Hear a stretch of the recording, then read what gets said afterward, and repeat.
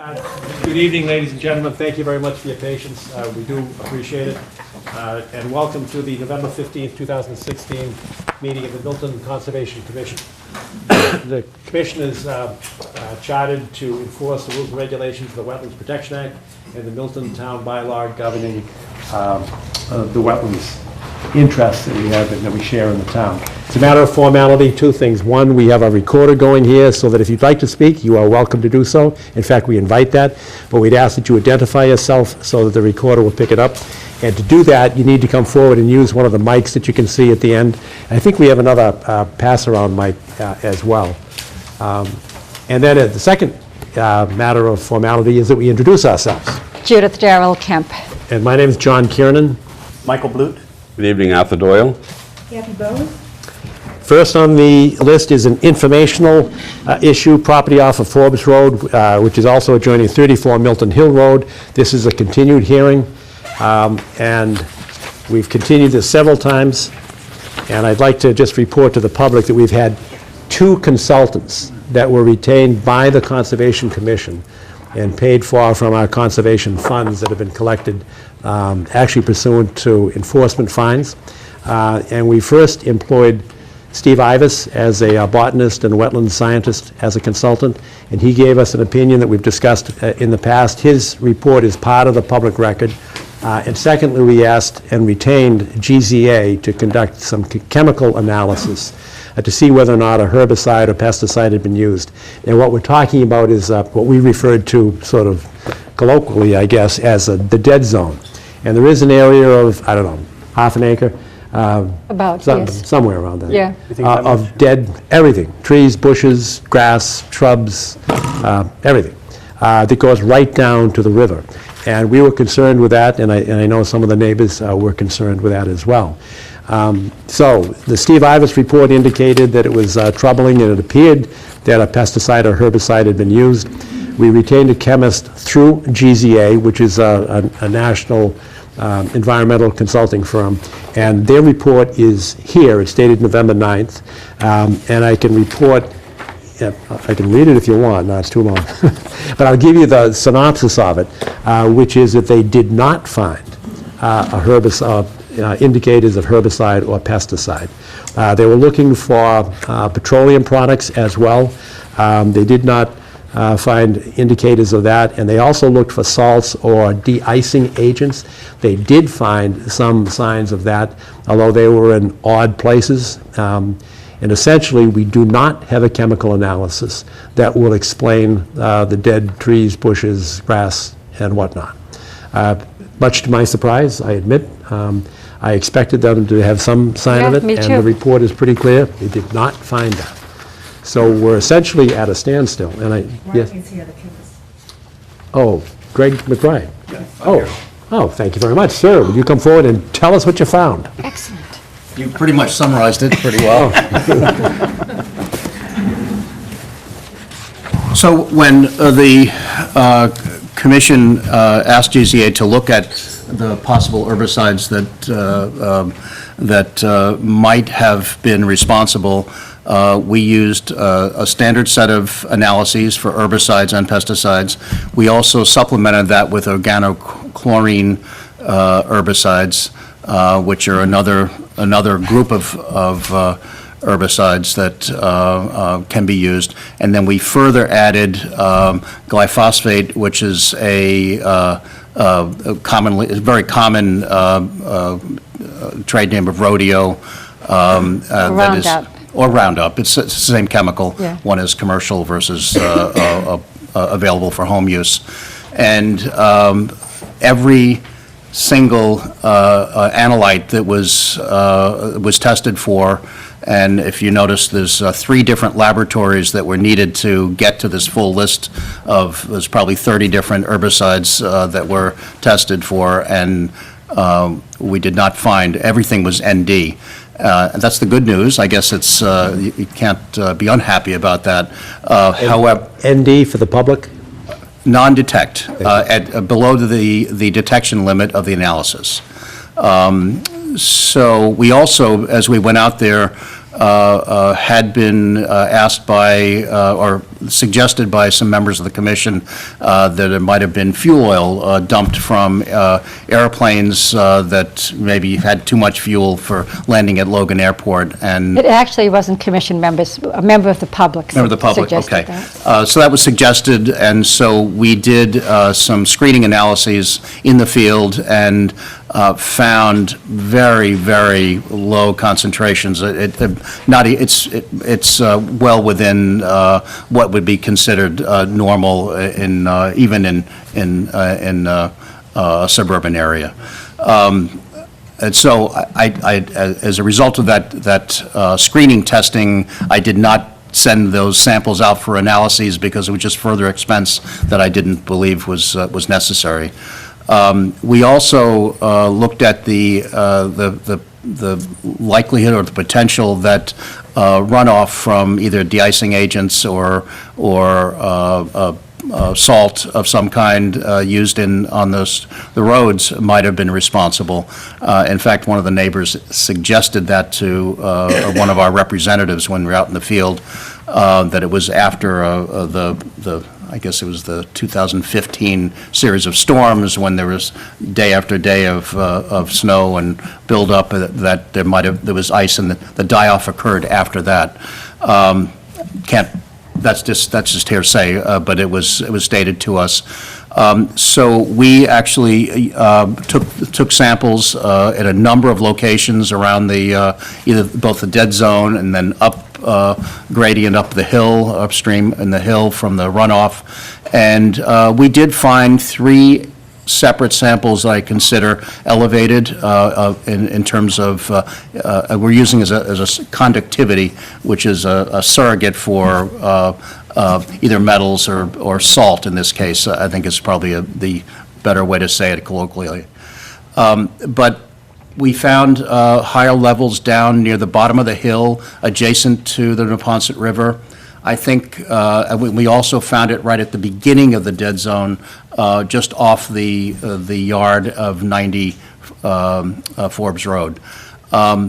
It's possible some of that is from runoff. It's also possible that, that's a directly facing northeast area on a northeaster. Water might be thrown up, and especially near the river, you could have higher salt content. So I can't explain the higher salt at the top of that dead zone, but it's certainly possible that it's runoff. However, I'd be very skeptical that salt or de-icing agents that are coming from the street would be responsible for the level of die-off that we see, and not find it generally around that area. If there was a single slug, perhaps it infiltrated and is gone at this point, but I don't think that would result in the kind of die-off for the variety of shrubs and trees and herbaceous grasses that you see there. Certainly the herbaceous plants, I can see them dying off, but you've got some trees with a 1 foot diameter, and they obviously have all died, as well as the vines and everything else, as you have read in Steve Ivis's report. So I am sorry to tell you I have no answers for you, but I am happy to tell you that you don't have an herbicide problem in that area. What about, you took soil samples? Would it be beneficial to take samples of the foliage, or what's left of it? The tree trunks or the bark, or would you find residual chemicals there? And would that be more accurate or just different from soil samples? I think if someone had been spraying herbicide in a quantity to kill both a high canopy and the lower vegetation, you'd find it in the soil. Obviously, we simply didn't find it. I just don't see it as a. I mean, you can spend more money, and we can certainly do that. And as you're probably aware, we've spent a lot of money already on analyses, because some of these tests are not standard, and they had to be sent out to laboratories in the Midwest. So I would say my opinion as a professional is that it's probably not a good way to spend money. It doesn't help you get to an answer or to give either the residents or yourselves a sense of comfort that you know what happened. So in terms of chemicals that we are saying now that were not used, what is the reasonable life expectancy of being able to find those in the soil or in the material? And also, given the level of dieback that we're seeing, can we forecast when that might have occurred and whether or not that was within the life of those chemicals being able to, I mean, could the application of a herbicide been applied long enough ago that those chemicals would be not detectable, given the level of kind of dieback that we see, in terms of time frame? Well, I can't answer that directly, but let me just tell you that that herbicides and pesticides, which are the organochemicals that we're looking at here, have a long half-life in soil. And so if they had been sprayed at a concentration which would have killed off these larger trees as well as the herbaceous plants that were there, you'd still find it in the soil. Okay. This is an area that receives runoff from both Milton Hill Road as well as Forbes Road. The storm drains go down to that area. Right. It is a depositional area. If you walk around there, you can see sediment or sand that has come off the roads. It would still be there. It hasn't been longer than a year and a half. Right. I understand. Happened in the late winter of 2015. Well, that's when it was noticed. Yeah, that's when it was first noticed. Right. We didn't notice it until we were out inspecting Yeah, When was that? John Well, Keefe and Shelley Hoon's house. yeah. When was that? Do you remember what month that was? Oh, That was June. May or June. Late spring. Yeah. Late spring. Right.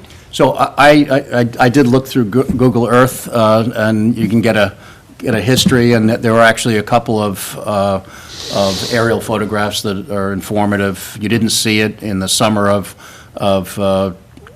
2014. You do see it in the fall of 2015, and then, of course, in 2016. And so maybe it happened over a longer period of time, and it was dramatic enough in the spring when the rest of the vegetation in that area started growing, but that one area didn't. So it's hard to say exactly when it happened, but I can tell you that it would be those chemicals are persistent in soil. Okay. So, given you saw the condition on the site. I did. So, given that and the fact that there aren't any herbicides or any of those chemicals, in your experience, is there something else we should be looking at? I'm at a loss to recommend that you start doing No, I'm just trying to testing get a your- perspective and Yeah, I certainly, petroleum was probably was not something that would be responsible. I certainly don't buy into the theory that it was dumping of fuel oil or jet fuel from above. I think if it was dropped from 200 feet in the air, it would have spread out in a Right. much Yeah. wider area. So we didn't pursue that at all after doing the field testing.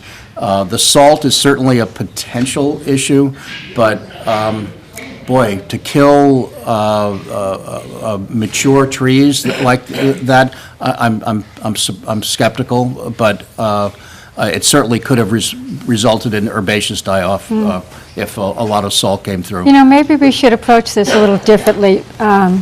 Maybe we should get some of the major tree experts in, like Bartlett or Hartney Graymont, to come in and look at the trees and see, excuse me, if they have an understanding of what it could be. Excuse me. Because they might have more experience just looking at the trees themselves.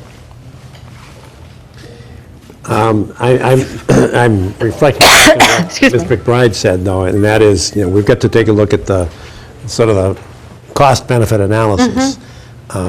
That's why I'm thinking maybe one of the major tree companies, usually they'll come in with a consult, and it wouldn't be that expensive, I wouldn't think. The conversation A couple of rather than a $100, test. you know, here, there. Well, maybe they would see something, it's obvious, I mean, you've seen it, it's dramatic Yeah. from, you know, over there to here. It was an interesting experience to walk around there. Yeah. You've never seen that?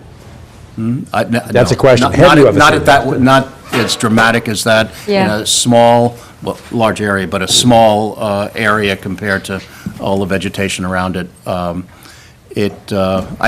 did note, Kathy, and as you're probably aware, I was surprised of the soil fill or the rubble that was there. I mean, that whole side of the hill is nothing but rubble, Yeah. which Yeah. you're probably aware. It Yeah. was a little bit Land. surprising. Yeah, Whole we know si- yeah, that. literally that whole side of the river. Right, and bricks Southeast and Expressway. concrete. Southeast Expressway, okay. Well, it was surprising to me, given how close it was to the river. Yeah. But it's clear that that side of the hill was used to dispose of debris and Yeah. rubble. That being said, you know, invasive trees will grow on that stuff readily. So Yeah. the fact that you had mature trees growing, I don't think it's the substrate and the rubble that's there. Well, we certainly appreciate what you've been able to do to at least conclude most of what we were suspicious Right. about. It sounds as though you've exhausted pretty much how much you'd be going to explore any more in detail. So I'm thinking maybe we still get a couple of, you know, tree Yeah. companies in to give us some advice. Yeah, I'm sorry I wasn't able to give you more. I mean, I guess. No, we but again, appreciate I your think there's expertise. it's good to know that there's not a high concentrations of herbicides there. Yeah. For sure, Yeah. yeah. Right.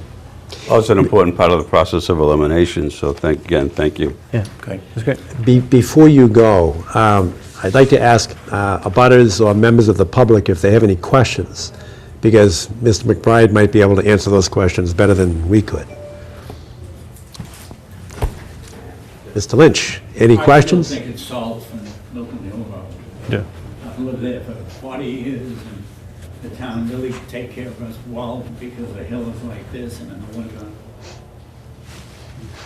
All right. Any other comments or questions or suggestions? Yes? There's Mark Woodward, nephew. The question I have for you is, there's no herbicides. There's some evidence of elevated salt. Do you foresee any remediation having to be done on that property? Well, the levels that are, as I said there, we did 13 separate samples, both at the bottom of the hill, running up toward Milton Hill, and up toward the road, toward Milton Hill Road. The levels are not that high. Right. So, yeah, I think if there was a lot of salt used, and I have no doubt there was salt used. I should see how much they dump up there, but I have no doubt.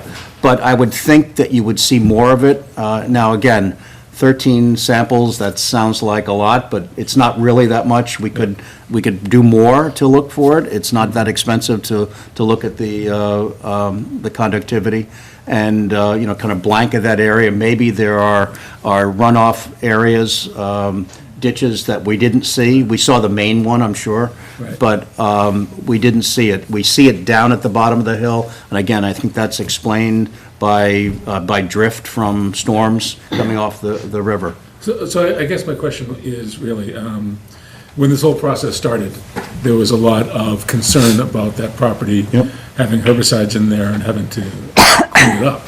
Right.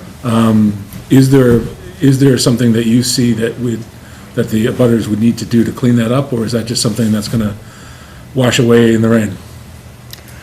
Again, if it is salt, I don't think there's a whole lot you're going to do other than to not put salt on that hill.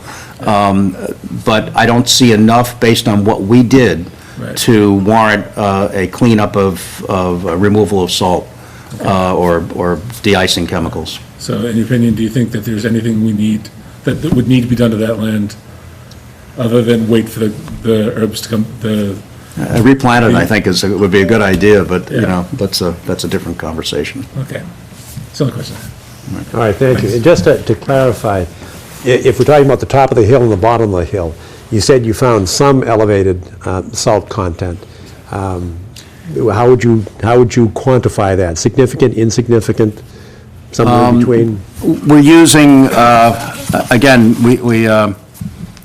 let's see, the best way to put it. We're using about 1,000 of the micromoles per meter, which is a measure of conductivity. Let me just explain what you do. We take the sample, we take a certain amount of it, and we put it in 100 milliliters of water, and then anything that's dissolvable then goes into it. We use a conductivity meter. So and again, if high metals would cause it to be have a high conductivity, salts of different kinds. Anytime there are ions that are moving around in the water, they're available. That's when you have high conductivity. So we're using it as a surrogate for salt itself. We could go out and measure salt, but I think if in the absence of conductivity, you're not going to have high levels of salt. All right, but I get my point was to get you to the point of saying, is there a higher concentration at the top of the hill or at the bottom of the hill? The highest concentrations are at the bottom of the hill. Closest to the river? Yes. We do have, I'm sorry, the highest is right at the edge of the lawn at 90 Forbes Road before it enters that dead zone. But we have comparable within very similar concentrations at the bottom of the hill, 30 feet from the river bank.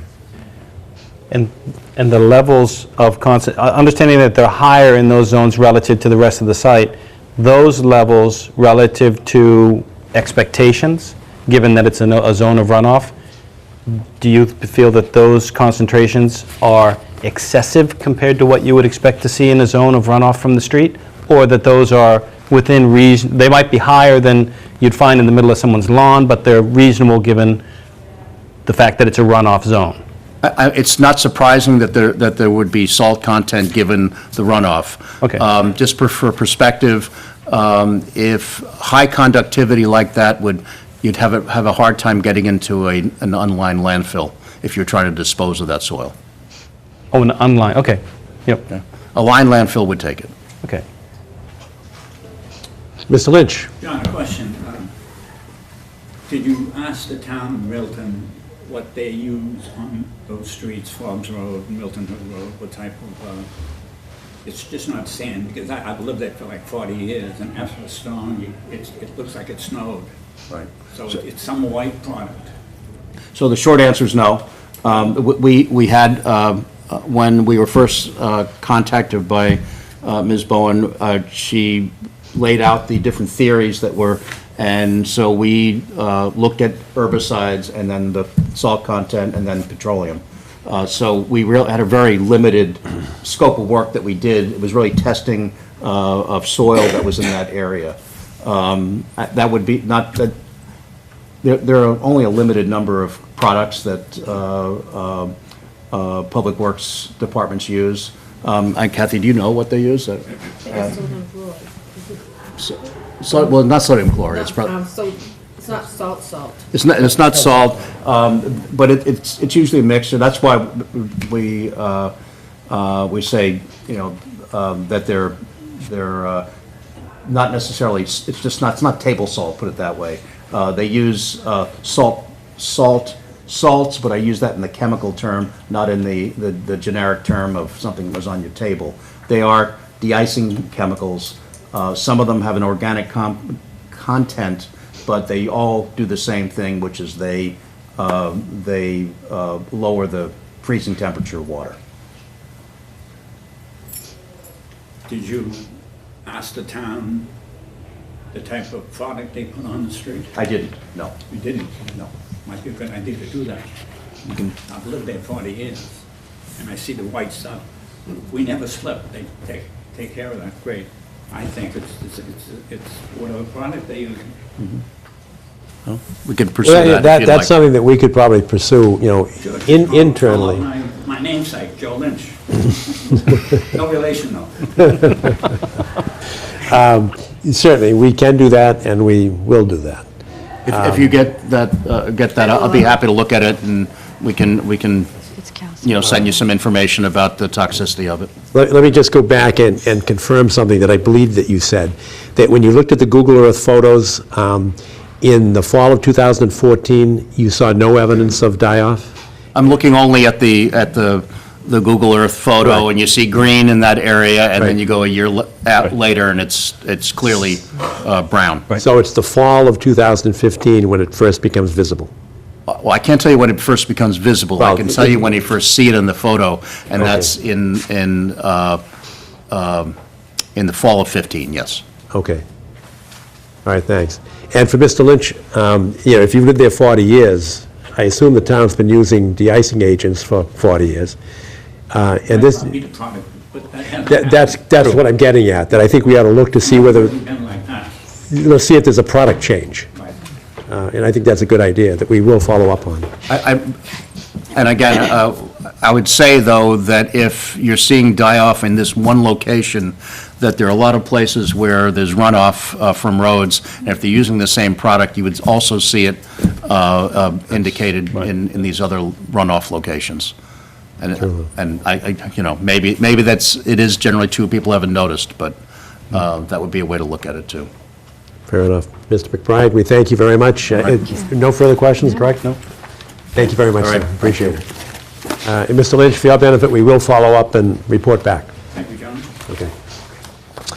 Thank you, folks. Next on the agenda is number 2, notice of intent, 175 Governor Stoughton Lane, and I shall recuse myself for this. No, wait.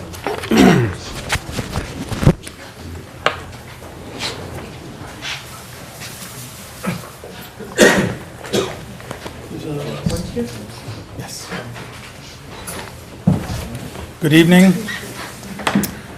My name's Reed Blute, and I'm a Vice President of Land with Pulte Homes, applicant of this notice of intent. And with me here tonight, we have our environmental consultant, Mickey Marcus, with New England Environmental, and also Mike Rosati, our civil engineer with Marchanda and Associates. And it's been several months since we were before the commission, and tonight we want to basically give you an update on all the numerous steps and analysis that we've been working on since the last meeting. Thank you. And I think there's been a number of things that have occurred.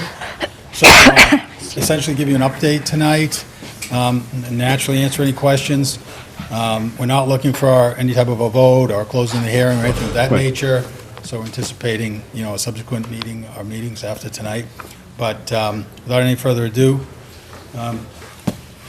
would you like to start, Mickey, or Mike? Hello. So we filed an NOI in June.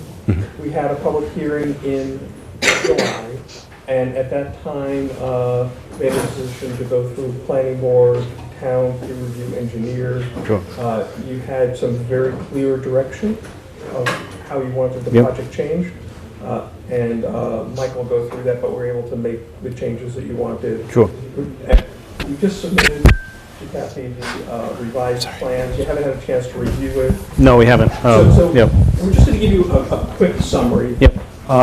Let you know where we are, and then what we'd ask is if we can just schedule another meeting where we can go through the plans after you've had a chance to really look at what sounds we've fine. submitted. Sure. Is that all right? Great. Yep. Members of the public, this is also called Town Farm. People know it as both Town Farm and Governor Stoughton Lane.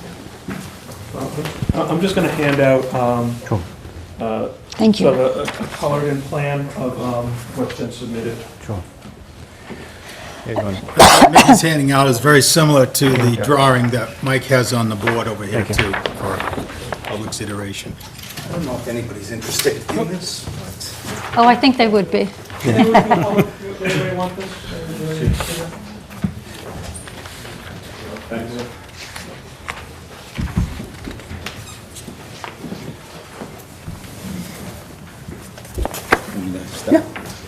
So, I have some notes from our last meeting, and just want to let the commission know that, throughout the process with the planning department, I've been keeping in mind some of the comments I heard from the board, the commission, and have been using whatever changes that I've been making for the other boards and other people's concerns, keeping you people in mind while I did that.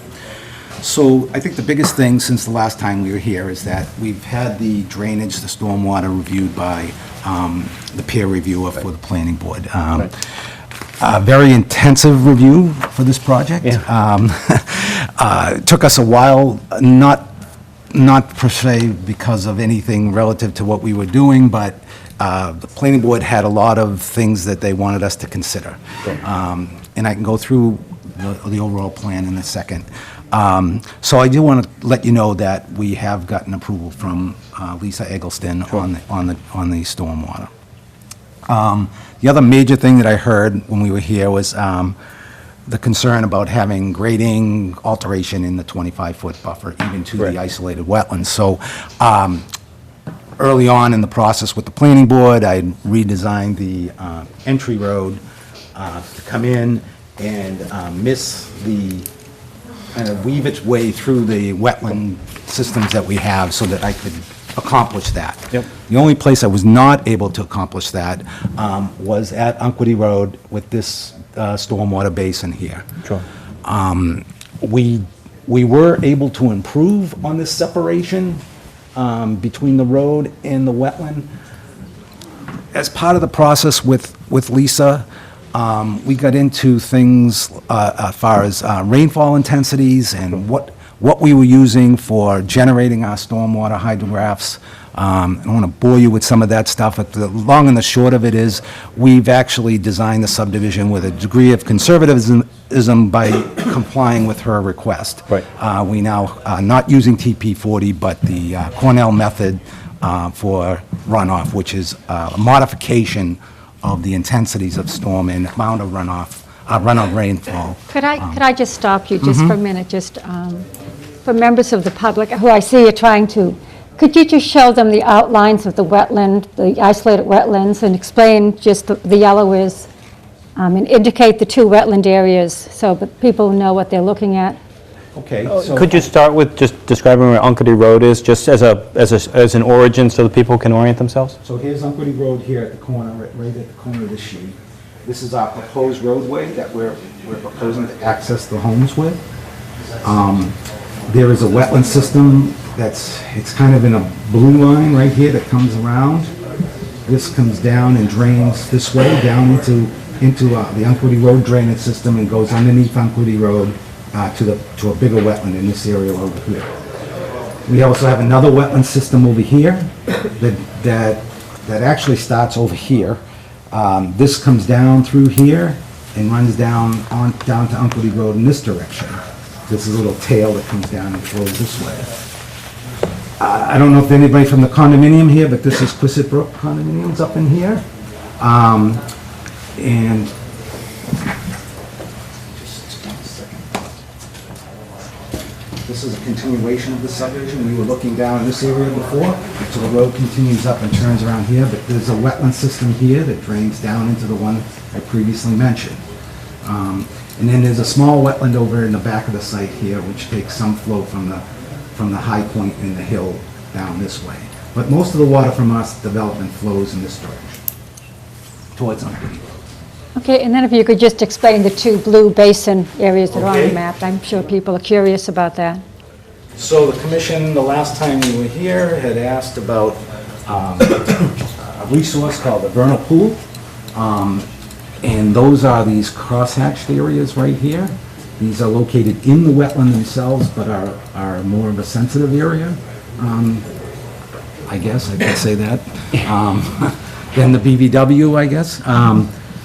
Somebody might take exception to that, but so these green lines just represent a 100-foot buffer from those areas right there. And you can see this development is outside those 100-foot buffers to the vernal pool. This is where it comes the closest. This would be the embankment slope to this basin that we have right here, but still outside the 100 feet. Thank you.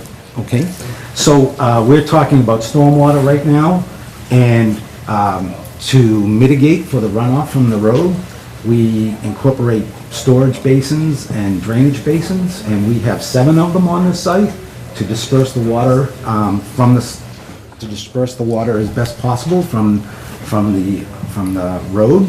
So we have one down here at Unquity Road, which takes water from this portion of the road here. We have another in this area right here, which takes most of this water right here. We have another one here that takes this water in here. We have incorporated an additional basin since the last time we came here, which would be in this area right here. And we have one in this area over here.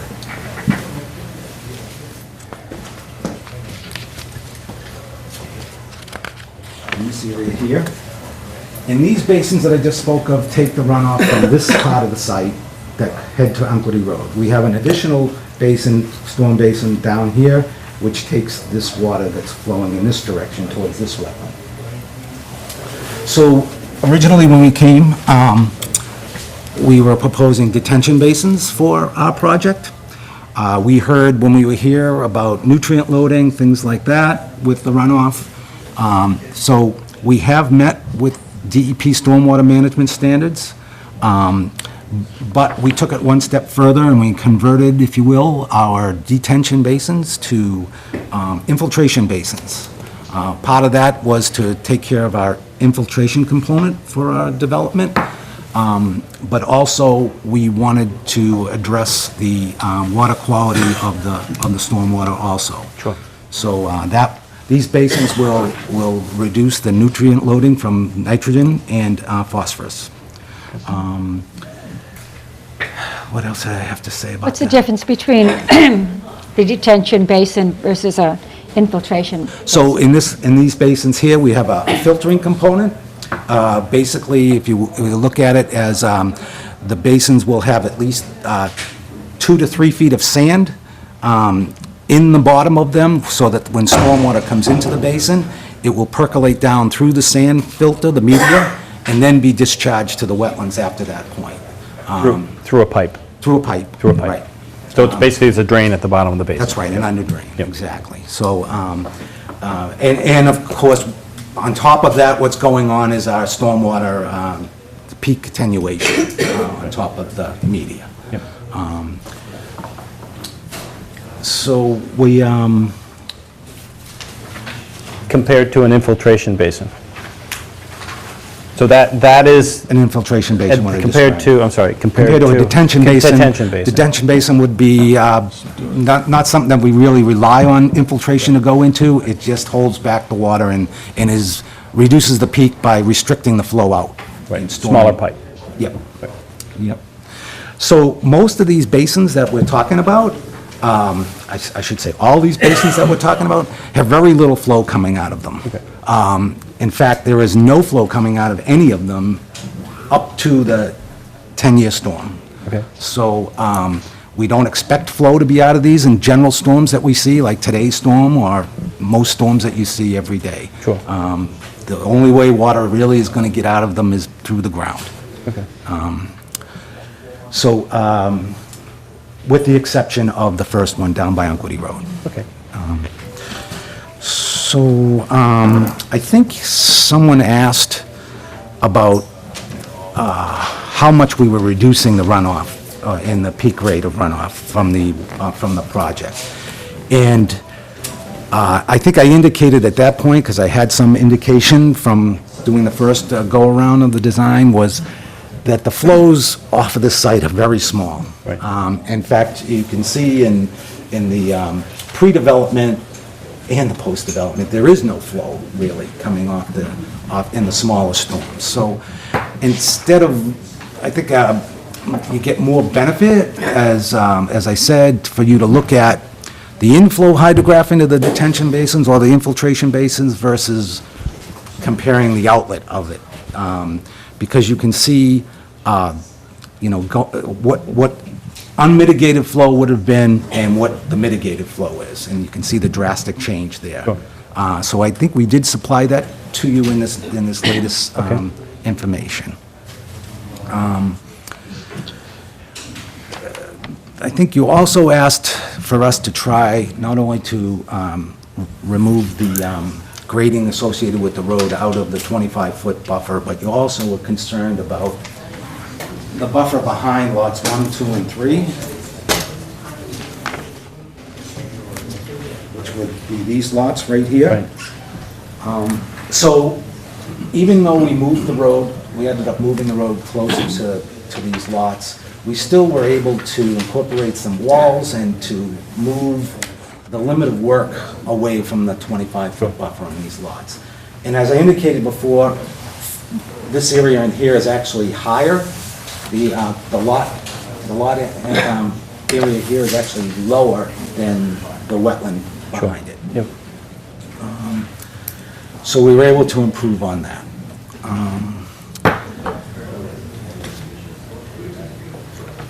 I think, there was, we also talked about the alternative to filling wetlands project. Right. As you know, or if the public isn't aware, we need to extend the utilities to the site. There is a sewer manhole and water system here that we are extending from here into the development. It's existing, yes. And we need to cross the intermittent stream that's right here with that. So that involves an alteration of the bordering vegetated wetlands, a temporary alteration, which we are going to alter and then restore. Commission had asked,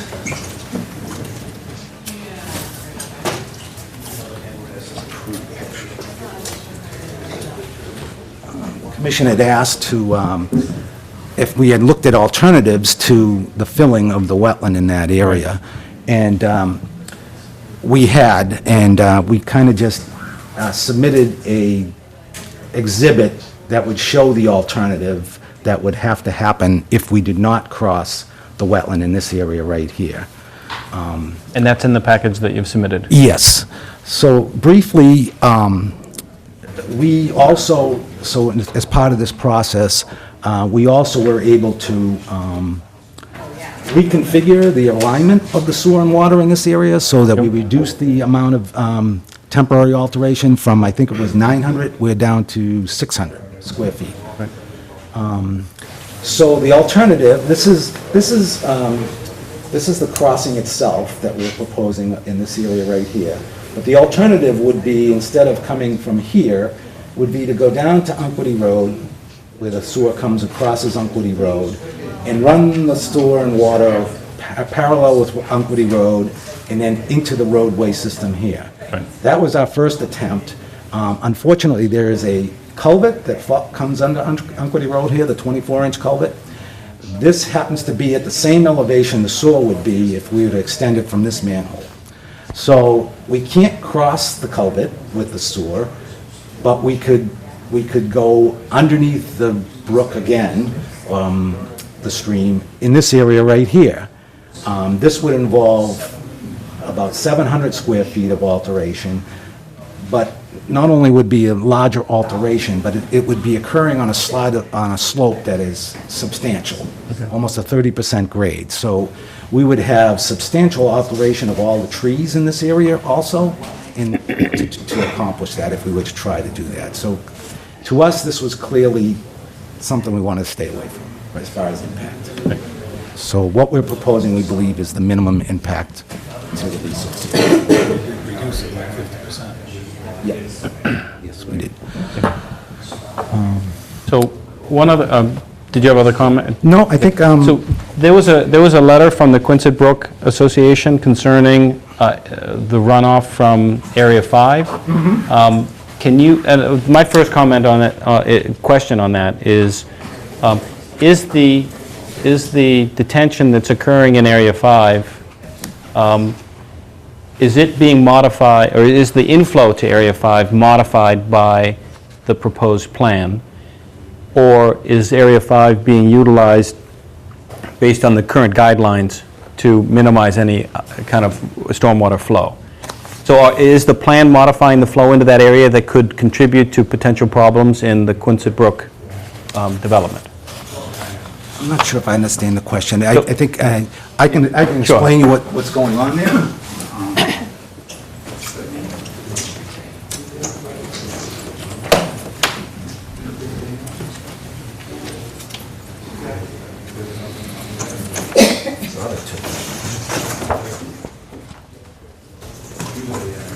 Yeah, well, Mike's getting that out. That letter was received some time ago. Yes. And we've had a couple of hearings with the planning board, at which time the Quissett Brook representative was there. Okay. And I believe the changes that Mike has made have addressed the situation, and they're now comfortable with our changes. But I'll let Mike speak the details. Okay, that's good. So, there was, Mrs. Sweeney from the condominium had expressed the same concerns that the commission had. And as we were dealing with Ms. Eggleston in their peer review, I had indicated to her that this was a sensitive area, and asked her to, pay some attention to what we were proposing, so that I wouldn't be the only one saying that the condominium would not be impacted by Sure. this. Yep. So here we have the basin we're talking about here, and these are the condominiums closest to our property. So these condominiums here are actually higher in elevation than the basin. And these green lines represent the flow pattern of the, how do I want to put it, the low flow channel Right. coming out of the wetland. Yep. So it starts here at the top here with this wetlands, this little finger, comes down the hill and runs in a defined channel down through Lunkerty Road this way.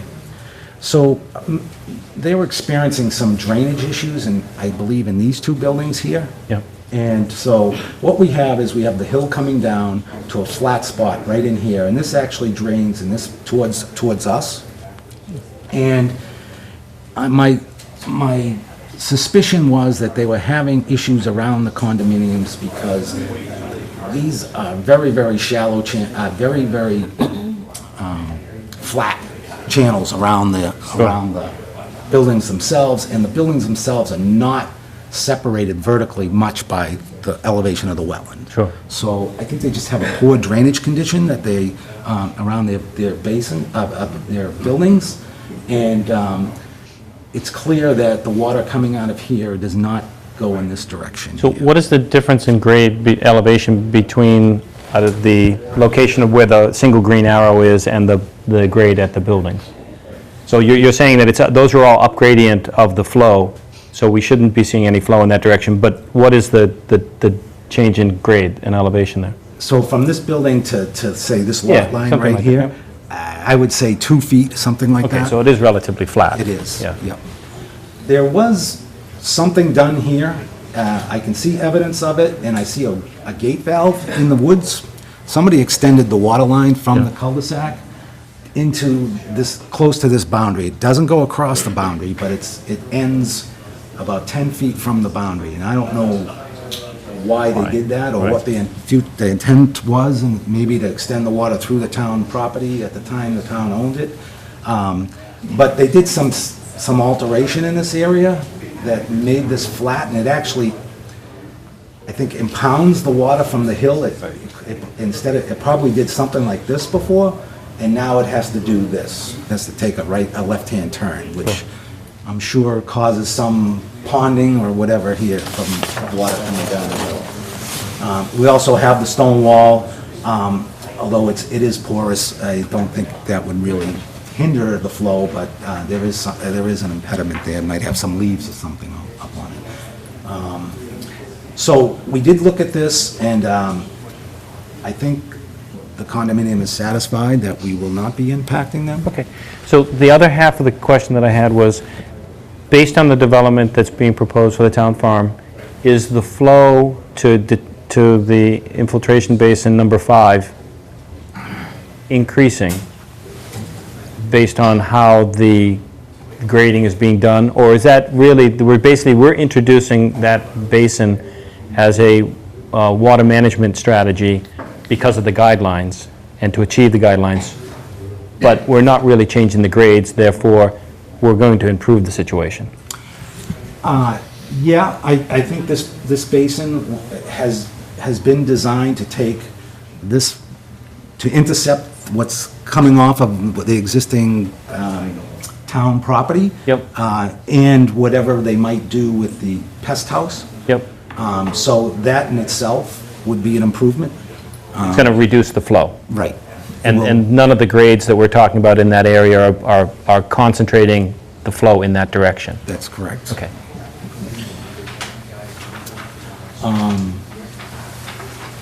Okay, no, that's good. That's Just a couple of comments I'll add. So one of the things that's a little different too is that every single lot has infiltration trenches. So all the roof runoff for each lot is being dispersed, so that stormwater is being spread out on the project and not all going into these 7 basins. Mike really did work the grades and listen to what you said at the last meeting. So the roadways, that infrastructure is 25 feet or more from both the isolated wetlands and the bordering vegetated wetlands. So he was able to do that. The other thing is that all of the houses are 100 feet or more from wetlands. I think there's one lot number 1, it's about 90 feet away from the wetland. So he basically was able to work the actual house structures, living, kind of like the use, away from the wetland. So we really try to kind of to keep a low impact on this project and respect, the wetlands, the buffer zones, and that work. good. Any comments or questions? Do you have any? No, it's significant Satisfied? response. Yeah. And we appreciate it. So- Good improvements. So, neighbors or abutters, are there any neighbors or abutters that have questions or comments concerning the proposal? General public, any questions or comments? This has been a nice presentation. It's nice, we need to go through it to Yeah, see what's there. In terms of the time frame of where you are right now, based on your discussions with the planning department, planning board, and understanding that the review by the peer review has been completed and signed off on, how do you see the progress of the development and your future kind of presentations to us? How do you see that playing out over the next 6 months or whatever you? I think I can answer that. Okay. So where we are with the planning board, we are discussing things such as bus stops, Okay. Lighting. Sure. I think the heavy lifting is done. Sure. There's also still some discussion on the buffer zone on the lots themselves. I don't know if you're aware, but there's been this issue about the 100-foot buffer from the neighbors on Countryside. Yep. And Pulte's proposal at this point is to create the 100-foot buffer with 40 feet of actual open space and 60 feet of encumbrance on the lots themselves. You said you're talking about 40 feet of open space plus 60 feet of tree growth, current tree growth? That's correct. Okay. So we're Like going to limit. restrictive easement or something? That's correct. We're going Okay. to restrict the cutting of trees within the 60 feet on the lots themselves, the last 60 feet, plus the 40 that is actually in the open space around the buffer of the project. That Per gives de- us, per deed. creates the 100. Per deed. Yes, yep. So the language of that restriction is being discussed by the planning board, and I believe they're also discussing that with town council. Okay. So, once those issues are ironed out, and we think they are going to be ironed out, I think we're talking maybe 2, maybe 3 meetings with the planning board before they render a decision. That actually is a very positive design for wildlife because it gives a contiguous Zone. area, pathway for animals to move, be they deer or foxes or whatever. It's so much better than having a little piece here and a little piece there, so it's a good way to do it, actually. So if I can just add to that, so we think that the lot layout, the roads, the stormwater, the grading, setbacks, limit of work, That's all been established. So what we think is the details with the planning board are sort of like the devil in the details. Right. And I don't think that those issues are really overlapping with your commission. So my sense is that what we'd like to do is, if you would allow us to do this, is set a continuation of this hearing. When you've had a chance to look at that, you may have additional questions and proceed with these hearings. Okay. So actually, one thing that we haven't talked about is in terms of the tree clearing and replanting, and I'm assuming that's something that we're gonna need to discuss at some point. It's not, I don't see it as a critical to the discussion we're having right now, but it's something, just so you're aware that Okay. the tree clearing within the buffer zone is going to be, we have a kind of a compensation strategy, and that it's not something that needs to take place entirely on site, but that's something that we're going to want to talk about and resolve Okay. prior to, prior to resolving everything. Okay. I'd be interested in knowing if we could become a little bit more focused on the timeline.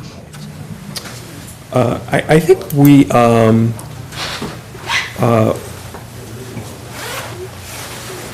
for your commission, I think we're ready at this point to move forward with the more detailed review and any other discussions to lead to closing this hearing with the Conservation Commission. Okay. So do you want to come back in December or January, or what's the... We're ready to come back when we've had you time feel to like review. you've had a chance to look at this information. As far as I'm concerned, that's next month. As far as I'm concerned, unless there's... I'm with you. That's where I'm going. Yeah, sounds good. Yeah, so... I don't think we have any new information that's going to change the wetland-related issues in buffer Yeah. zones. Yeah, and you've responded very well in terms of what what we understand is the proposal is at this point, and it's really just let us digest it and see if there's any comments, but I think we've gone through our concerns significantly. Okay. There's no need to delay? Yeah, we don't need to, from our perspective, we're not waiting for the planning board. As long as our issues are resolved, we don't see any reason not to. Okay. To your point about the trees? Yes. Is there some type of indication of what that compensation might be? So I might be able to, I don't know if there's something written that you have, or if it's a Usually rule 3 of to 1. thumb? What's that? 3 to 1. 3 to 1? 3 to 1. Okay. And actually, Judith, you want to talk a little bit about the expectations on the trees, or about replanting, or? We always have a 3-to-1 ratio, and on-site is preferable, and native trees are always required. If the site, the particular housing lot is too small, we often will take trees in compensation and then put them in parks or public areas, that sort of thing. So we're talking strictly number of trees, or a certain diameter, over a certain diameter? Yep, or- we'd be looking for a We complete, discussed this in the past, too. yeah, And this is where the drainage basins are. This, That's the primary area. So we just well, want to be... areas of impact, yes. Yeah. Right. And you had them all flagged when we were out there. And we talked about the calipers. Yeah, and from my perspective, resolution of that isn't, voting on the plan can be contingent upon a following landscaping plan. I see. So with the understanding that we're talking about, there is some compensation, and how that all plays out, understanding that you're probably not at that point, we can make that landscaping plan, making that a future contingency that needs to be resolved. That will give you your direction and gives you some leeway in terms of having time to be able to develop that as the project goes forward. One we would not have seen is the additional basin. Yes, right. So, I don't know if you'd want to look at it at this point, or make it a condition to look at it before we come up with our landscape plan, or, because we did not look at that I would assume you area. have landscape designers or architects that you use all the time, and someone who'd be familiar with this site in particular, and the types of trees you're removing, and with a sense of what would be best here. So we'd be looking for that sort of expertise from a company of your size. I agree. What to- applied to the original basis would apply to the additional basin. Right, We'll come right. back in December with at least the start of that conversation with That you. sounds good. Yeah, and at this point, I'm just flagging it as something that's something we're eventually going to need, but it's not something we have to have resolved for resolution of the rest of the proposal. And just to make note that this is a wooded area, and it always has been. It was, the town lot for cutting trees for hundreds of years, the town wood lot. So we'd be looking for pretty good quality of trees to come back and not have it be such an open, grassed area, but really have quite a few trees come back to this site. Thank you. Okay. Well, thank you very much. Thank you very much. Thank you. Great presentation. So, Thank you. do we, Timing? 13th of December. okay. And, John, can you put us in the earlier part, or are you? I'll try. Thank you, Kathy. I promise, but I'll All right. try. All right, thank you. He's got his Christmas list, right? Always worth it. No, you don't ask, you won't receive, right? Thank you all, appreciate your time. Thank you. Yep.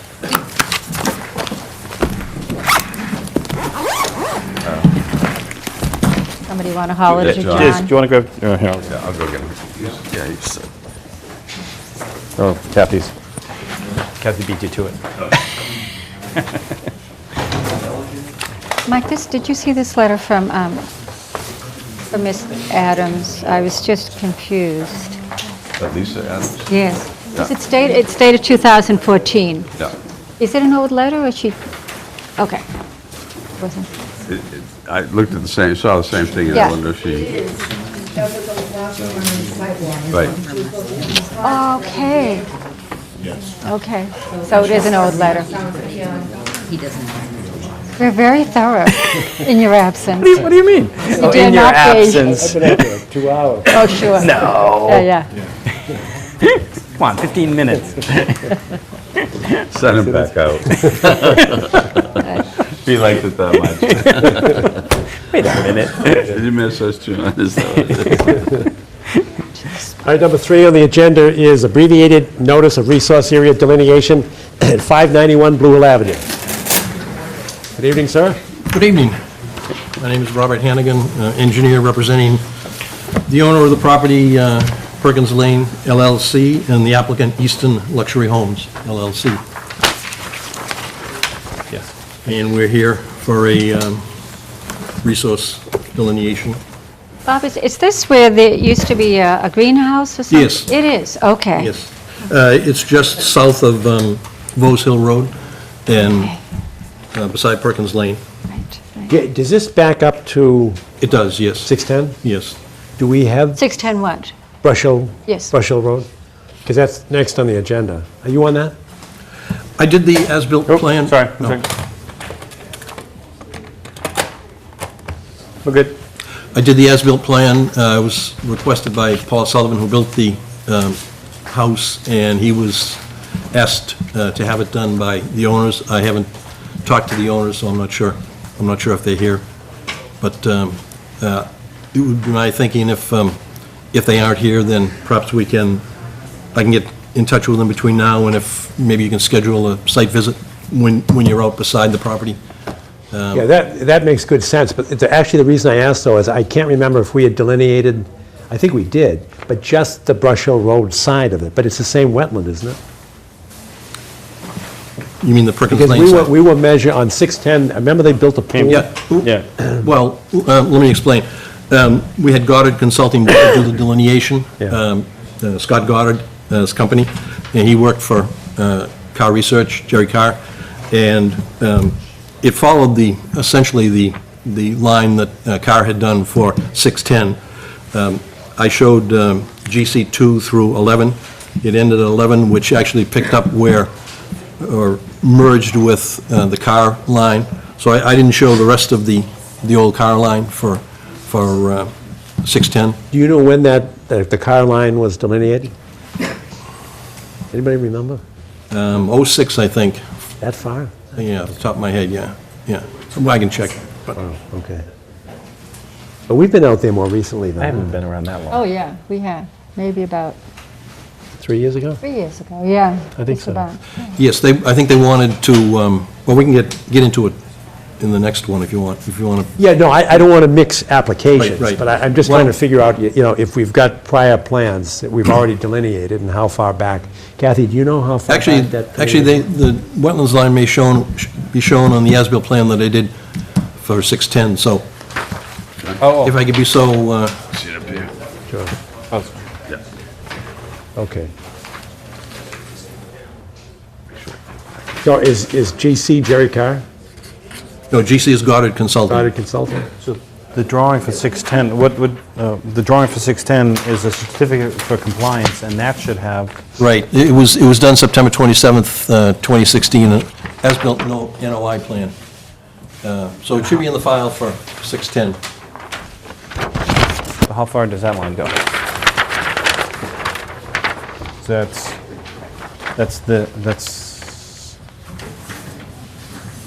So just so I CRL can is position, carries. yeah, but to position this correctly, it's this way, right? So this is doing, right? Yeah, Is that the, Is that there? Okay. yeah, the GC 11 matches up with, I believe, There you go. CRL 6. Oh, perfect, okay, yeah. Yeah, so we didn't bother going any further because the 100-foot buffer is there. Okay, so that matches up with this, and then you Yes, basically actually, delineated. when I located that flag, I noticed there was a blue flag Right there. below that tied to the bush. Perfect, it matches up, so.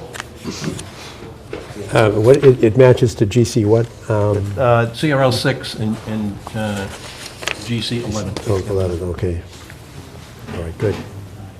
Okay, let's say all that out loud so the public knows what we're talking No, about. I'm Sure, we're just trying to match up a previously approved plan. It has one side of the Thank you. same wetland.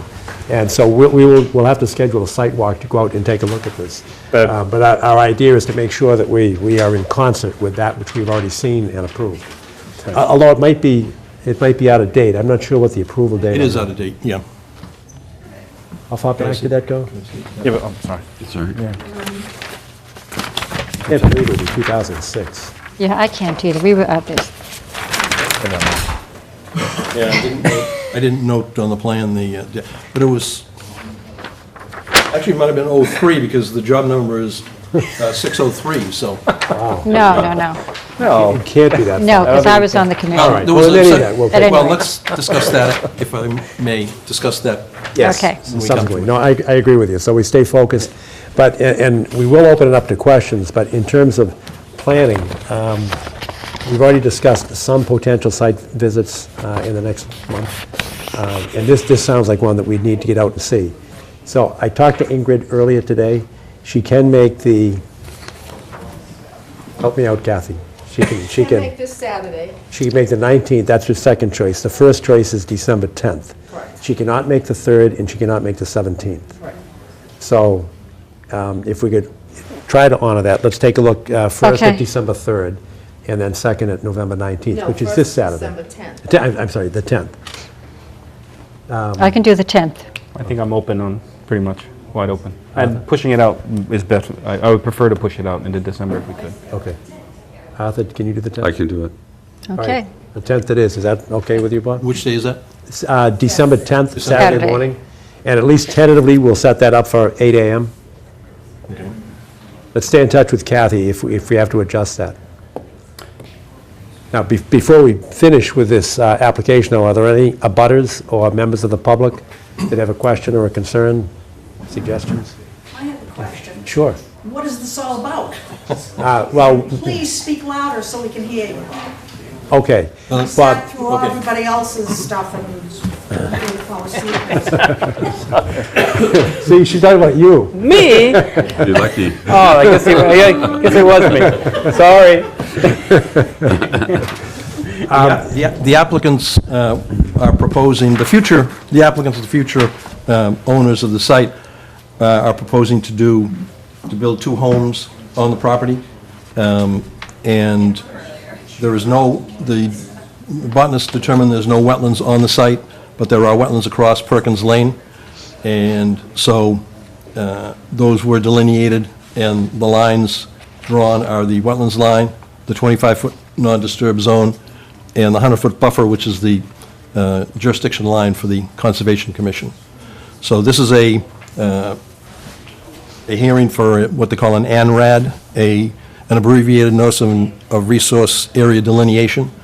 So we've had the resource area delineated. I located the wetlands line, showed it on the plan, and showed the required lines. So at the present time, it's just to You're have... talking Perkins Lane? I'm sorry? Perkins Lane is where the wetlands are? They're on the opposite side of Perkins Lane. Up on the hill. Right, right. 610, house. Brush Hill Road is here. Right, I live down there, I know where it is. Okay. And then right on Brush Hill Road is 614, and then down Perkins Lane is 610, the house that the Adams family owns. I have a question. I'm also in a butter. Could you identify yourself, please? Sorry, Michael Brown. I'm at 26 Rose Hill. Yeah, hold on a second, can you hear that? No, could you come forward and use the mic here where Mr. Hannigan is? I'm sorry, I should have said that before, so that everybody's amplified. Good evening. My name is Michael Brown, and I'm in a butter. I'm at 26 Rose Hill, which is just on the other side of the property from Perkins Lane. And I also just have a question about what this is, and my specific question is about the buffer zone. Is the buffer zone the area within which the building cannot take place? No, No. no. Okay. The buffer zone simply sets the jurisdictional extent, our jurisdiction, and this is not an application for a particular project. Right. I mean, Bob answered your question as to what is being contemplated. That's actually not before us. The abbreviated notice of resource area delineation is just to set the boundaries of the wetland, which in turn sets our jurisdiction. So we know where the wetlands are, we know where the buffer zone is. The buffer zone is going to run 100 feet from the resource area, and there is no prohibition about building or altering within that.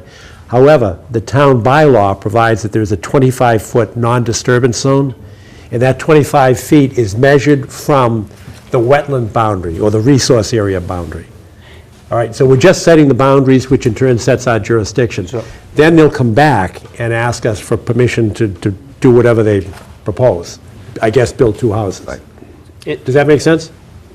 It appears, based on the drawing that they've submitted, that the 25-foot non-disturbance zone doesn't actually come onto the property. It looks like it's absorbed entirely within the street. And the purpose of this basically tells them what their guidelines are so that they can proceed with design. So this is really a preliminary thing that lets them determine how they want to strategize in laying out the design for the property, and then they'll come back to us with the design for approval. Okay. And we're going to be on the site December 10th, and you can come too. Good luck. Why do you say that? Because it's a mess. It's a mess. What do you mean? It is. Bone of contention here for a lot of years. In what way is it a mess? It's overgrown, it's weeds, it's, the guy who used to own it used to dump stuff there, used it as a dump. It's a horror show. Well, you can come with us, and if there are certain things you need to point out, then we listen to that and pay attention to it. And if Mr. Hannigan is saying that this is the wetland boundary, but you know in fact that there's water over here, then you point that out to us, and we take note of that, where the water I know that the house is. was built on Perkins Lane, that nice home. Oh, I don't know. The water table changed. And water started coming down our backyards that never came like that before, and that's what I'm concerned about Sure, now. sure. Okay. What does this mean? I never knew there were wetlands back there. I used to play back there, so I don't remember wetlands. What are wetlands? What are they? Wetlands are depressions where when it rains a lot, like tonight, or a really bad storm, the water empties and goes into there. Without them, the water's going to roll down the hill into your backyard. So we want these wetlands. They're great things to have. They are like a big tub that absorbs the water slowly, so we don't get flooding. So that's why we protect this, and that's why we call it a resource. It's just a fancy name for saying it's so important, it's a great resource to And I know that protect. we've got springs underground all around our homes where we are. because I know I've got French drains all around my house. Could you identify yourself for the record and your I'm address? surprised you don't recognize. No, it's not me, it's the tape recorder. Everybody knows her. Elena Metro, Elena Cantaris Yes, Metro, Oh, I remember. And where do you live? 12 Vos Hill Road. Perfect, thank you. And just to go back to Mr. Brown's point, the delineation helps the owner know what it is that they have to do in order to come back before us. Yeah, it's part of the design process. That really clears it up. We were just trying to figure out what the process was, because as Eleanor said, there are a lot of drainage issues on the hill, so that's why we're all. And that's one of the reasons why we walk the sites. And wetland is also determined by the growth in the area, soil sampling, and so on down the line. And it can be, some areas can be mixed. So it's not just water. Right. In fact, you may not see any water. Vegetation. Yeah, I mean, I've never seen wetlands up there, or whatever you would consider would be wetlands.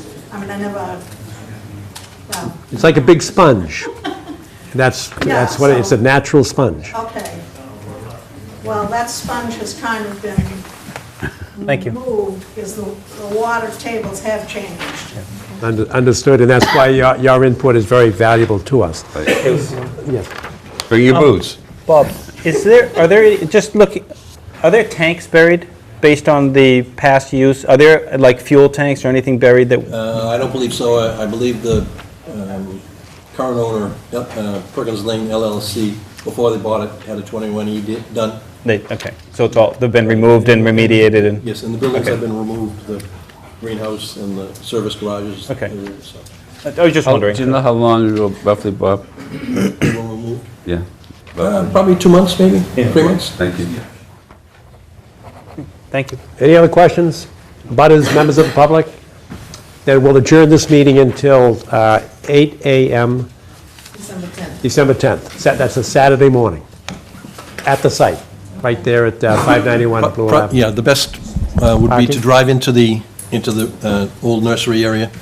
There's two entrances, there's Okay. a half-moon driveway there, and then we can walk where we need to walk. Perfect. Do you have a copy of that report concerning the removal of the tanks and other stuff like that? No. You don't? No, The fire department have it? I would imagine so, yeah. Okay. The owner The should owner have has it? Can you get a copy of that report, just so we have it? Sure. I'll ask, quite frankly, I believe that any tanks would be outside of the 100-foot buffer, but... I agree. Yeah. They would be, I'm sure. Yeah. But if it's available and Unless it's they no were problem. leaking and coming into the buffer underground or something. Just if we could Academy. Correct. have a copy of that to review. Well, that's... There are such things as Those would be plumes. downhill of the resource area. But anyway... I I'll agree. ask. In all likelihood, I'll it's ask. no impact, but it would Sure. be nice just to review it. Sure. Thank you. Just clears the deck, Bob. Sure. All right. With that adjournment until December 10th, we'll go on to the next item, which is number 4, request for certificate of compliance at 610 Brush Hill Road. I'm not sure if any of the owners are here. No? Okay, well, I'll unofficially sit in. I was asked to do the as-built for the request for certificate of compliance for 610 Brush Hill Road. I was originally involved in when the house was built. There was a time period recently that I had not been involved in it. When they built a wall in the back and put in a pool and this and that. I think the last time prior to the as-built plan, I did some perk tests because I think there was some concern about recharge when they were in the process of doing the pool. But I'm not sure who did the plan for the in-ground pool and the wall and all that. So, that said, I did the field survey, located what was there, what is there now, and submitted it to the commission for a request for determining certificate of compliance. If you should decide to extend the site visit, I'll contact. That's what. Yeah, I'm looking from my copy as well. That's all I see.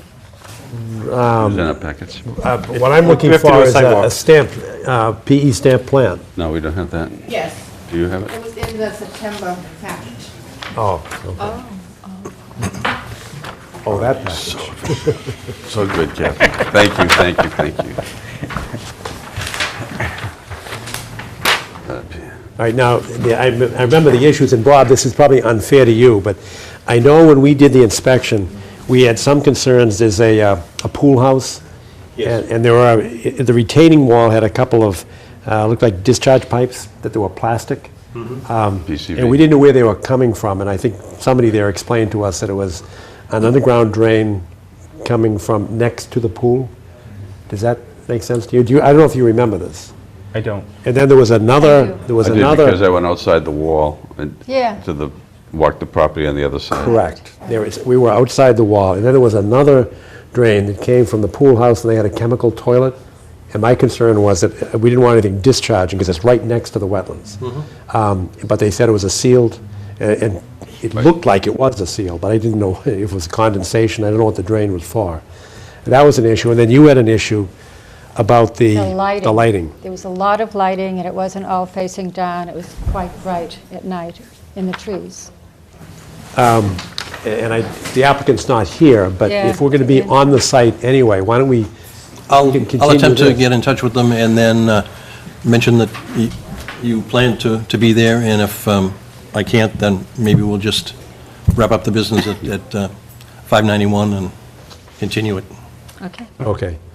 So, That's- do you have a letter that says that what you saw is in substantial compliance with the order of conditions? Did I show that on the plan or not? If not, I can... I don't, no, I don't think so. Yeah, all right, well, I can... You did stamp it, but there's no certification that's in compliance. All right, well, I can address that by Okay. the 10th. All right, good. Any questions from abutters or members of the public? All right, and just for public information, we will be on the same site. We're on the adjoining site at 591 Blue Hill Avenue, and this is 610 Brush Hill Road, but they adjoin. So we'll be there on Saturday morning, the 10th of December. Okay? Good. Thank you very much. Thank you. Is this, who did I Kathy. steal that from? Kathy? Borrow. Number 5 is request for a certificate of compliance, 395 Hillside Street.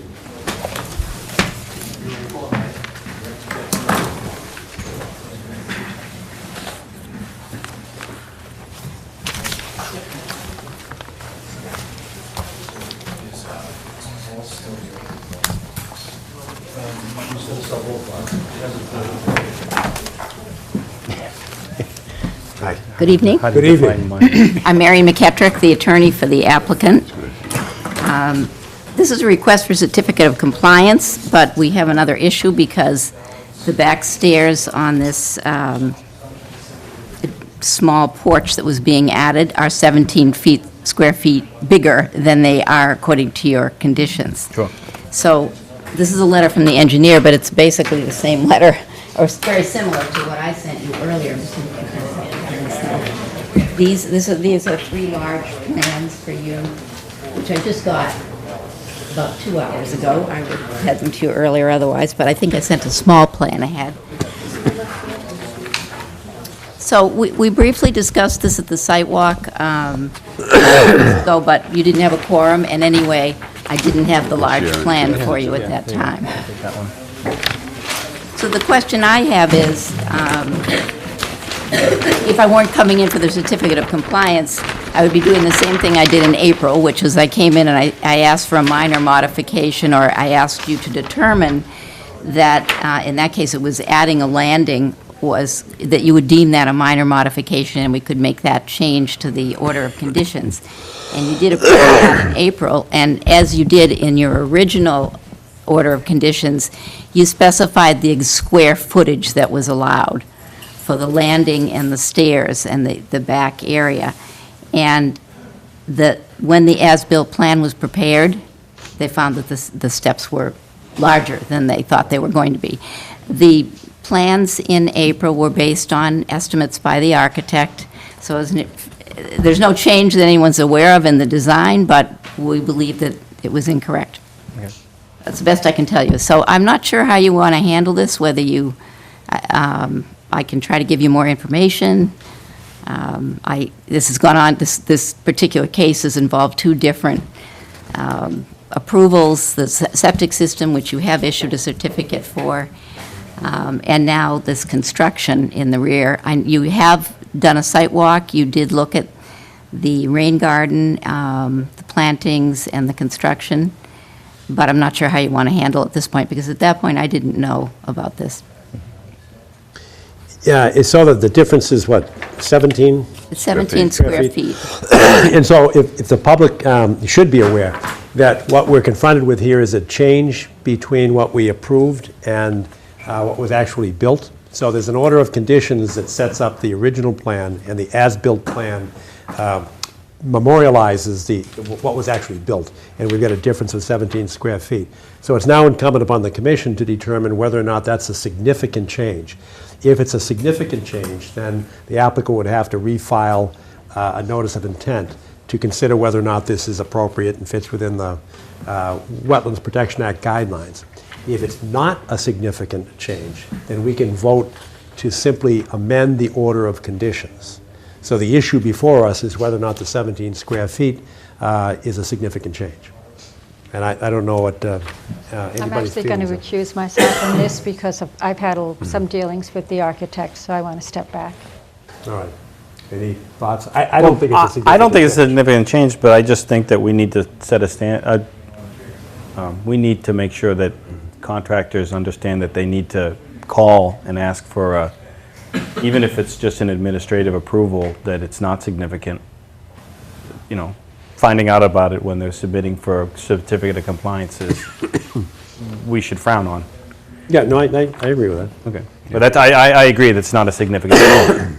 But we need to, maybe we need to put something in the boilerplate that tells them that they need, if there's a change in any form to what was approved, they need to let us know before the work is done, rather than at the certificate of compliance. Yeah, I don't think it's uncommon to confront field changes during construction. Well, I'm not opposed to it at all. I just think that they need to do it in a timely manner rather than when they're asking for approval, final approval. Compliance. Yeah, All right, compliance. that's a fair thought, but how do we impose that in this case? Oh, no, I'm not sure that we do. I'm After just the saying, fact. I'm saying that maybe we need to add something to the boilerplate that specifically says that. For the future. For the future, going forward. I agree with that. Okay. That's a good comment. That's fine. No, I'd vote to amend the order of conditions. All right, are there any abutters on Hillside Street, members of the public that wish to ask a question or make a comment? Yes? Are we amending the order, or are we giving the certificate of compliance? Oh, we have to amend the order in order to I issue believe you the have to do certificate of both. I don't know if you compliance. can do it you have to- all you at definitely once, have to but- do both.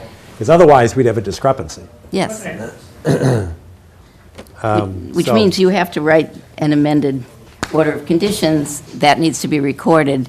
Correct. Or You have to, you can Well, tell, we can do it simultaneously, yeah, you can Okay, do okay. both if you want to. but we need to have two votes. So the first one is whether or not we find this as a significant change. The second would be, if it's not a significant change, to amend the order of conditions. And the third one, based upon that, would be whether to issue the certificate of compliance. okay. Agreed? Yes. All right, first one, is there a motion to deem this to be an insignificant change? So moved. Second. Any discussion? All in favor? Done. Second one, to amend the order to Of conditions. increase the order of conditions By 17 square feet. by 17 square feet. So moved. Second. Discussion? All in favor? Done. Third one is based upon that amended order of conditions. And this stamped plan and the letter from the, Do you want to look at it? what, this? Yeah. Well, we did. I didn't. Oh, you weren't Site? there? Who was there? We were actually at, well, no, we were all there. We looked at the ash tree. Yeah, you were there, Michael. The ash No, tree. we looked at the back. I missed that. And we looked in the back. Yeah, we did. Marion's correct. If you weren't there. I was not there. It was the day that we went out to do the Hillside Street RDA, ANRAD. Remember don't when we think I was there. went down Ford Ranch Road? Before we got there, we went to 395, and we looked at the stairs. Yeah. I swear you were there. Okay. Like- Very well. You- Okay. Maybe Okay, I no, this is shouldn't good, but you I have this looked at picture it. of you I there. You have, okay, I yeah. looked at it, Okay. and that's what recalls it. Okay. So I'm actually comfortable with that. Okay. Issuing the certificate of compliance. Sure. So moved? So moved. Second? I'll second. All in favor? Done. Okay, you're good to go. Thank you very much. Thank you very much.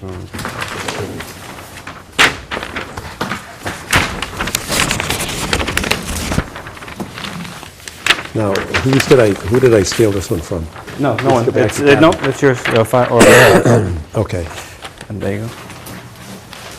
All right, next on the agenda is number 6, abbreviated notice of resource area delineation at 1259 Brush Hill Road. This is a continued hearing, and for members of the public, this is a site that we actually inspected, a week ago, last Saturday?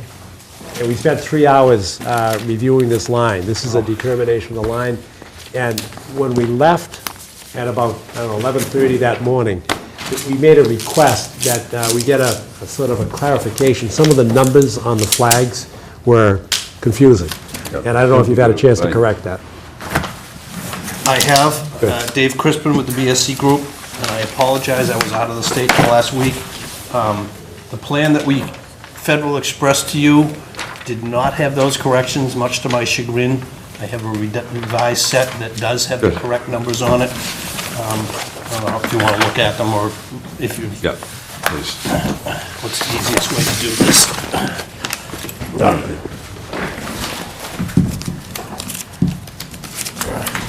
Are those copies, or are those different These are plans? for you. Okay. These also, try to make this easy, and I'm making it difficult, I guess. Thanks.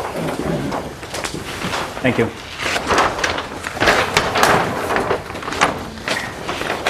Thank you, sir.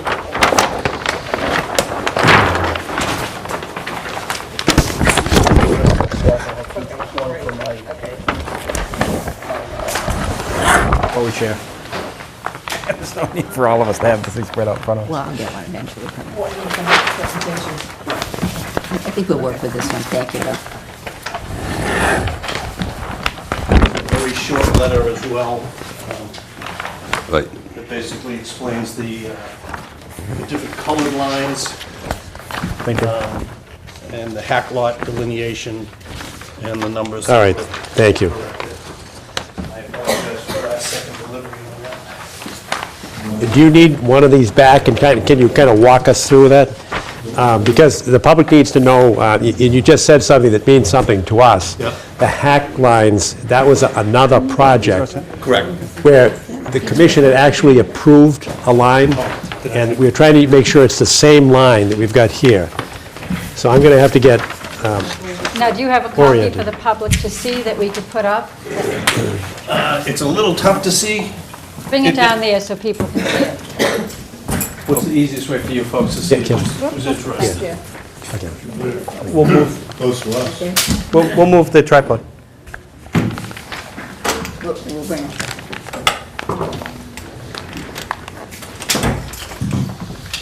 This actually looked a little better on a computer screen than it does.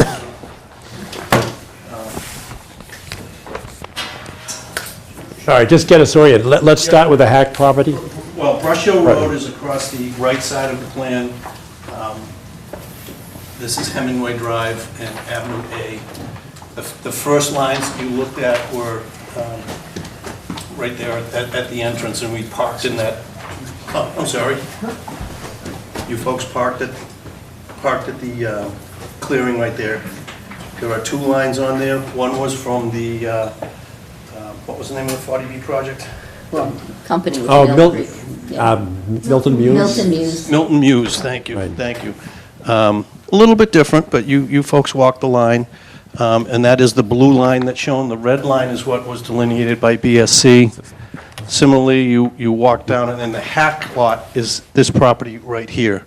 The line that was added is actually off of our locus, but does line up very, very well with the previous delineation, and really doesn't affect our property at all, but it's part of the same wetland.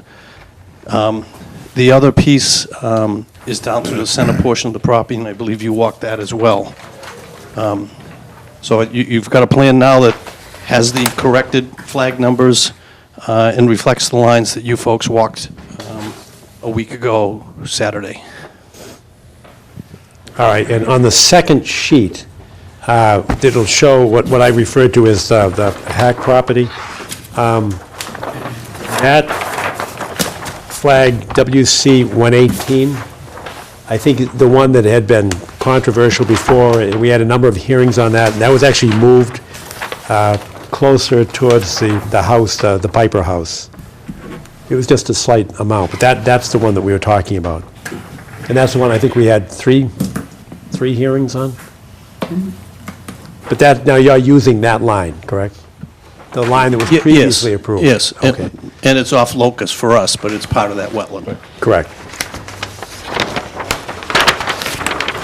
All right, and then can you walk us through the number changes? 'Cause I know they were around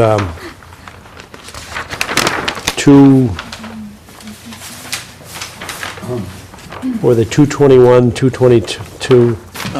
It starts at WC 200, which is, okay, I'm looking for this myself, just about above the A in Avenue A, and it's adjacent to WC 135, and they were numbered incorrectly along that left line, drafting error, basically, or misinterpretation of field notes. Yeah.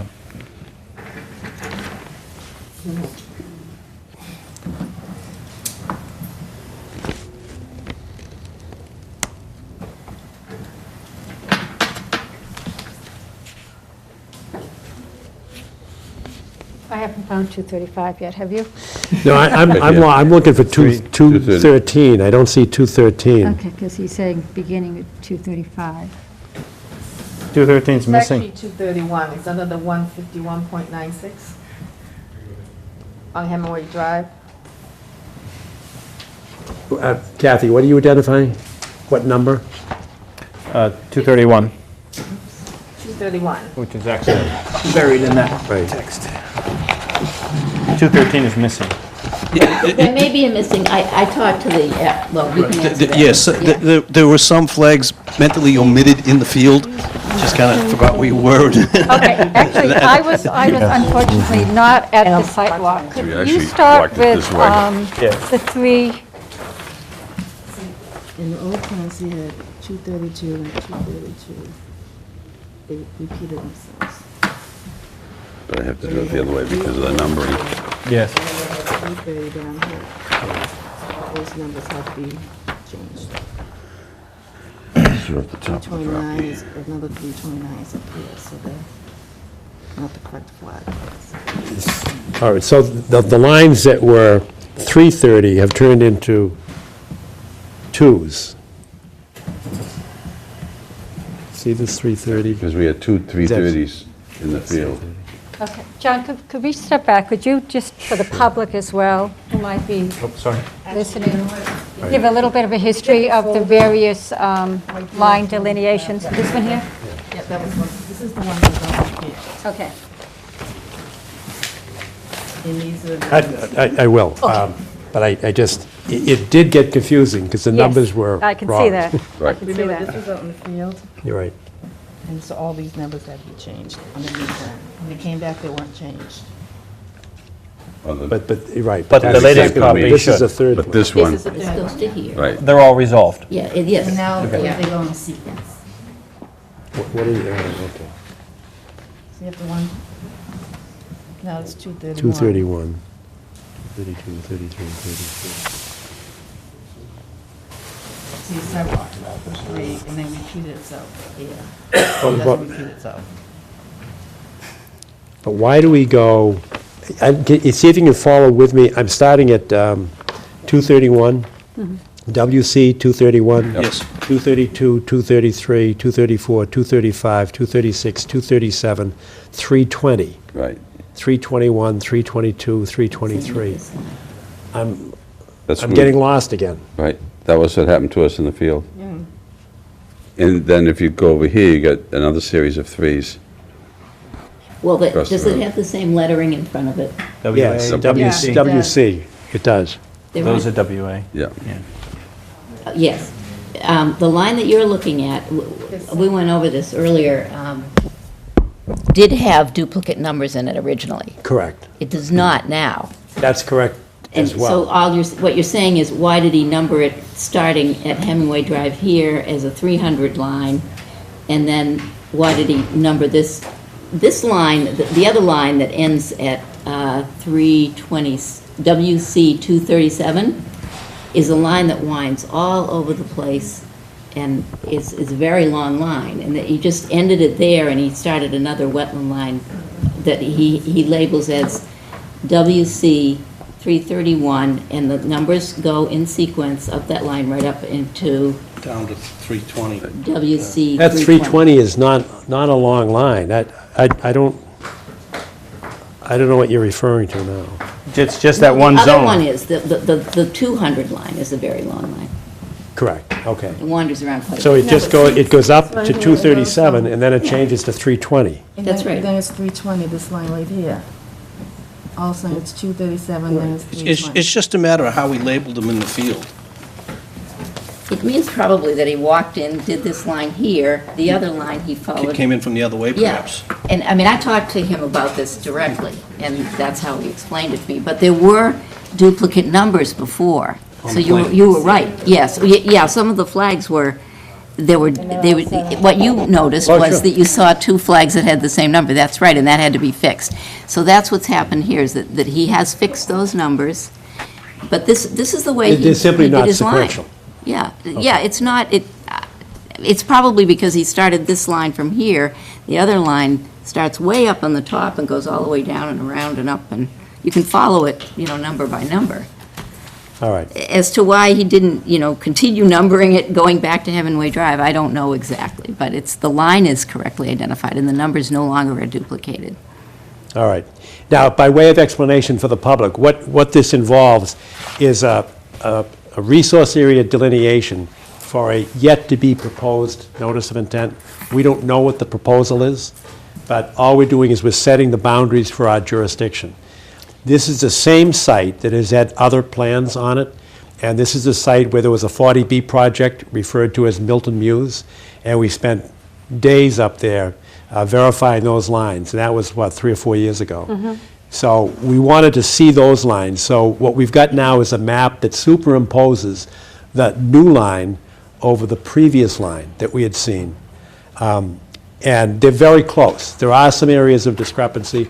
We saw both sets of flags a week and a half ago when we walked it, and we were comfortable at the time. I say we, the commission was there at a public meeting, and we actually asked for soil samples. We looked at the foliage to determine whether or not the lines should be moved, and we're actually pretty comfortable with the new line. But if you look at the map, you'll see that they're extremely close. I mean, there are some differences that where you might see 4 or 5 feet, there's a flag here, and then the old flag was 4 or 5 feet removed. There were several areas that I think Tom Palmer brought up that we checked on. One was a direct crossing of a stream that is sort of at a, excuse me, at a right angle. And we took some soil samples there, and we decided that there was nothing that was so obvious as to move the line, so we accepted the line as proposed by the applicant. There was a second area that Tom Palmer had asked that we take a look at, and that was right along the edge of Hemingway Drive. Yeah. And we felt the same thing happened there, that we didn't see any evidence to overturn. It's almost like a review on the football field. If you see evidence that would overcome the field setting of the line, then we can move it. But we didn't see that. We looked at the soils, we looked at the foliage. So essentially, we accepted the line. The reason we're back here today is there was a great deal of confusion over the numbers of the flags, and the only way to get oriented when you look at the map is to use numbers. And you can actually kind of envision walking the line to see where the soil samples were taken and where the foliage is. And those are the two main criteria. You also have hydrology, but essentially we're looking at soils and foliage to determine where the resource area is. And we were satisfied at the end of the site walk, we were there 3 hours, we were satisfied that the line as proposed is an appropriate delineation. That's got nothing to do with a project. We don't have a project before us. We're only looking at the line in order to determine where our jurisdiction is. And then when they come back to us, we'll know, where the resource area is. That would be like the wetland. And then how far our jurisdiction goes, which would be 100 feet. And then we have a 25-foot non-disturbance zone that you can't alter that unless there are extraordinary circumstances. So we're only today looking at this to determine where our jurisdiction is. And to help, the 25, some people would be confused, 25 feet is within the 100. That's correct. Right. And there's also another set of lines, right, the so-called piper line that we approved. Right. I about 3 years referred to ago. that as the hack line. Okay. You'll see that on the second page. Okay. And there was actually another project that was approved, I don't know, a year ago? No, 2 years ago? 2, yeah. 2 years ago? And that one, we had several hearings on the site because there was a difference between that line as proposed and the previous Milton Muse line. So we went back and forth. We had a number of hearings. We actually moved part of the line. So this applicant has adopted the line that we approved 2 years ago. It was the Piper property, and a portion of that property was sold to Mr. and Mrs. Hack. So that's why I refer to it as the Hack property. So that line is the same as it was approved 2 years ago. I hope that gives you some sense of, puts in context what we're doing. So I'm satisfied with your explanation. They're not sequential, so my sixth grade math teacher would be wondering why not. But as long as we can follow it, and as long as we're not duplicating flags, I think we have a mechanism to identify where we are. Any questions from commissioners? No. Members, are there any abutters here that would like to ask a question, make a comment? Or are you in a butter, Tom, or Well, you're? Tom is my consultant on this. I'm the butter. Oh, good, okay. Oh, yeah, could you use the microphone? Thank you very much. There's one to reach. Thank you. My name is Tom Palmer. I live in Milton. I'm representing the Hemingway Drive neighbors. I'm a wetlands consultant. And I'm pleased to see these plans comparing the old wetland delineation to the new one. I think, as you said, John, it's pretty clear which flags are which. I wouldn't quite agree that the difference between the two delineations is no more than 5 feet. For instance, in one area, right where you see the A in Avenue A, this is sheet 1 of 2 at the lower right. You see the old line, I guess it was DeSalle that did it. In one direction, there's maybe a 60-foot difference, in another direction, maybe a 40-foot difference. I remember when we were there, and I found that the DeSalle line seemed more accurate to me because we had winterberry there, which always grows in wetlands in my experience, and I felt it underfoot.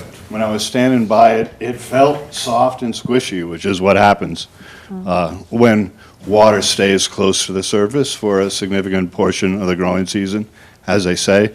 So at the end of our meeting, I asked the proponent, would you let me come onto the property and gather the information to do transects, namely use a shovel to dig a pit and also ID the plants and do a transect to the upland, just to satisfy us that the line was correct in this area.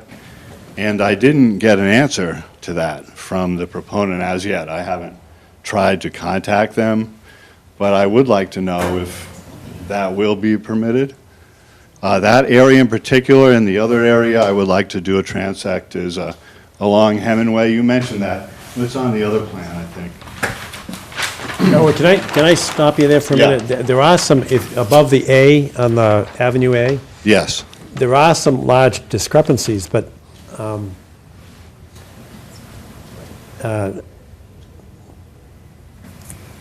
I'm not sure which is helping and which is hurting in terms of the area delineation, the resource area delineation.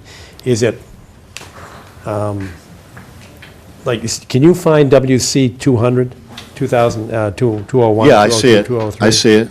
All right, so The wetlands are where in response to that line? Well, if we're looking at the plan, they're up and to the right. Which, Okay. yeah, I guess that would be west and to the north. And so there the wetlands end on the new delineation, but on the old one, they continue, it looks like, another 50 feet toward Avenue A. And that is where the culvert is and the stream comes under. And you remember we were standing on that edge of that deeply incised stream when we were having the discussion, and the area we're talking about was at our back. We didn't return to that area, but it was my feeling that the DeSalle delineation was more correct in that area. And if you look at the entire area that DeSalle marked as wetland and the latest did not, I would say it's about 80 feet by 50 feet or something, that rectangle there of, so it's not an insignificant area in that particular spot. That's a fair comment, because I did say 4 or 5 feet, and at the Yeah. time, I was looking on the Hemingway Drive side, but you are correct in your, on your recitation. Are there any other large discrepancies? That's certainly Well, one. I would say in general, if you look over to the circular driveway of the house, and you look at the area where it says bituminous, Yes. there's another area where the DeSalle line, the blue lines, encompass a somewhat larger area than the latest lines. Now, in that particular area, we walked it, we saw it. I didn't find the same issue. It didn't, recall that we walked it at the end of an extreme drought. Last summer was an extreme drought. It was hard to see some of the short-term impacts of wetness. But in that particular area, I didn't have as strong a feeling that the new line was demonstrably missing some wetlands. But I would say if you look at all of these plans, generally speaking, the latest delineation was more conservative. In most places, areas that DeSalle found were wetlands were not mapped as wetlands here. But I'm particularly concerned with the 2 places I mentioned. And if I could go on the site and get the information to do a transect, I would know better myself. It was curious the way every time the auger went into the ground, it would go down 9 or 10 inches and then stop. There was something very hard down there. Maybe it was gravel, I don't know what it was. But it really was hard throughout the site to get a good look at the soils. And if I went back, I would use a shovel, and I would find out if it was gravel, and I would make a pit big enough that I could actually see the edges of it and see the differences in the profile as you go down. That's something that was, an auger mixes the soil at the same time it brings it up. And hence, if you see color, namely bright color, you're not really sure if it's an upland soil or it might be a model where oxygen leaves roots and creates a rusty effect. So I just felt that the 2 places I mentioned, I thought DeSalle was accurate, and just from what I could see during the walk. And I think, from my point of view, those sites deserve a closer look that I would give them.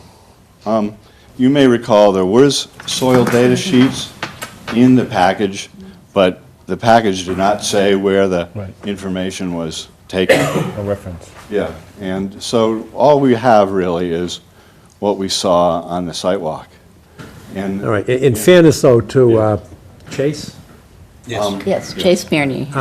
in fairness, he actually did go pretty deep. Right, 2 feet. Yeah. in places, In but the same hole, there were very few instances, if any, where the auger had to be moved to another location because of granite.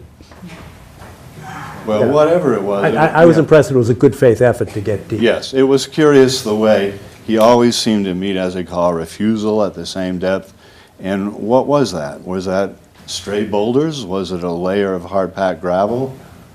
I don't really know. It's very curious. I think the proponent may know more about the soils on the site because they have done test pits, the perk tests, various places. Well, I think there's good faith all around. Agreed. And I was impressed that, Chase, I think he made a sincere effort to get down. He's He's a burly big, guy. powerful guy, and he was digging. I couldn't do that. And, but I guess if we can just kind of jump to the bottom line, does the applicant have any problem with Tom Palmer going back? And I think you're talking about the area above where it says Avenue A? Right. In that area there? That is really the main spot that I thought, That's the largest discrepancy between the new line and the old line. Well, I think we all have an interest in getting the information, so if there's a question about... I just asked them if they give permission. Oh, yes. I think the unusual thing here, and I have utmost faith in Mr. Bernier. In all my years, I've almost never had a site that's been delineated by someone else, completely delineated.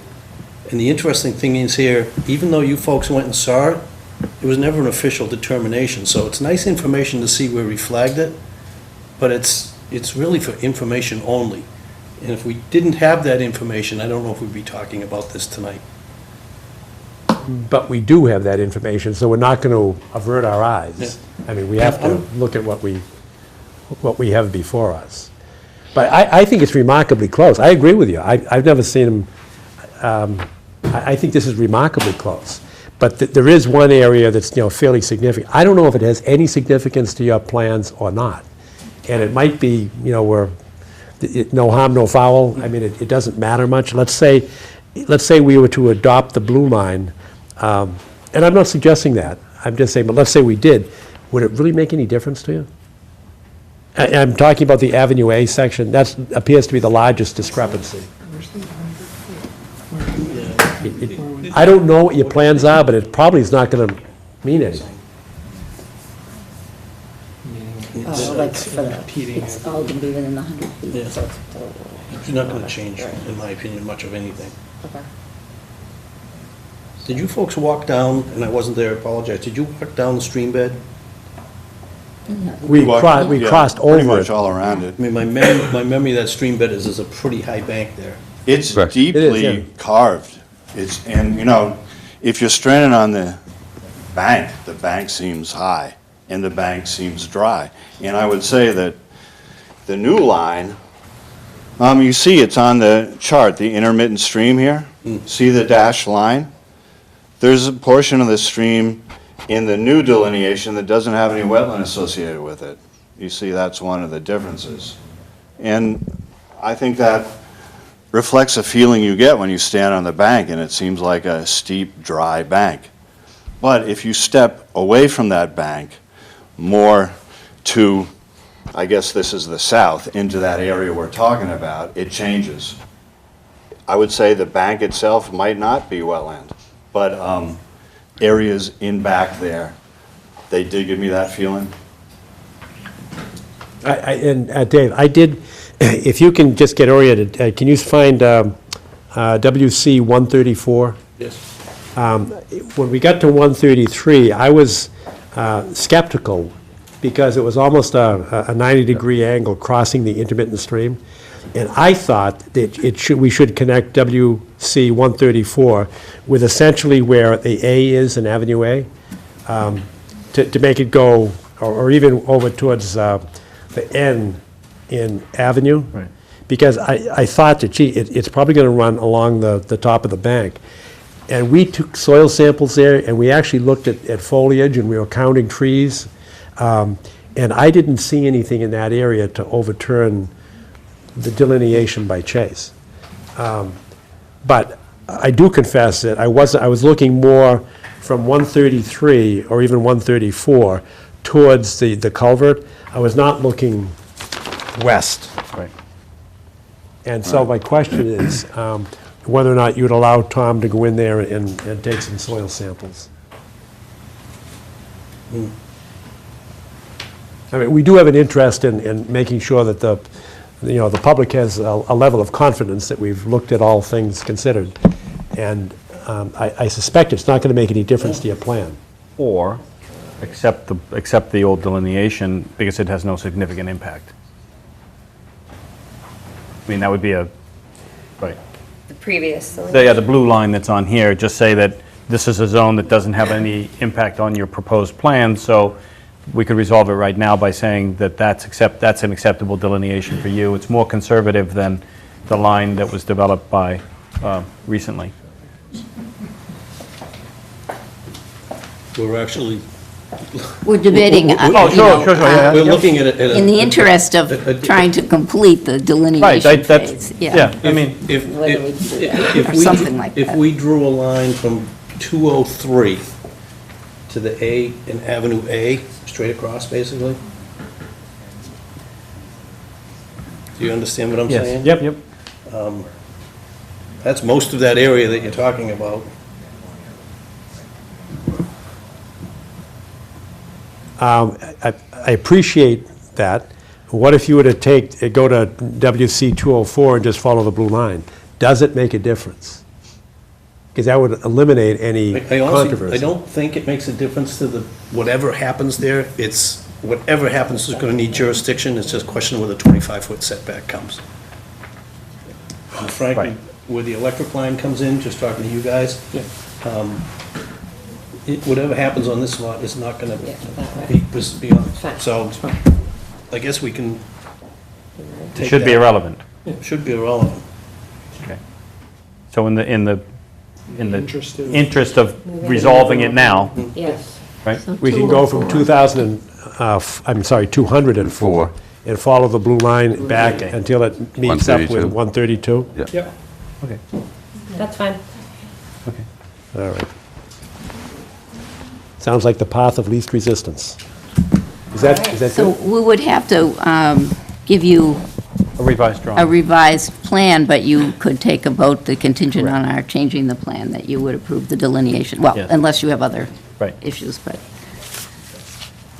well, Mr. yeah, McKiernan? we don't think it makes that much difference, and rather than take the time to go back and do the digging and everything, I think we would just concede that issue because it's easier. I mean, So I'm looking for some guidance from you. And You want to identify yourself? So, John Vinke, in a butter. We were in front of the planning board, and we raised some issues about endangered species, vernal pools, the fact that it's an ACEC, and that there are 4 homes coming in here. And one of the board members said, well, there's something that, that they remembered, and it turned out that it was segmentation. So that is, according to the regs, something that would require a different type of review. 3 or 4 triggers here for an ENF. And maybe we could just go through the segmentation issue so that folks understand what that means. Do you want to do it by the map? Through the chair, are we talking about permitting activities, or are we talking about delineation? No, it would just, but that was actually going to be my question. I agree with what you said. This is an ACEC, and that may require a heightened review. But this is not a notice of intent. This is an ANRAD, correct? yes. So I'm not sure what the segmentation would have to do with our delineation of the resource area. If you can tie those up, then I'd invite your response. Are we moving in 2 different directions here? It's my understanding we're talking about the delineation of That's correct. lines, so I That's don't, correct. But we I, haven't put a plan forward. Well, let's give them a That's chance correct. to explain and see if it does relate. So this is the plan that's in front of the planning board, all right? It is an ANR for 4 additional houses. If one goes by, and this was a site, this is the primary site for the Milton Muse. So according to the regs, this would fall under segmentation. Both National Heritage and one of the board members has pointed that out. That Planning this is board something. members. Planning board members, that's correct. So our belief is that this requires people are looking for your guidance here. Is this or is it not segmentation? it may be in the future, but right now, we don't have a notice of intent. We don't have what's before the planning board. All we've got is an abbreviated notice of resource area delineation asking us to set the wetland boundaries. This is simply a preliminary jurisdictional issue. This sets our jurisdiction. It does not determine whether or not we approve or disapprove a particular plan. But I think you're correct, at the time that, when a plan comes before us via a notice of intent, we would be looking for, the wildlife habitat assessment and things of that nature. Okay, So I think you're ahead of us. okay. Not ahead of the planning board, but I think you're ahead of us. My name is Denise Swenson. I live in Green Street. I'm president of Friends of Blue Hills. I'm speaking on behalf of, I'm president of Friends of Hemingway Woods as well. It's a 501c3 nonprofit made up of about 50 members, neighbors of Hemingway, Green Street, Brush Hill Road, Canton, Milton, Hyde Park, broader community.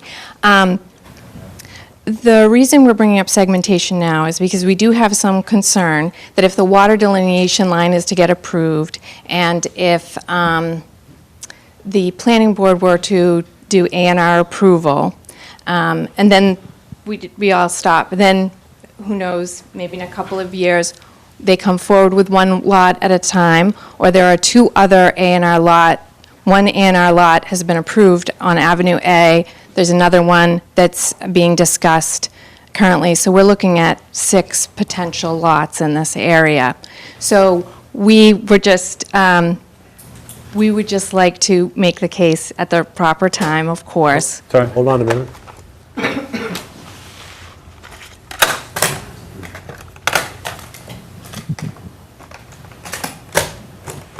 Thank you. And so we just didn't want to, if the delineation lines were approved and the A&R lots were approved, would we then have an opportunity to make our concerns heard?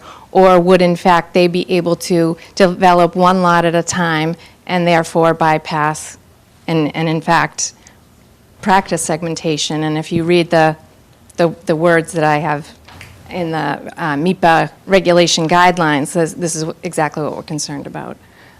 I'd be happy to read them to you now, or if there's a proper time. Well, again, I go back to the point that we're only setting the line now. We don't have anything before us. But Okay. all of those concerns are legitimate concerns, and they would be raised appropriately when we get a notice of intent. Now, you make the point that there may be a difference between a notice of intent for one house lot as opposed to 4 or 6 or whatever. And that would have different implications to us. But it wouldn't change the jurisdictional line. But the wildlife habitat, the MIPA review, the ACEC component of it, all of those are legitimate concerns, and we would consider those when we receive a notice of intent. Right, but when we did it for the lot, when we did the Piper A&R, Yes. I mean, it was, we basically looked at the wetlands and that was it. So our fear is that this is just a steamroller. And, if you talk to people in the industry, it's very clear that this is a smart way to handle it. So, I'm a bit disappointed that this is the way it's approached. I have to be honest. Well, it doesn't look like it's too lengthy, so why don't you read what you have? Oh, okay. So I gave some copies to Kathy if she wants to pass them out, and I'm happy to pass out.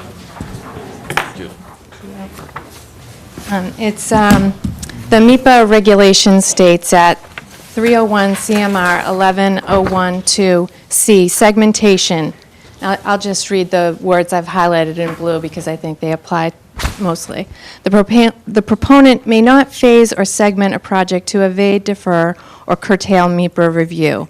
Regardless of whether there is more than one proponent, any time interval between the work or activities, and whether the environmental impacts caused by the work or activities are separable or cumulative. And then examples of work or activities that constitute one project include work or activities that, and we're focusing on number 2, construct more than one structure, such as more than one single-family dwelling. So the Piper property has already been approved and for an A&R lot. So anything beyond that, we're into this area. So we wanted to bring that to your attention. We're not experts in this at all, but Nick has pointed out at other meetings that the ACEC is everyone's responsibility, the citizens as well as the committees and so on and so forth. So as citizens, we're just trying to do our best to fill the shoes of the generations before us who have gone to great lengths to teach us all about this. The women who have stopped the highway left us an incredible roadmap, so big shoes to fill, but we are just... And the current generation, worth mentioning, has put 130 acres in continued conservation for another 20 years. So, people are putting in many millions of dollars in conservation in this area, a real commitment, and many are stepping up to in perpetuity. So this is really something that is, I guess, dear to the whole community's heart here. Oh, it is. And, the way I see this is kind of a way around what would be a proper review. Well, let me ask you this. Is it your perception that this project is part and parcel of division of the Piper land? When they sold to So Hack the family? first project was Milton Muse, and it involved 3 properties. One of the properties, we were able to negotiate, forgetting, is it 1375 Brush Hill Road? We were able to work with the property owner as they sold their property, and through great donations from a variety of neighbors and Fuller Village, we were able to get a conservation restriction on that property going forward, so that will be kept in good order. As the Langevins have left Avenue A, they were kind enough to join one of our shared covenants and restrictions. And when the Piper property was subdivided, or the A&R lot was approved, going from 4 acres to 2 2-acre lots, they were good enough to put a conservation restriction on that property. So we have been working very diligently in this direction, and when the bulk of the neighborhood renewed their restrictions, we created mirroring complementary restrictions for the properties that didn't have restrictions.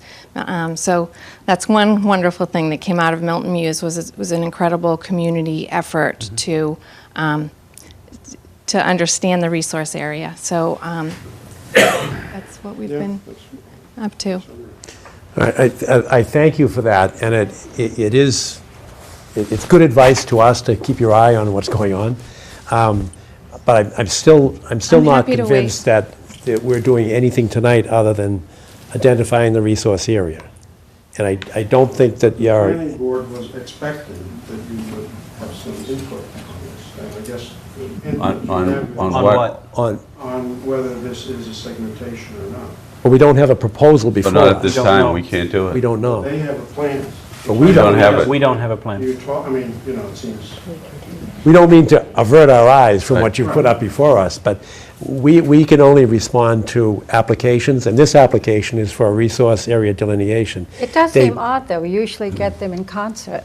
That the planning board has all of this, and we haven't been... Do you want to speak to that, Marion? Well, all I can tell you is that what's been submitted to the planning board to date is an A&R plan, not a subdivision plan.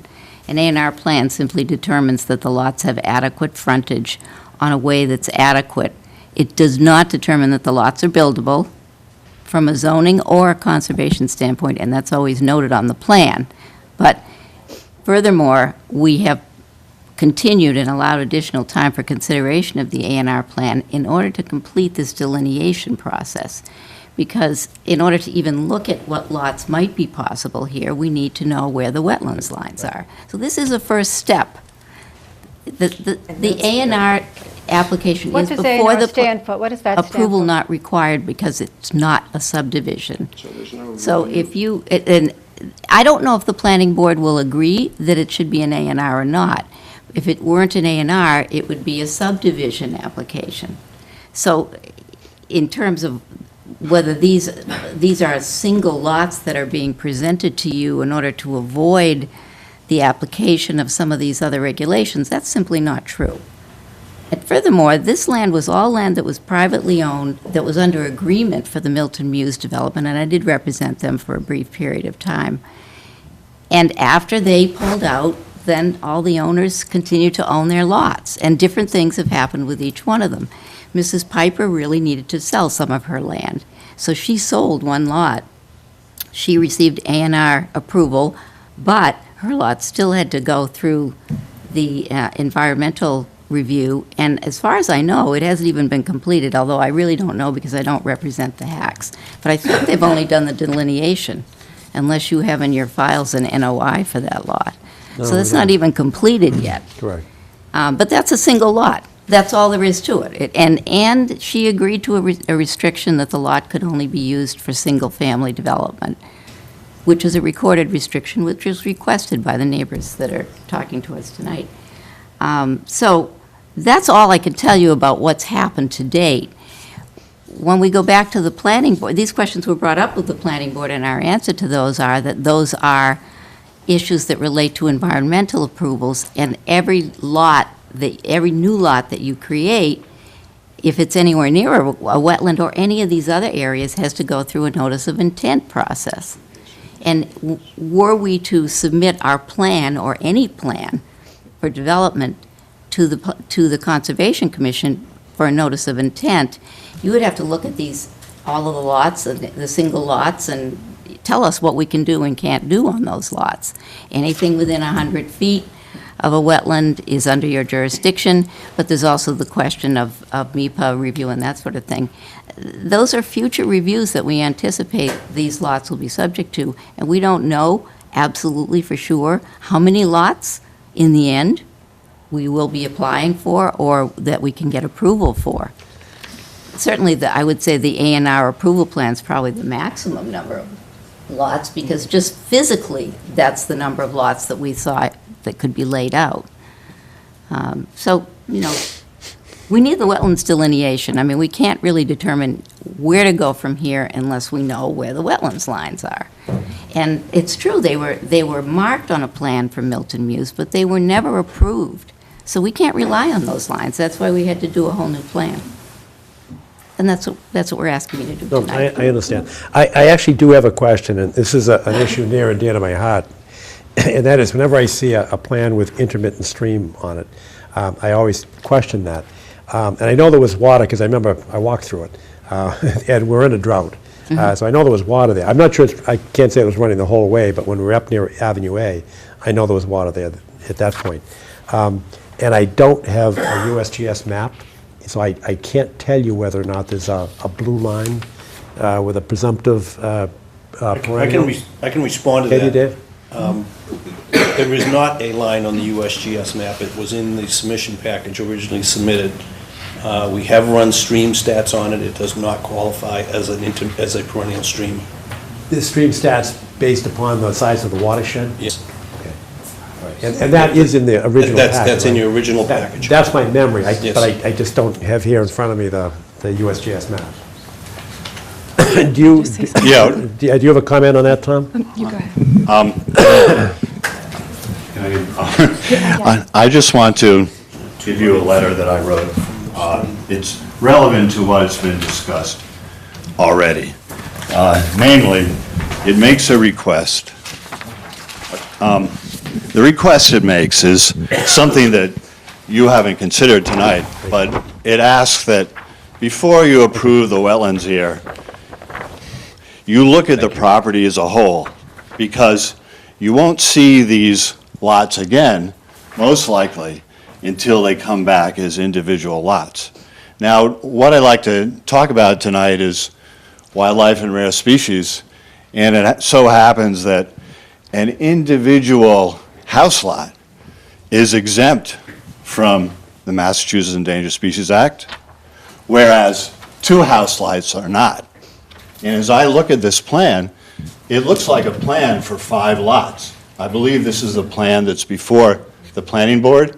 It's 14 acres, 3 lots over here, 2 over here.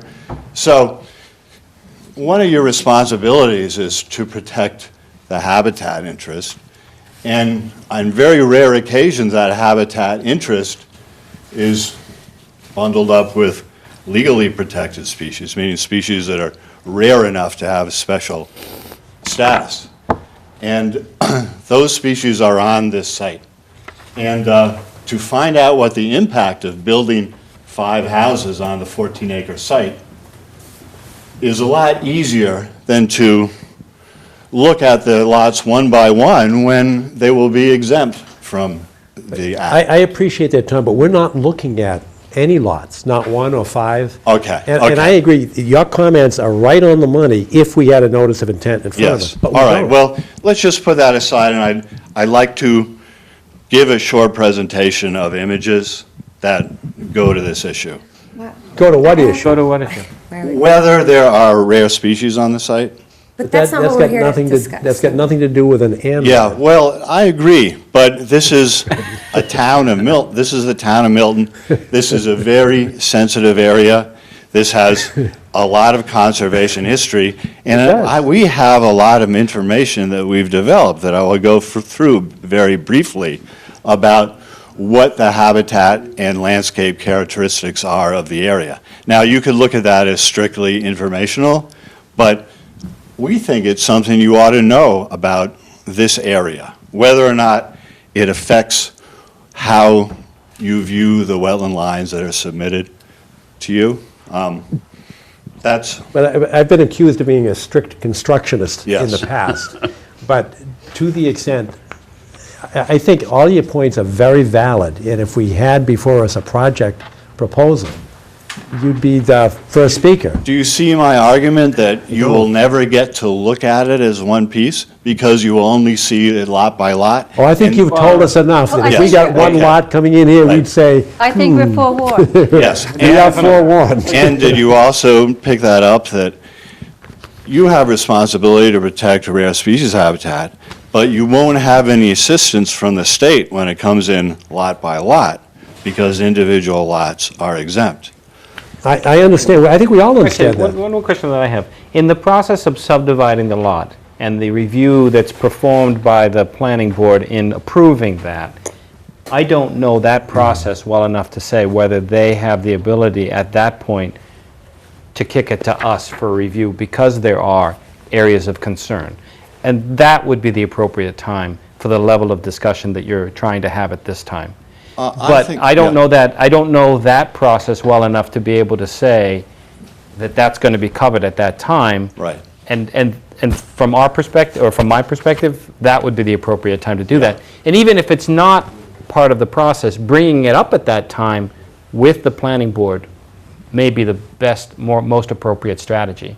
Because then that puts it, you put it in front of us and we're aware of it. Putting it in front of them during that process would be, from my perspective right now, not knowing that process at all, really, may be the most appropriate strategy. And I think too, Tom, I am not a strict constructionist like John. We often disagree. But in fact, what's before us is a matter of our jurisdiction with the wetland line. And where you've walked it, you've had input. I think the commissioners are not going to be sympathetic right now to the presentation, which looks like it will be terrific. But to hold it until we do have an issue in front of us that we can relate it to. And we won't be fooled by this one lot at a time. We will have heightened scrutiny to see if, in fact, the planning board is getting one description about the activity, and we will certainly have heightened scrutiny. So I agree with John. We're just really looking at the wetland line tonight. But your participation has given us a lot of information to take into consideration. Okay, could we have Marion's word that this would be taken into consideration before the A&R lots are approved? Is that you would like to be involved with the A&R lot approval, or? We don't have any jurisdiction on But it. the planning board does take into consideration issues such as what species are on the site. Not for A&R. Oh, not for that, because they don't need See, an A&R is a subdivision that doesn't go through subdivision approval. It's just approved as a lot that has frontage.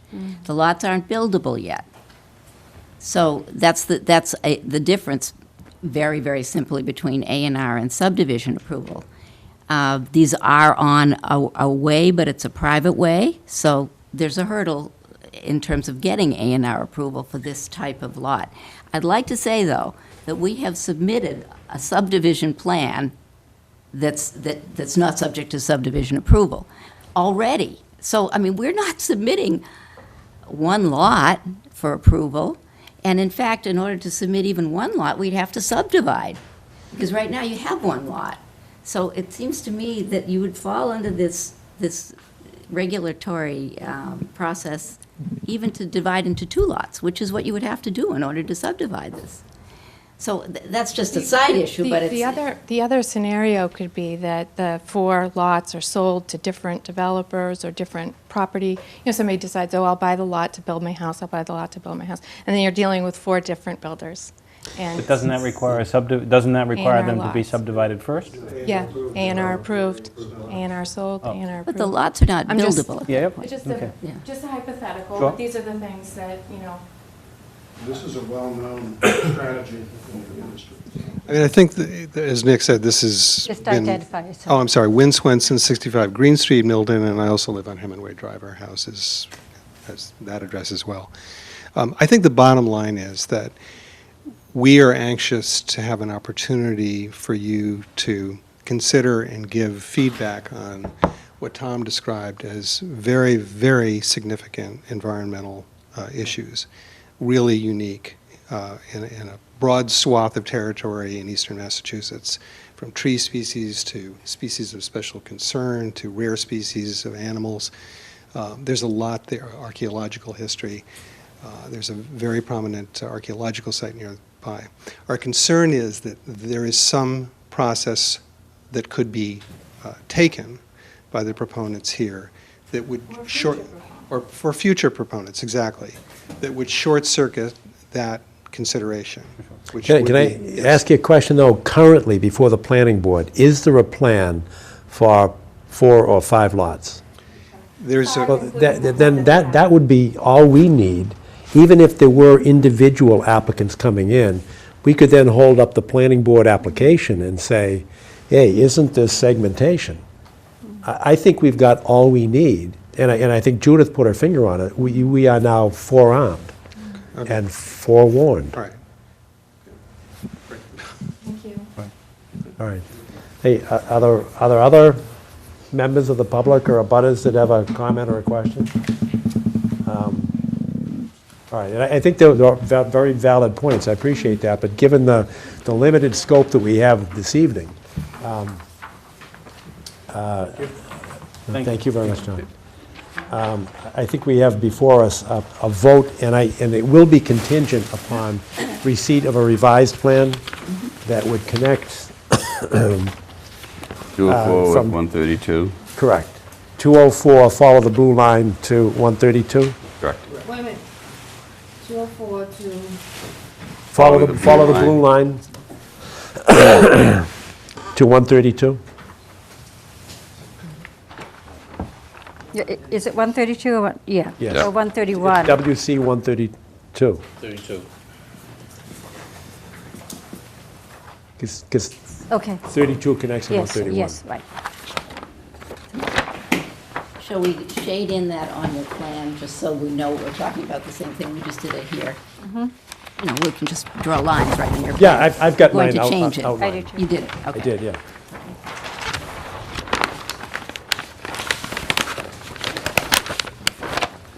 So, after that discussion, is there a motion to approve? One thing, John, can I make one more? Sure. I did point out the other spot on sheet 2, next to Hemingway Drive. If you look at the vicinity of flags 401, 400, 309. And it seems to go from 400 to 300 along Hemingway Drive. Is that correct? Yes, but I don't know where 309 is. Yeah, I guess Remember that. it's not right there. On the right side of that area, you see a substantial difference between the lines. You see that if you look at the scale there, it looks like at the widest apart, they're like 50 feet apart. And if you go over to 301, 302, right along the drive, you see the wetland is brought along the drive in a narrow finger, you might say, that looks about 50 feet long, no, more like 40 feet. 40. Yeah, so those are also areas where I'd like to gather information, but I would be fine with the blue lines being adopted. The finger, we actually evaluated on site with you. Yeah. Yes. With multiple borings. Well, as I said, I wasn't comfortable with just the auger. If you read the DEP delineation manual, it doesn't accept any data from the auger. It describes how to dig a test pit. And if you dig a pit, you can see the profiles. If you do an auger, you see some soil color. And you notice throughout the site, it was mixed for the top 9 inches. There was a lot of organics in the top 9 inches. It was very hard to see the really key part, which would be 9 to 12 inches. And I'm not saying that the new lines are wrong, but I would say in the interest of my clients, we would like to feel better than you do about them. In other words, I wasn't as convinced as you by the augers, and I wasn't as convinced as you by the plant talk. I didn't feel like many plants were looked at closely. I'm confused here, because I heard what you just said. Yeah. But it looks like their line is more conservative than the blue line. The latest. I'm looking at 400, 401, 402, 403. Yes. The red line is a new line. No, that's not more conservative. It is more conservative on the other side, the 303 to 306. The wetland has actually enlarged. And we noted that when we were in the field. So this is wet. the wet. So What- conservative means... What's this buffer? That's the buffer from this line right here. Correct. So this is actually smaller on this side and larger on this I'm side. measuring, okay. Yeah, so let's actually move this way. So this side is more This is measured from conservative, here, that okay. side's more liberal.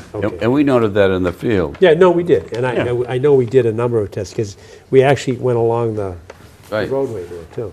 But Tom, just to your point, Yes. is I respect it and I respect your work, but you've been on site visits with us where auger results have been acceptable. Yeah, and many sites, auger is easier to use. I would say it's not often you see the organic material mixed as deep as it was at this site. Oftentimes you can bring up the parent material, 5, 6 inches down. This site couldn't do that. It was all the dark brown stuff, like down 9 inches, and then you hit the hard stuff, whichever that was. That's something I like to understand is, what was that hard stuff we kept hitting everywhere? That the auger went through. We saw some pretty deep auger pits. Right. That's right. I'd say, Deepest I've seen, to be honest with you. well, somebody asked earlier what a definition of a wetland is. The scientific definition is an area where the soil is saturated within 12 inches of the surface for a significant portion of the growing season.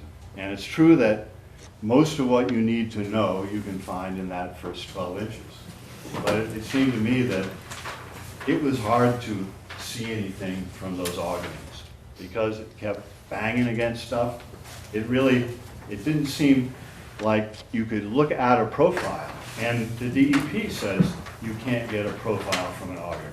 You have to dig a test pit. That's what I'm talking about. All right, well, Yeah. thank you. I'm satisfied that when we were there on site, this particular area, we did do a number of test pits. And at the time, I was comfortable with the new line delineation. Yes. That's fine, but my question is, can I go and get the information? That's for the owner to decide. Well, I'm satisfied that I saw enough from the auger. I thought the auger went down pretty far, and I did not see signs of hydric soil. Nor did I agree. Right. All right. With that said, anything else? No, thank you. Thanks. All right, so Yeah, I just like to state for the record, I guess the answer is no then, that you do not want me to go and get that information. We didn't say that, so Okay, well, is there an answer to that at this point? we're waiting for the. It's All not right. to us. It's not us. It's not It's not us. us. It's not us. I'm comfortable that what I saw on the site walk in this particular area, because we actually did go back, and we actually looked at the line between 400 and 301, and we actually went right along the road and took Correct. samplings there. I didn't see any hydric soil, and I thought he went pretty deep. Yep. So I'm comfortable with So it, and you I don't think I said it this at the time. additional information would be useful in terms of the whole site, to actually go down with a shovel and get a little better understanding of what that hardened area is below? I think Judith, we got it went sufficient right through data. it. It was gravel. You could hear it grind against the stones, and then he'd go down. He was in there 2 feet, maybe even more. He was down. And The deepest I've ever seen August go. I agree, and I did not see any hydric soil. So I think we have sufficient evidentiary basis to make a decision on what we saw, particularly in that area. I was more concerned with the other area, because we did not do soil sampling in that area, but you've assented to that. That's on the Avenue A side. This side, I'm comfortable that we did have enough data from the field. Well, as I understand it, it will become moot, my request, if, I will have to ask it after whatever action you take. But I understand you can't answer the question about whether I can grab the material. I do understand as well that you don't think you need the, Correct. okay. That's correct. Yeah, because I think we have sufficient information from the field testing that we did. All right, anything further? Is there a motion to accept the resource area delineation as revised? And the revision that I'm talking about is the connection between WC 204 to follow the blue line, which is the Milton Muse line, over to WC 132. Is that okay? Yes. That's the only adjustment that I think we have, Right. right? And is there a motion to approve it with that revision? So moved. Is there a second? Second. Discussion? I was not on this sidewalk, so, although I've been here many times. But this particular sidewalk, so I'm going to abstain from the vote, just in fairness, because I was not on this particular one. Okay, all right. All in favor? Great, okay. Thank you very much. Thank you. Just one question, how many copies of the updated plan would you like? Kathy, At least 7. 7? Both sides, right?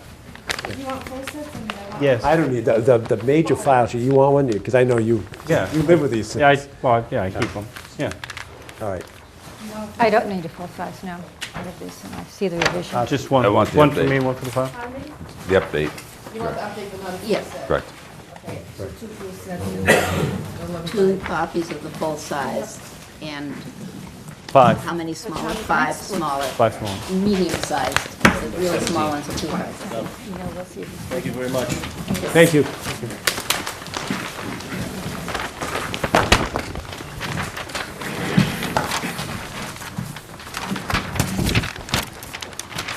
Things are indestructible, I just threw it on the floor. You are correct. I think this is you. I think that's your copy. 2 seconds. What? Break? You want a Yeah, break? I'd like to get some water. Okay. Do we need a break? Yeah, just a break. Quick 5-minute break, folks. Well, I'm next. Thank you, yes. Thanks. Stretch. What? What?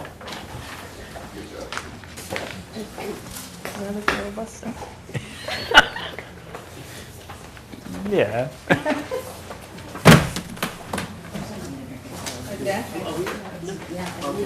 Okay, so these are basically no changes to the revised.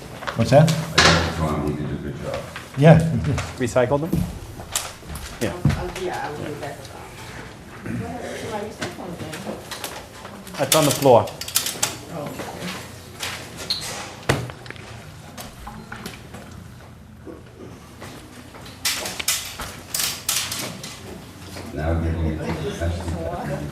Hello? Long night. Yeah.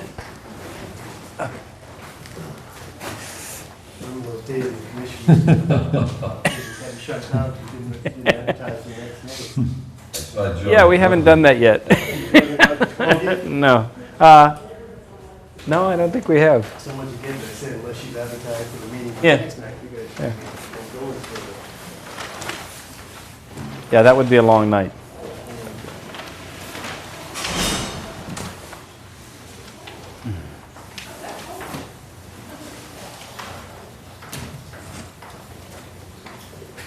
Yeah, buy whatever you want, so. He told him one thing, and then he told me they changed and said, you gotta buy something else. He's gotta be close to opening. But in order to get the license, he has to open the building first. And then part of the licensing process is, oops. Yes. Yeah, that's Shouldn't be Arthur's. talking, because the, Mine is on the chair. yeah. Then he has to go to the state. Do you want a hand? Do you want a hand? No.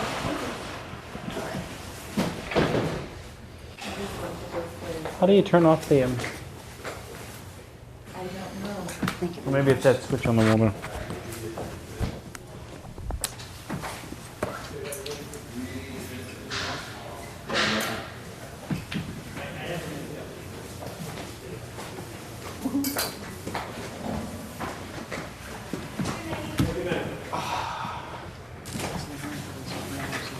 No, I talked to him, and Turn that off in the bathroom, right? But not before it would, it's gonna get it on, so he is right. Yeah. just, You know, you just don't want to be sitting there whistling. And Sure, if I stand up, I'll grab that. Thank you very much. And you can take it off the pedestal. Okay, listen up. It's all good? Yep, I'm just, Scoping something out? well, we only got one copy of this for, 175, Governor Stoughton. Yep. Do you want to take it home? I do. Okay. Can I? Yeah, do you want to take, you already have this though, right? I have that. Actually, I brought This was- that. this So was thi- only This and new. this, right? Perfect. Right. Can I take that? Yep, I'm gonna put We this- only have one copy though? They only gave me one copy. But they're going to give us more copies. I would have to ask them, yeah. what? This is 175. Governor Stoughton. Oh. You want to talk about it? No. You want to do another sidewalk? Well, we can if you want. We've got 3 there, haven't we? Where? It's Three or Governor Stoughton? 4, yeah. No idea. Yeah. Lost count. I haven't been there in years. That's right. Get surrogates doing it. Okay, are we good? We're good. Okay, back on the tape.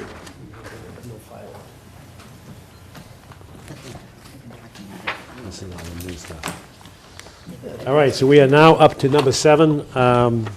Notice of intent, site off of Hillside Street, Ford Ranch Road, continued hearing. Next, how are you? Good evening. Good evening. I'm Mary McKettrick. I represent the applicants for this application, and with me tonight is Jeff Kane, who is the engineer. We have had, we've been before you today to explain this application, and the commission has had a site walk, and at the site walk, there were some changes requested. So if you'd like, I will ask Jeff Kane to explain the changes that he made in the plan, what he was able to do. That would be great, thank you. And as Marion mentioned, on the 8th of October, we did have the site walk, and that was, that resulted in us changing a couple of wetland flag locations, the extent of the wetland, actually making that larger. We did present that to you on the meeting on the October 11th, where we showed you those flags and those increase of wetland areas and the associated increase in mitigation area as well. And again, we did speak on this on the 11th. So we have increased wetland area up in the, this would be the northeast of the site, and we also brought that area right up to the edge of that stream. And we did go over this at the 11th meeting, and that mitigation area increased to 5,000 square feet from the original 4,300. The walking orders we were given at the meeting on the 11th was to see if we could pull those septic fields out of the 100-foot buffer. Can you go, before you get into that, go back to the alteration Yes. footage? Could you tell what's us the what difference? page of the plans you're on, Jeff? I'm sorry. The what? Tell us what page of the What plans sheet? you're on. Oh, this would What be sheet 7. Sheet 7. Yeah, Okay, thank grading you. plan. So initially, we had proposed 4,300 square feet of replication for the crossing disturbance. And as requested by the commission, we wanted to bring that number up higher, a little bit above 1-to-1 replication. So we brought it up to 5,000 square feet. And again, we did talk about that at the 11th meeting. So that did increase. It went from 40, not 43. the replication. Not the The alteration. Not the alteration, the replication went up. Right, but what's the difference in the alteration? Oh, the alteration, we kept it. It was at 4,300. We talked about this at the last hearing.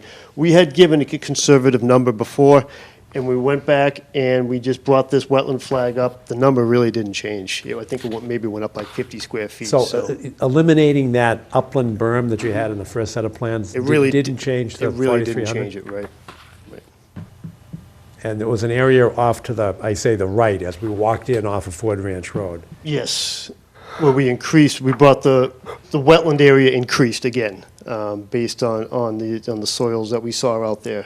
Correct. So So that's, increasing the wetland area, it had to have some change in the alteration area. that didn't change the alteration. That was not within the alteration area. Okay. So that part there was So not. it was no. just that upland berm? Exactly, right. Okay. And most of that was being bridged anyway as part of the crossing, since the footing was beyond that edge of that bank, so to speak, anyway, so. Okay. What was the total square foot, the final? Of the alteration or the mitigation? Replication. Replication is 5,000 now, Dead on. yes. Do you have the exact number of the? I do have it, it's in the plan, I think we have 4,350.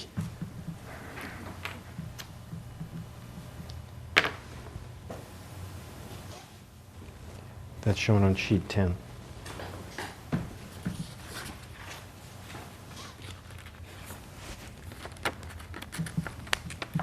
Is it also shown on that one? Oh, it's also shown on that one.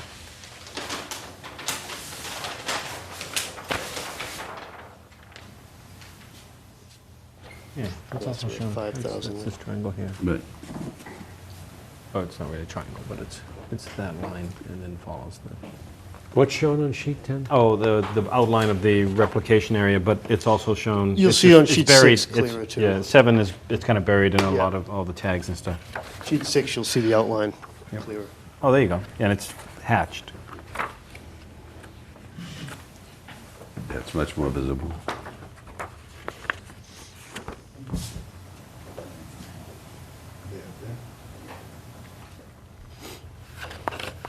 Okay. Thanks. And again, the other issue was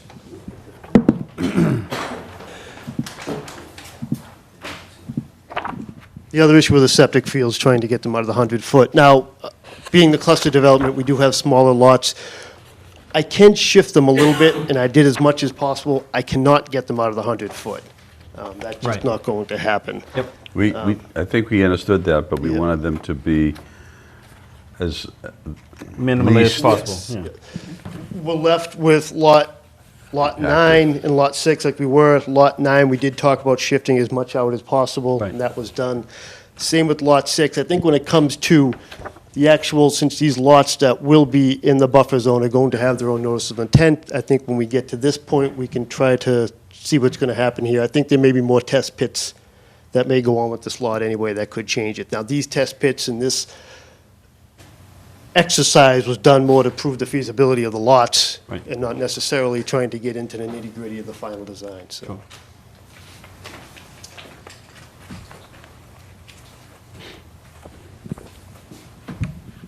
Gotcha. Thank you. Yep, so that's where we stand now.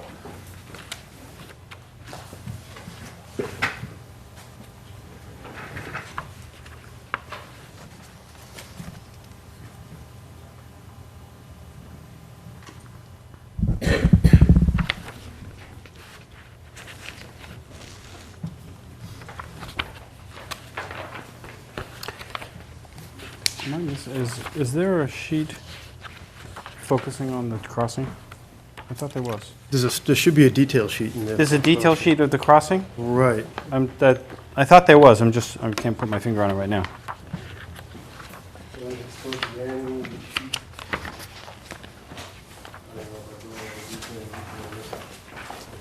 Sheet 15. 15.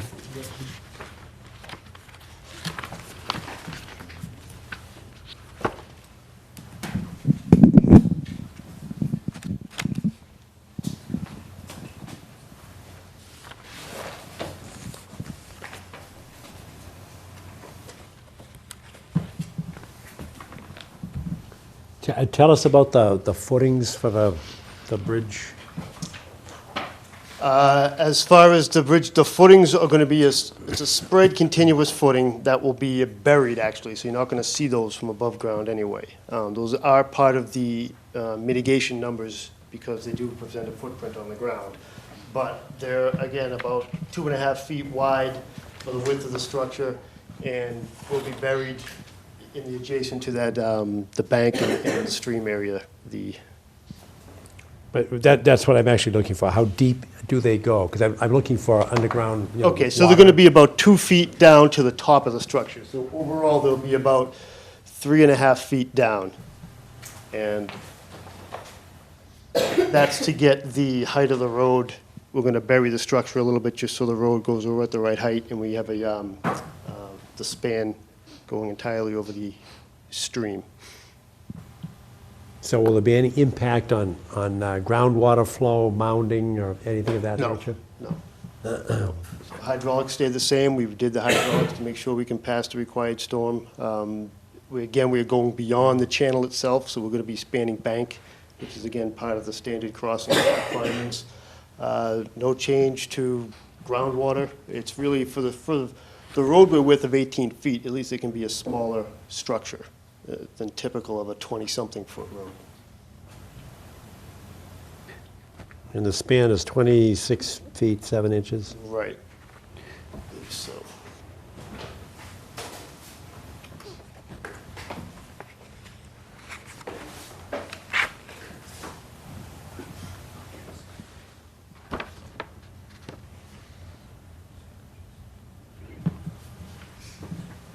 Can you describe the construction of the bridge? As it appears to me, it's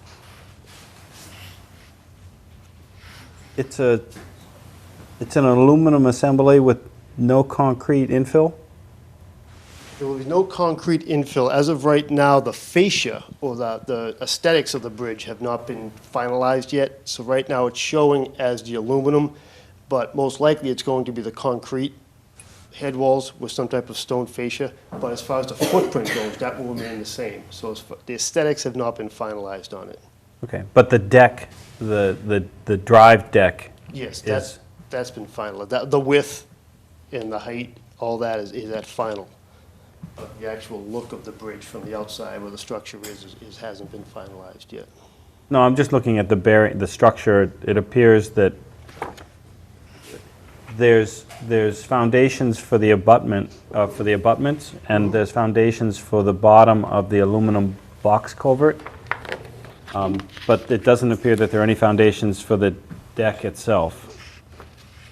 Is that just something that you're proposing to resolve in the future? Yes. Now, when you say foundation for the deck, Well, bearing, it's shown as a spanning element that spans the deck, but there's nothing on either end to receive the deck as it's drawn currently. you mean down bottom here, any type of footing here? Well, it appears to be a hollow assembly with the metal deck above and nothing. You do have dead men up here, used the back, that's part of the structural part of it as well.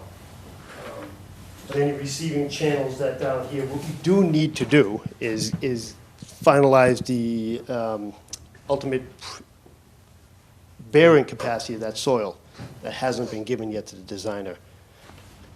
Okay. Yeah, I would assume that the bearing capacity would be critical. It is, but we for the haven't got in foundations. to dig that. I mean, we know what it is, we know the till, we've done so many test pits out there, but we have to get into that actual area. We can't get in there until we get in front of you folks and get some type of permit. You know, that's one of the things we want to talk about. But doesn't the, doesn't the bearing capacity actually directly impact on the size of the footing? The footing, absolutely it does. And we're quite aware of what that material is offhand, but we need an official geotech report to do it. We know it's glacial till, we know it's a dense glacial till. We walk out there, we've done enough test pits in that area, and when you walk up the wetlands, you'll see, obviously beyond the stones on the surface, you can see the roots sticking out of the ground. That's because that parent material is too dense to get through. That's why we have a wetland out there. So we know what the material is, but we do have to have an official geotech report. But in terms of even alteration of wetlands, I mean, if you increase the size of the footing, that may increase the size of the alteration. And I don't want to get the cart before the horse, but my impression is, and it's not a technical one, but my impression is that we need to have that data to approve it. Again, we know what it is. It's been based on, even if that spread footing was to increase, it's going to come back into an area that's already going to be disturbed anyway. It's not going to expand outwards to increase that footprint. It's going to be part of the footprint that's already there. So if there was a horrible material, a peat, a loose type of material, a loose clay type of soil, we're going to have a footing that extended further out to spread that load back. It's not going to come out wide. It's going to make longer underneath that. Understood. All right. And I accept that. Under the town bylaw, we actually have aesthetics that we look at. So when you say we don't have the facade yet as to what the bridge is going to look like, that actually is important to us. Okay. And is that something that we can, I don't want to slow you down. No, it will, if it's part of the bylaws that's with the planning board. No, it's ours. Okay, it's yours. It's our bylaw. Then you can specify it if you need to in the order of conditions, but whatever you feel necessary to specify, or we can show you and get approval afterwards. You can also put that in the order of conditions and the special conditions. That's why I said I don't want to slow you down, but is it possible to show us and we can approve it? Because I have no idea what to ask for. I don't have a clue. If you have something. I don't. Okay. Well, what about like Stonebridge Lane? Yeah. That's an example. That's aesthetically appropriate. If you want to make it part of the special conditions that we have to run the facade or the fascia by you. Sure. For some type of approval, I don't think there's any issue with that. But so you don't have it now? No, we don't. I mean, I'm talking to the owner, I know it's going to be some type of stone to match just about every other bridge in the area. But to say I have a color or type, I don't. If it is going to be like Stonebridge Lane, then it might be simpler to explain the aesthetics, but we would still have to get back to you with that, or you'd have to put it in as a condition requiring your approval of the design, of the aesthetics of the design, I think. Yeah, I think there's another review. I mean, not to say that it stalls the discussion we're having now, but I think there's another review on the bridge in terms of once you've resolved the actual construction of the bridge and the impact of that. And I understand what you're saying about how the footing's going to work. Right. But just knowing that we have documentation that shows what the impact of that is and your intent, and knowing that you have a way to do that without impacting a larger area than has already been indicated, right, which is a big piece of our discussion in terms of minimizing. And then part of that is probably a discussion of what the aesthetics are.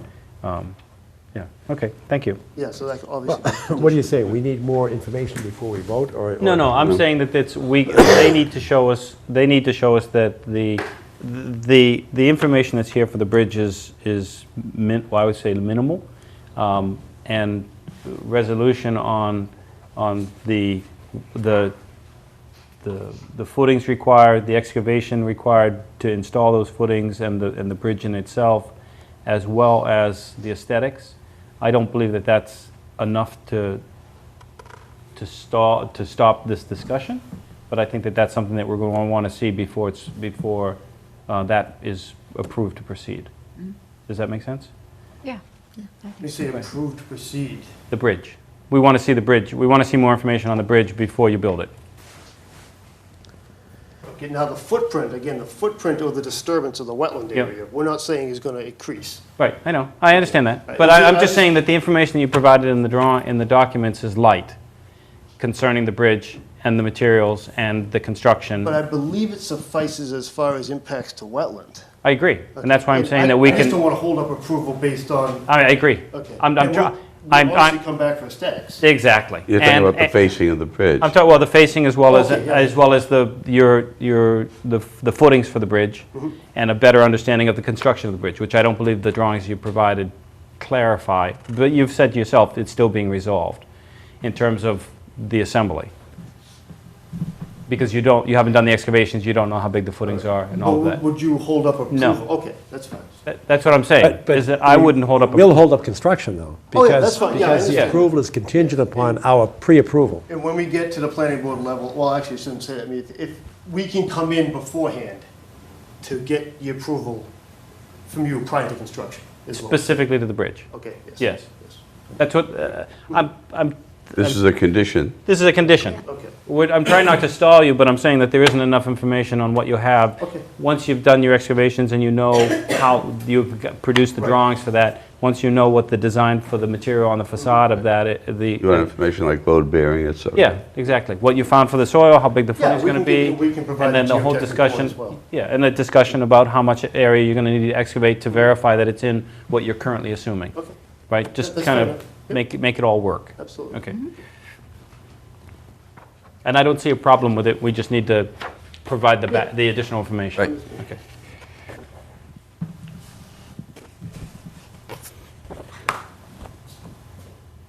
All right, can we go back to the, I don't know, was it 6? What sheet are we looking at right there? This is grading site plan 6.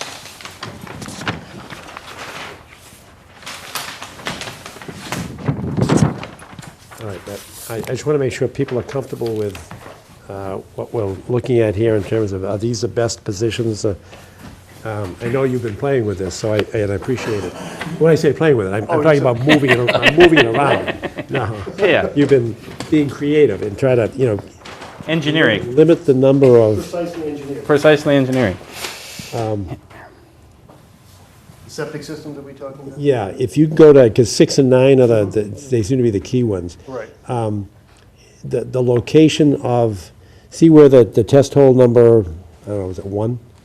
Yes. Is in that septic area.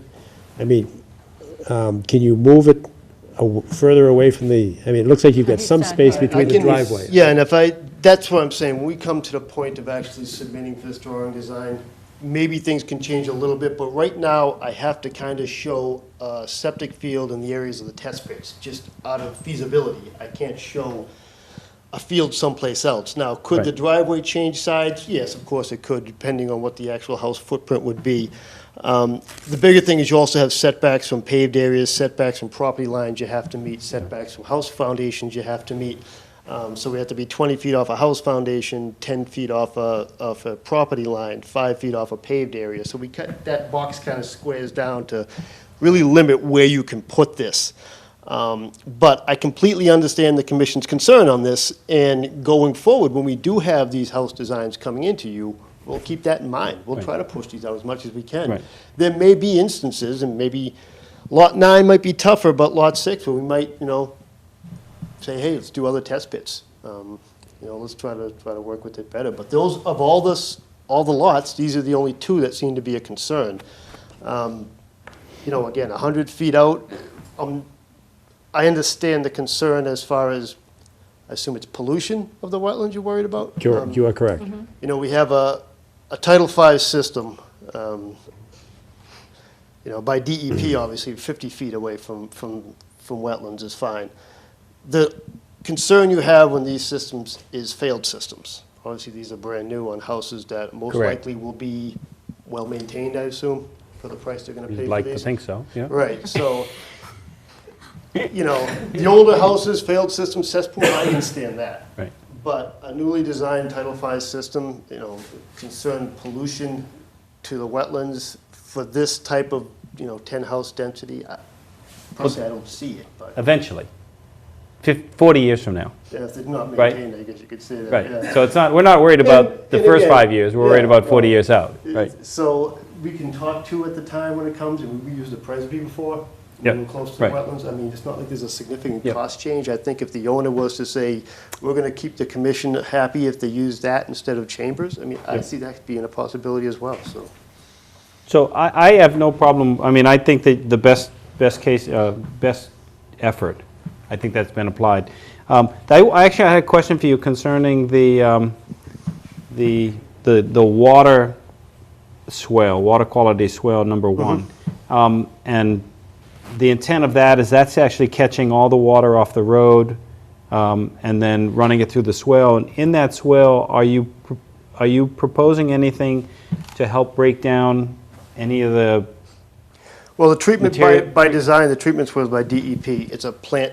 Okay, so that whole swale is based on Planted. that plant-based It is, right, uptake of nutrients. okay, perfect, that's Yes. so, and then, And similar to the one up by Ford Ranch Road, to a Perfect. smaller version, but same thing. How do we know that? That designs are in the detail sheets as well, and they call out I the see the rain garden, I'm on sheet 6, and I see the rain garden, but in terms of... sheet the number consistency- 14.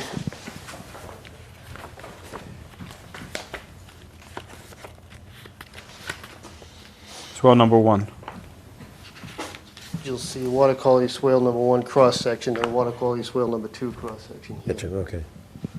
So isn't number one, doesn't that require plants rather than mulch? You'll see it has the wetland seed mix from the Northeast nurseries that has a different type of wetland seeds in that matrix. I don't see that. Where is it? There's a call-out lower right, it says wetland seed. Oh, sure. Yeah, Yep. the water quality swale, including slope, Yep. back slopes, will be isolated with New England restoration seed mix from moist sites. Okay, thank you. That's just, typically, they have good seed mixes over there, so. Okay. Now, are you coming back to us? When you said you were going to continue to try to move these, I'm still on number 6. Lot 6? Yes, lot Okay. 6. And, if you could move that closer to the driveway, We, can you, or do you have to be touching that test hole number 3? the issue with number 6, what I really find a problem with number 6, and the commission asked us to go back and look at these lots specific, and we got into kind of Yep. nuances of grading it. I'll tell you the truth, the number 6, you're almost better off having the septic system to the, between lot 6 and 5, and actually further in the 100-foot, because then you can work with the grades and not against the grades. As we have it right now, the septic system's almost at the highest spot of the lot. Yep. So if we're to move it over here, we could have less impact most likely on the lot itself. But again, this is, when we get into it, we'll come back and we'll talk about it. These are theoretical plans for the buildings. Right, I mean, And we you're have saying- building footprints that we think are gonna be similar and everything else, but when it comes to it, Right.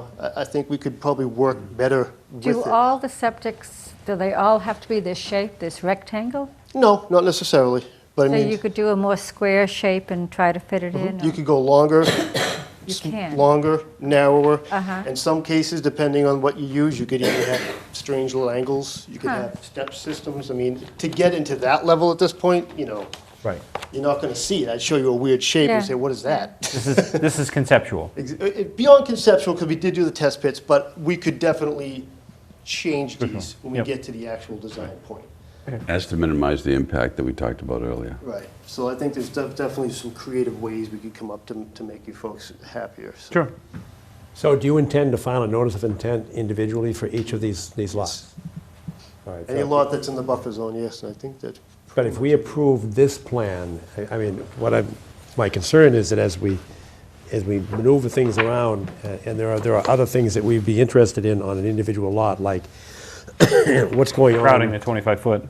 Yeah, what's going on in that 25-foot? Is it going to be landscaped? Is it going to be, natural? The 25-foot buffer? Yes. Yes, correct. Nothing's going on in that. No, I'm looking at lot number 7 and lot number 9, and they're crowding the 25 Yeah, there's foot. definitely crowding. But I see ways that you can rotate the building or Yes, shift it, and exactly. I it's, mean, the idea is not to correct, get in that 25-foot. right. But with respect to approving this notice of intent, I just don't want to get boxed into, we're approving this, I consider this a conceptual plan. Okay, Right. then why don't we say that? But this is not approving the house shape or location. I agree. Well, The same with the septic system. If you could condition that any Yeah. lot that's within jurisdictional areas needs to come in for their own Correct. notice of intent. Right. Right. I think that covers it. So Right. I don't want to call this a concept plan because it's not. It's a definitive subdivision Sure. plan. Yeah. So, Yeah, I understand that distinction, but, we would normally put in how are you going to distinguish, some of these might be very close to the wetlands. I mean, obviously they are. Right. So we might say, that has to remain in natural state, it can't be landscaped. So, With the 25-foot. in the 25 Right. foot, correct. And that's in your regulations. We can change that. We're not asking for a waiver from that. Okay, but what we're saying right now is that the approval of this would be for the subdivision and the technical information about the road and the Right. drainage, not of the houses within the property. Yeah, so I guess all I would ask you to do is if you say that, like each lot that's within jurisdiction has to communicate. If we put too much on there, it sounds too restrictive for what you typically see for a subdivision approval, is what I'm saying. If you're gonna say, but if you word it like that, that's pretty typical of a subdivision to come in for separate lots, so. I think that covers With what the you're understanding saying. that these don't hold with the understanding that the limitation, that these have not been reviewed for the footprint or the location of the house. Right. Each lot, like I said, Right. within jurisdiction, does have to come in for its own, own order of conditions. Correct. Correct, okay. That's my concern, because otherwise, we'd be painting with too broad a brush here, because there are lots of details that we'd be concerned with in In a terms of... subdivision, you have two order of conditions on a house, and you have to give a partial release, and then an actual certificate of compliance for that lot itself. I mean, it's pretty typical of subdivisions we've seen, so, yeah.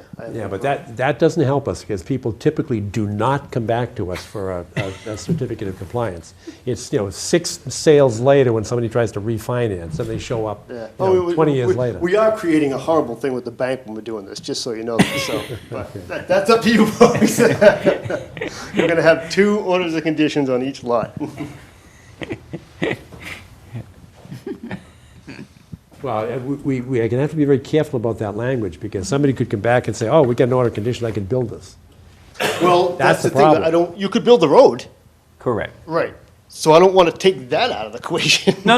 That's Oh, yeah, what, I agree with we're you. just trying to make sure we have that line So I think as correctly. long as we put something in that says lots. We're like approving the separate lot lots. lines, but not the location of the houses or the Correct. septic or use of the property in terms of landscaping. Correct. Just the lot lines. All right. And Can you Relative do to that lots. restriction? Did you hear all that? Because that's going to have to be a condition. It's Simply pretty the lot clear. lines. Is it going to be similar to Heather Mart? It would be similar to the lower states? Because those were individual notices of intent. Okay, so you do have something you've done before that's in Yeah. line with this? I think they were individual. Okay. Just because we're getting a lot of, now, the bank's coming after like Heather. Yeah, that's Yeah. true. I just don't want, The street was never officially approved, and the Right. lots weren't, the houses were, but the banks are saying we want. And this is also All the our time. first cluster development, isn't it, in front of us? An actual cluster, as opposed to a regular subdivision. Might We be. haven't dealt with one before. Yeah. No, I you're think this is correct. our first one, so. and I just, that's why I kind of wanted to not put in language that might be construed as something else. Like if you're saying you approve the lot lines, are you necessarily saying you approve the project? If you leave it, like I said, to just make a condition that individual lots within jurisdictional area must come in for separate orders of conditions or notice of intent filings, I think that Right. covers everything. That covers it. I If you think go, that's- if you start saying just lines, I No, think no. you start getting into the. Then what did you not Those are include? the lots that we're concerned with. Yes, that's, I just, if you start saying, well, we're approving just the lines or something like that. Right. If you get too specific, I think something's gonna get lost in translation. Correct. Or even be taken to a different level it's not supposed to be, or not, You could change the lot lines in 3 or 2, Right, in 3 that's and what 2 I'm with the saying, planning exactly. board or whoever, the Right. zoning board. Right. How do you approve a certificate of compliance for this part? It's a partial release. So Yeah, that's we what do- you're we talking do a about, that you partial get a release. partial release, that's so what makes each it lot difficult for does have banks. to get. Yeah. Yeah, didn't we do it in Carisbrook? We did a partial release? Yep. Yep. They ran into the same problem with the Castle Brook just recently, this summer, when the second owner tried to resell. Correct. Came out that the street was never approved. The street wasn't approved, you're right. Do you think we should think about the language before? Yeah. I think that what Yeah, you're saying I is, think so. okay, No, that language makes sense for the individual lots. yes. So that each home and placement of septic system must be the subject of a separate notice of intent. Yes. But Kathy's concern is different. And that is, on Carisbrook, we had somebody come back, and the problem was that we had a problem with the roadway and the drainage, because it was never accepted by the town. So the banks didn't know what to do with, like, whose obligation is it to claim the... Well, We thought if we- I could just private, take though. one thing, this is private, it's not being accepted by the town. Right. It has its own. This is all going to homeowners be governed by association. a declaration of Yeah. of restrictions and easements, and all the infrastructure, the drainage, the roadway maintenance, the lights, if there are any, all of that is going to be the responsibility of the development. Have we received that No. out of the council, or? Well, that's No. planning board. That's planning Well, board. the approval. No, planning we've board got has the to same approve it. problem. We've got drainage issues off the roadway. Right. Where's it going? So, I don't know. Oh, Well, no, we do know. We know where the... No, he's talking about the other subdivision, right? Not this one. No, here we know. on this one, I just want to make sure that we've got, enough flow calculations. I mean, I understand like the rain garden, and I saw the specs on the rain garden. Yeah. But do we have the hydrological calculations that's sufficient? The sizing. Sizing, yeah. Yeah. And Yeah, those are all submitted. the answer is yes? No, okay. I haven't looked at them, honestly. I haven't looked at them. No. So I want to make sure that we've got, can you just walk us through the sizing? We met, we followed, obviously, DEP 2008 stormwater policy. Sure. Because we have to. Everything is sized for a 100-year storm. Yep. Again, it has to be, any type you have a drainage structure that's retaining water, has to be sized for a 100-year storm. So what we do have is a reduced roadway width, which gives us a little bit less pavement than typical, so we get that a little, we don't have as much runoff you typically see on a subdivision road. We have eliminated the sidewalk, which helped out as well, so we don't have as much paved area. We run all it down to a rain garden. We have a rain garden in the center of this cul-de-sac, which takes the low flow and allows infiltration at this point. Anything beyond that, and once it's perked through there, comes into another treatment area, which is this treatment swale number 1. That takes the majority of the road area. We also have a small section of road area from the high point that comes down and goes to the same type of treatment here at this area. Inside, now this is something you may want to condition as well, because we put this in the calculations, that we are calling for, and let me get the square, the actual dimension, I have it on here somewhere, but we have it in the calc, it's about 40 feet of Cultec roof chambers for infiltration that each lot should be responsible for. And let me get that number right before I tell you.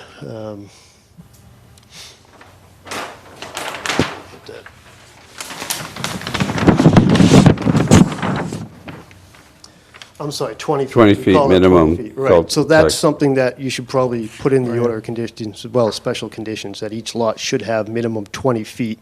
All right, yep. Cultec roof drainage. That takes care of some of the roof drainage. I think that's really it. We went through the same calculations that required for the stream crossing. That's required by DEP. We followed the stream crossing standards. And we met all the requirements of the DEP stormwater policy, including submitting the checklist. That's all been submitted to DEP as well, so. And go back to the detention system that is located over near Ford Ranch Road. You're Again, dumping, treatments- water That's just back grabs- towards the stream? Yes, that just takes the low flow and puts it into a treatment area. That treatment area is part of the required treatment volume that DEP requires per the 2008 policy. Again, smaller than the first one because it's a smaller section of road that fits in there. And then once that goes into the treatment area, you'll see it spill over into the wetland area via that little channel, so.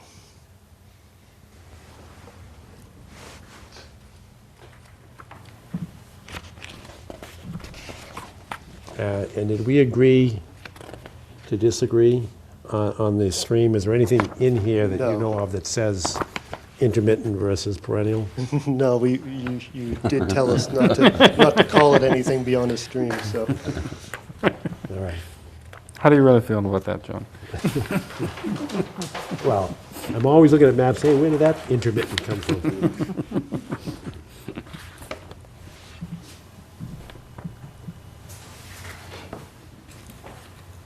All right. Any other questions, thoughts? Any questions from abutters, members of the public? Questions, concerns? All right, Kathy, you were writing down the limitation that we've got on this. Do you have it in front of you? I do not. All right, so what do we want for, language in terms of if we were to approve this, it's a notice of intent for a cluster development, that one of the conditions will be that this approval, or the issuance of this order of conditions, does not authorize or rather, Requires. requires the notice of intent to be filed for each house lot. Within our jurisdiction.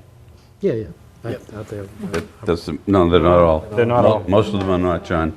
No, only 4 or 5. It is not. What's that? Copley Street is not in our jurisdiction.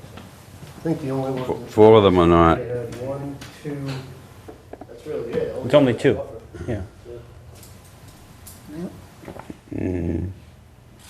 2, 3, 4, 5. Well, I don't know. How about lot 1? Lot 1. Yeah, lot 1's got buffer. This yellow line here, so you can see clearly here. That's the 100 foot, so that takes care of this lot, lot 1 and lot 2. Yeah. Lot Well, 5, you're going to tell me that you're going to have a construction there and you're not in our buffer? Come on. No. What are the 2 that are not? That's 3 and 4. 4. 3 and 4 are not within our jurisdiction. Right. But 1 and 2 are? Yes. 1 and 2 are. Yeah, okay, I thought you were saying they were not. No, Okay. 3 and 4 are the only ones on the site that are not within our jurisdiction. Okay. Right. Everything else is. Right, okay. if you want to call I thought that. you were saying the opposite, Oh, too. yeah, It'll work for me if you want to. No. Want to make those part of it. right? Yep. And then the other comment was that they're going to submit on the bridge. Bridge design, structural design, constructability. Load-bearing capacity. Well, structural design, that'll encompass all of that. Okay. Constructability, just to verify that it's within, they can do it within the footprint that's been proposed. And then also finishes, the Aesthetics. aesthetics.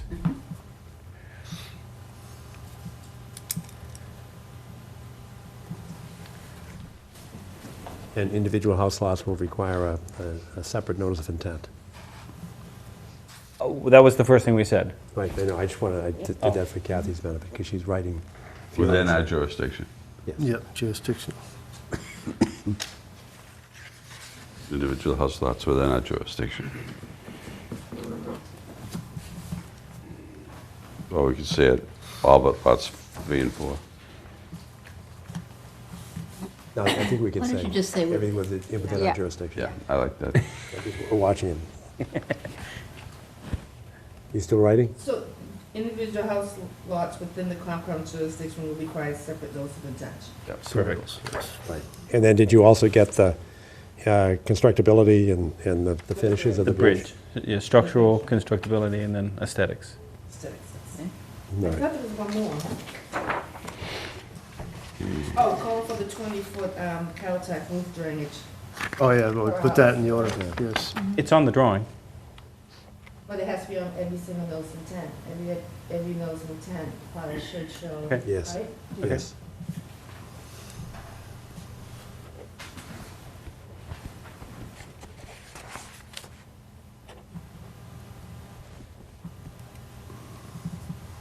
All right. Anything else? With those, Wait a minute. I think there's one more.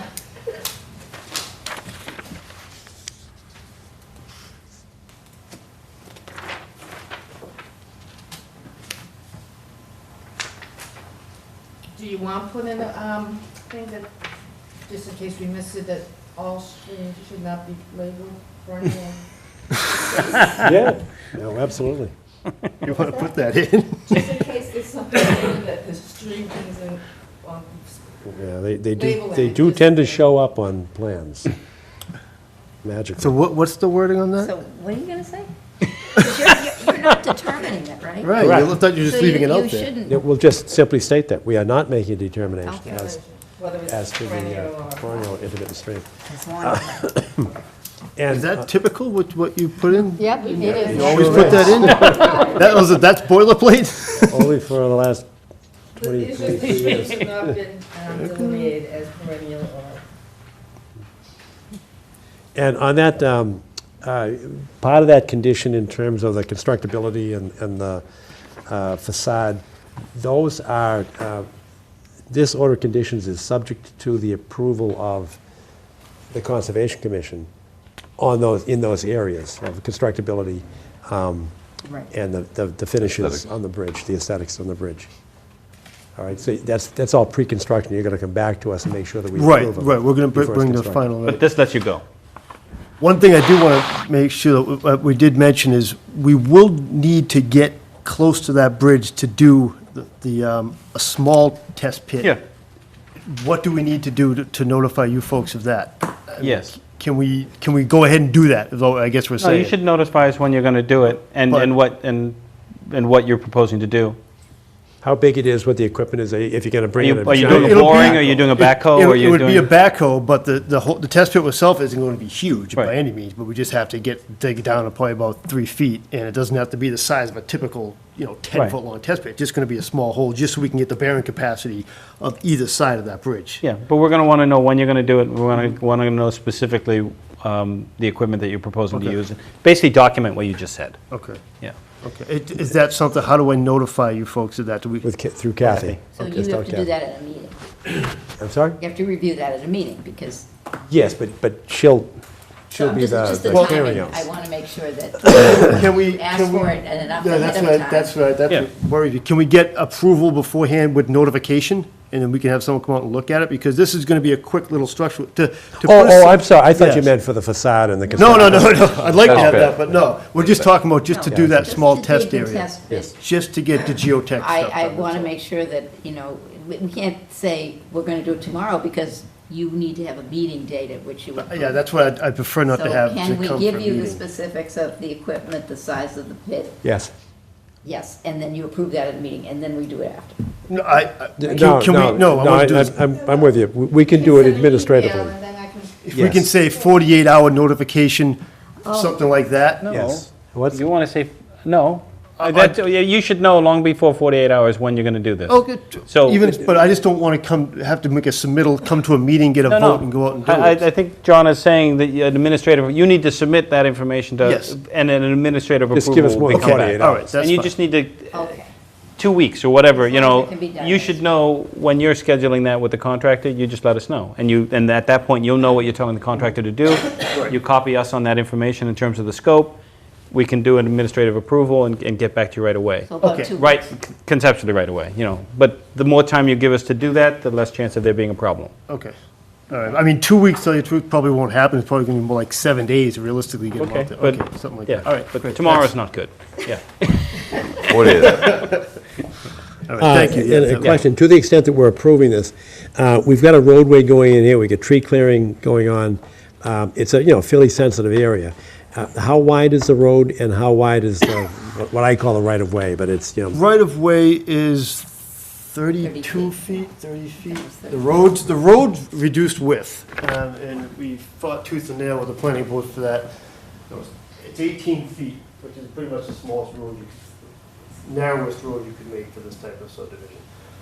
No sidewalk. Like I said, 32-foot right-of-way, 18-foot roadway, no sidewalk.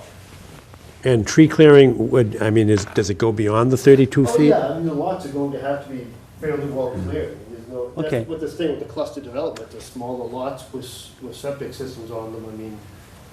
Understanding that, we don't have any kind of a landscaping plan, and my fear has been, it just as my fear was with the house lots, that's why we need individual. And I'm sure that because it's going to be, nicely landscaped and Right. because it's going to be pricey, I assume, so you want to make the entrance roadway nice. But we need to have some kind of a say because you're running right through our wetlands and we don't know what your replication, we know what the wetlands replication is, but we don't know what your landscaping replication is. As of right now, we've gone with the planning board, there's no tree plantings along there because of these lots being small and similar to the, what's the stone? I'm back at the bridge. Right, but- Just looking at the bridge where it's public land and it's not going to be under review as a piece of property later. So, no, I'm sorry, public meaning not not Open deeded, space. open space. It's not deeded to a specific property site.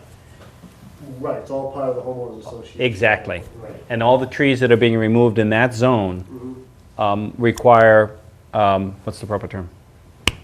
Replication. Replication. The trees themselves do? Yes. In the buffer zone? Yes. Well, you're in the resource Well, area, actually, so- even within the resource area. Well, yeah, that would be part of the replication. No, that's wetlands replication. Right. We've got a tree replacement performance standard that we've been pretty If you consistent. want to, if you have to condition that, by all means, condition it, and we'll have to find a Sorry. place for. Oops, sorry. And we can find a place for trees. We have very narrow right-of-way. If you want to say your idea would be to plant something along in No. here? No. So what we have a 3-to-1 ratio on removal. Okay.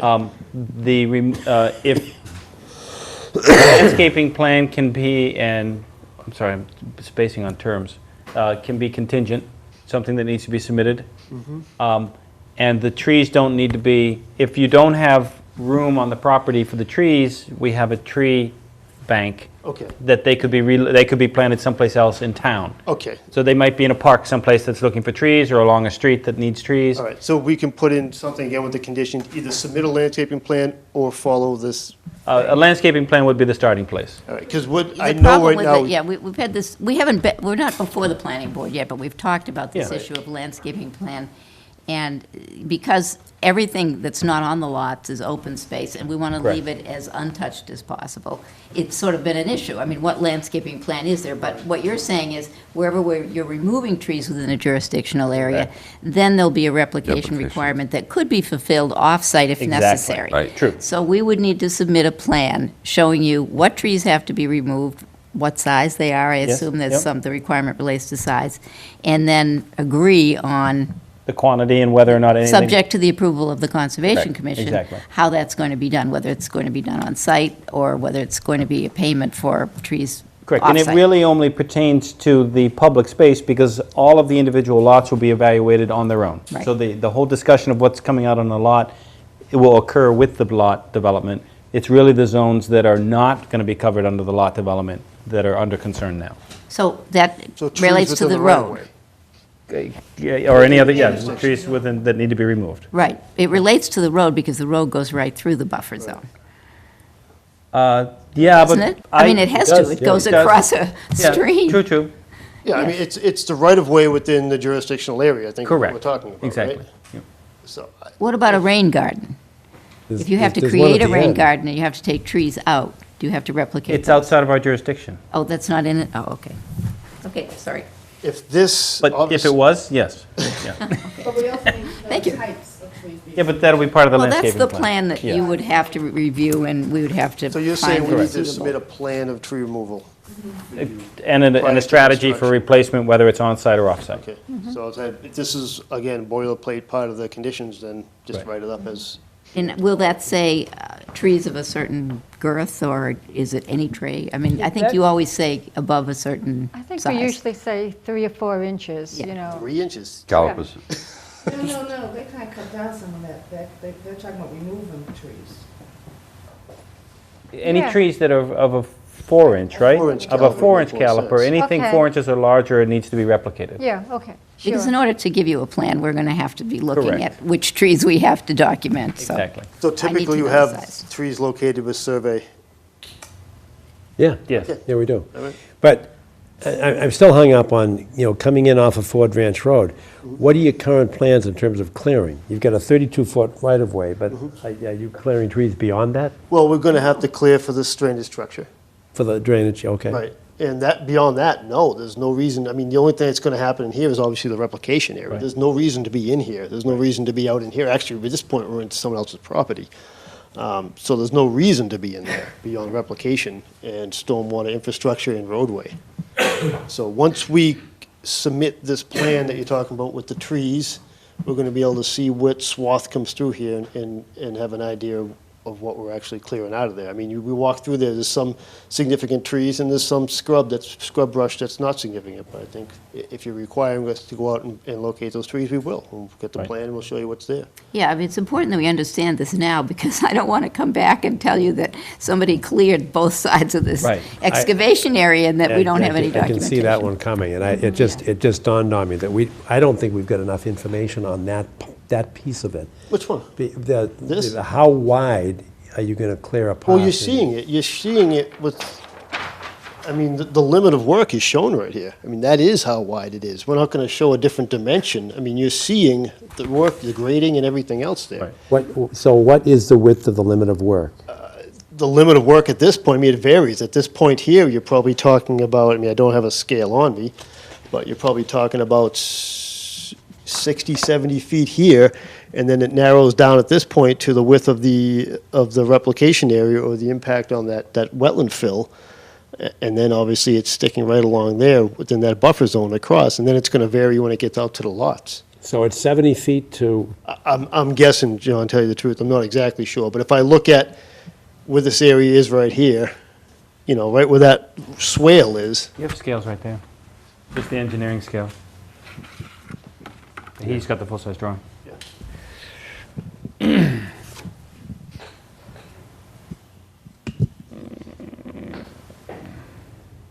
You know, if up to the roadway, it's 63 feet, and you have the width of the roadway at 18 feet. So you're talking about a little over 70, close to 80 feet. And that includes the water quality swale? Right, that's the wide part, obviously the widest part there. Okay. Oh, I see. And then how far do you go in? If that's 80 feet there, and then how far are you in before it narrows back to the road? The road width? 30, about 30 feet. Yeah, but you have to, when you look at the road width, the contours along the side of the road are you I'm can just see the talking new about this contours. drainage area. Yeah. So the contours along the side of the road are actually wider than the width of the road that kind of tapers down.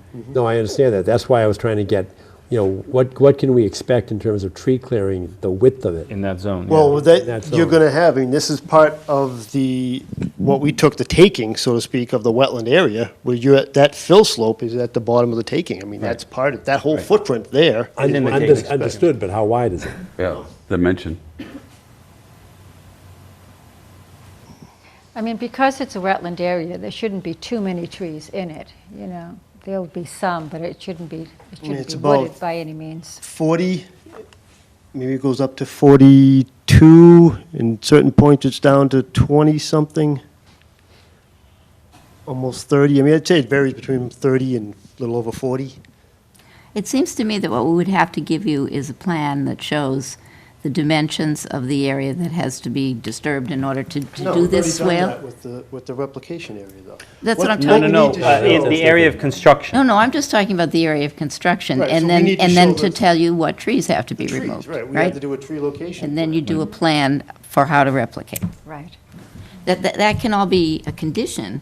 Yes. Because I don't, you know, the idea of looking at this plan and kind of measuring, it's kind of imprecise. We've got to show tree removal, right? Yes. Yes. So, I mean, So the you- numbers, the areas we're talking about for disturbances are already either included in mitigation or they're talked about in the notice of intent for those disturbances. So it's already shown in the plan, the area is shown, but In the you notice of have to intent as well. document the But the trees. trees are completely, I mean, that's new, I understand Yeah. it has to be conditioned and figured out either on-site or off-site, so. Okay.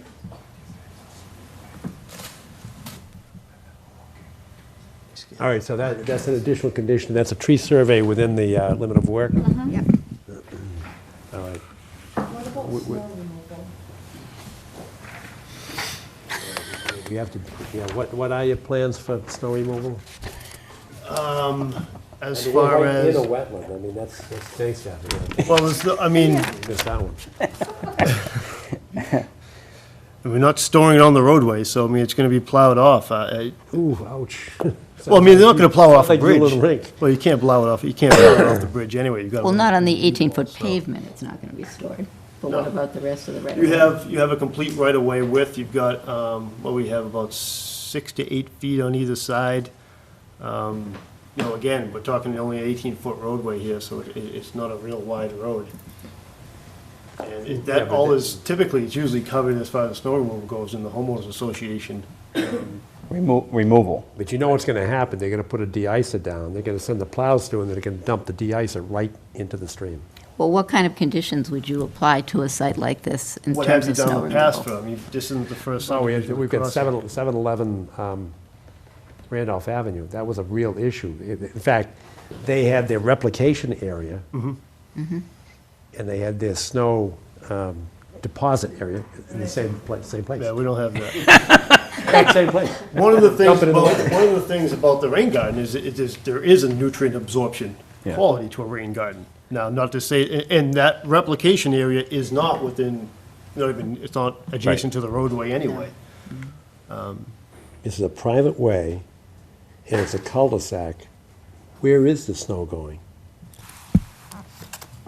Is it just being banked? It's just on this, I mean, if you've driven through any cul-de-sac, you're gonna see when it's plowed, most of it's on the side of the road. Right. Now, typically, you have sidewalks that are buried too, and you get people that plow those, but we don't have that here. We have a storage area on either side of the road. So when that's plowed, you can actually have banks, so to Right, speak, on either right. side of the roadway with cut-throughs for the driveway that would be privately done. Any street in town uses banks. Yeah. When they plow it with the angled blade and Right. push it up into a mound.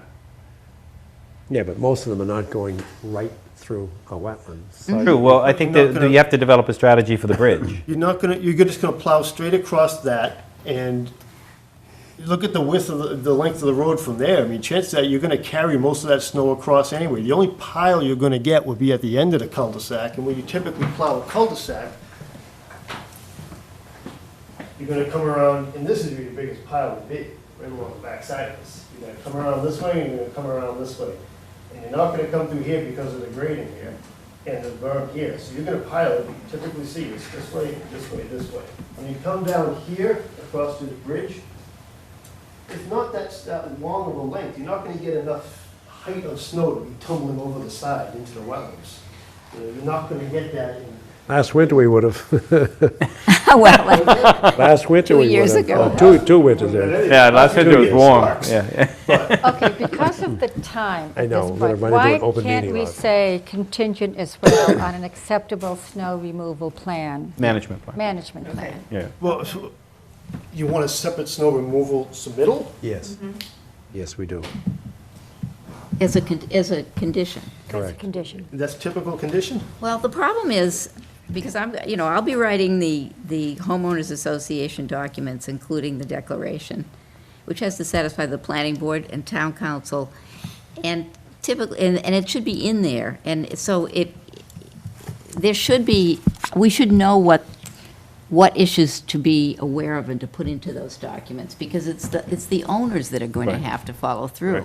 not the town, which probably wouldn't anyway, but, the owners are, at least you have something to follow through with. Now, it might be not, it might be something about not dumping or piling up snow on the edges of the bridge, but you can't do that anyway, really.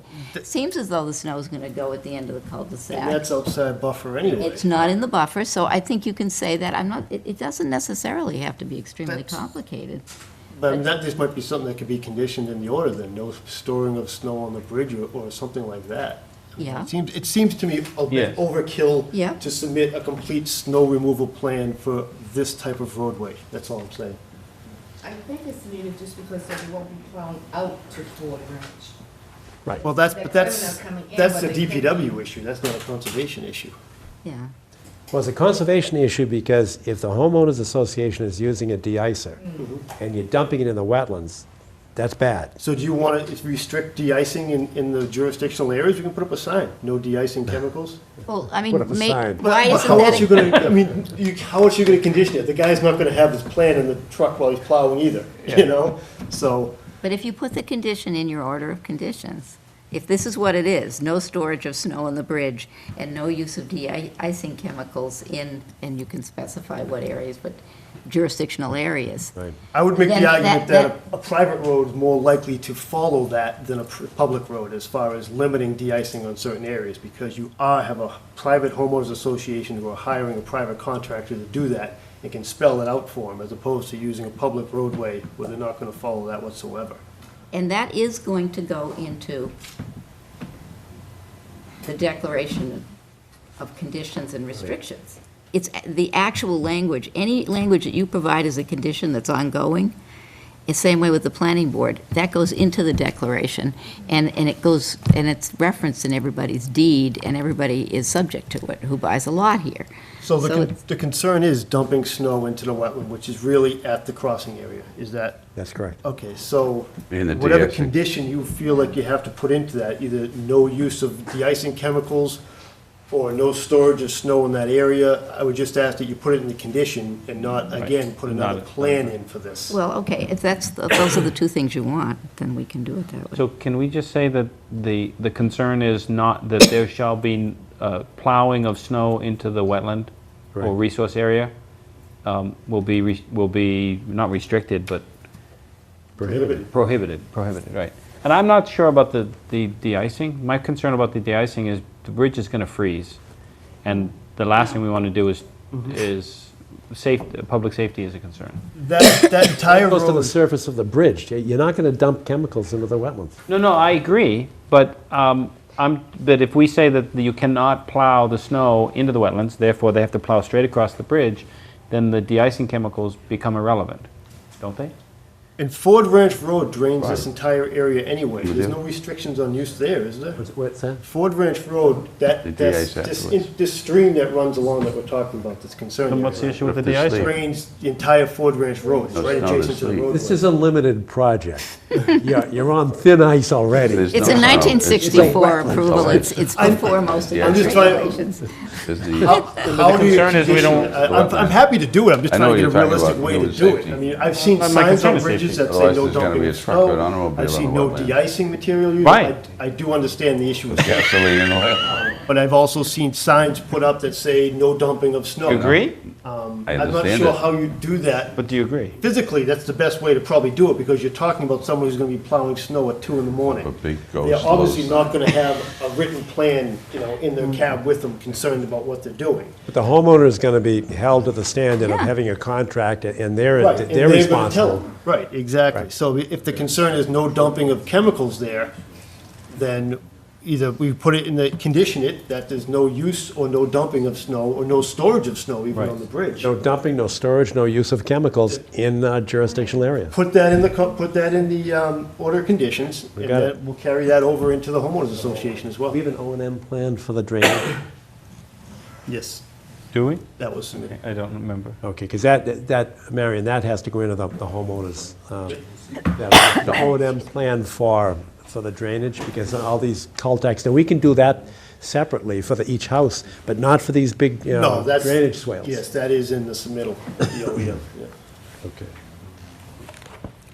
Oh, boy. All right, we've got a lot of conditions now, the last few ones, and you've got the first part of the list. My conditions here, tree survey within the limits of work, along with a replication plan for trees removed. That was one. Number two, snow removal management plan. Well, I thought we weren't going to do the plan now, we're just gonna condition it, no? Yeah, but we want to see a plan coming back to us that says there will be no plowing into the wetlands, or no dumping into the wetlands, no snow That can storage. be part of the homeowners association then mentioned then, right? Yeah, but it's got to come back to us as a plan. We get that, that is standard operating procedure for us. We get those Okay. all the time. Well, you're telling us what you are concerned about, and Yes. we'll figure out some language. Right. And the operation and management plan for the drainage facilities. Okay, and then the original ones. I just added those three. That's what the OMB is, right? What? OMB. Oh, yeah. You want to read them back? If you want to read them back, Kathy, what you've got. They're on a time. So they have to submit the bridge construction design and its construction ability plan and aesthetics. Individual house lots within the Concom jurisdiction will require separate notes of intent, no intentions. Those of intention should show 20 feet contact for the roof drainage. Streams should not be delineated as perennial intermittent. And then the landscaping plan, the replacement plan. Okay, and then the three that I just gave you. Right, in a ratio 3-to-1 ratio, tree replacement. Correct. The landscaping plan was the same as the tree, part of the Tree tree survey, replication right? plan, yeah. anything over 4 inches. What? Right. No. Anything else? I think Nope, that's right. Anything else? All right, any comments? Abutters, members of the public, wishes, motion to entertain with those conditions that we just went through? So moved. Second. Any discussion? All in favor?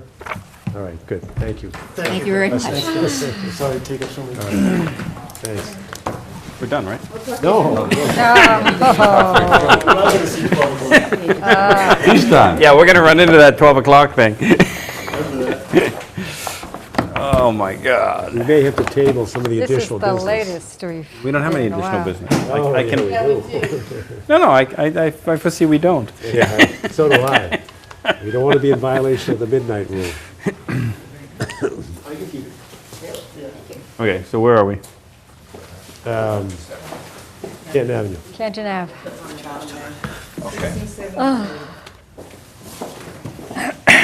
We got a half an hour. We can get through this in a half an hour. Oh, sure.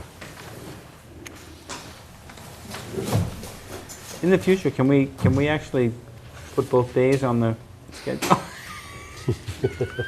Just to cover ourselves? Type for yourself. What? Nice guy. What? I'm just trying to cover ourselves in every week, every month.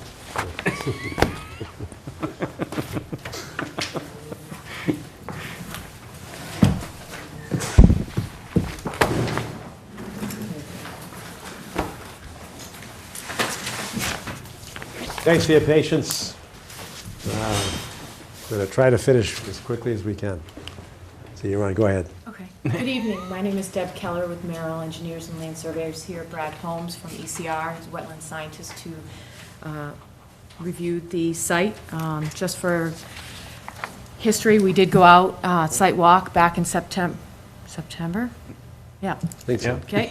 And since then, we've provided some additional information. One of the things that we were asked to review with DEP was the filing fee.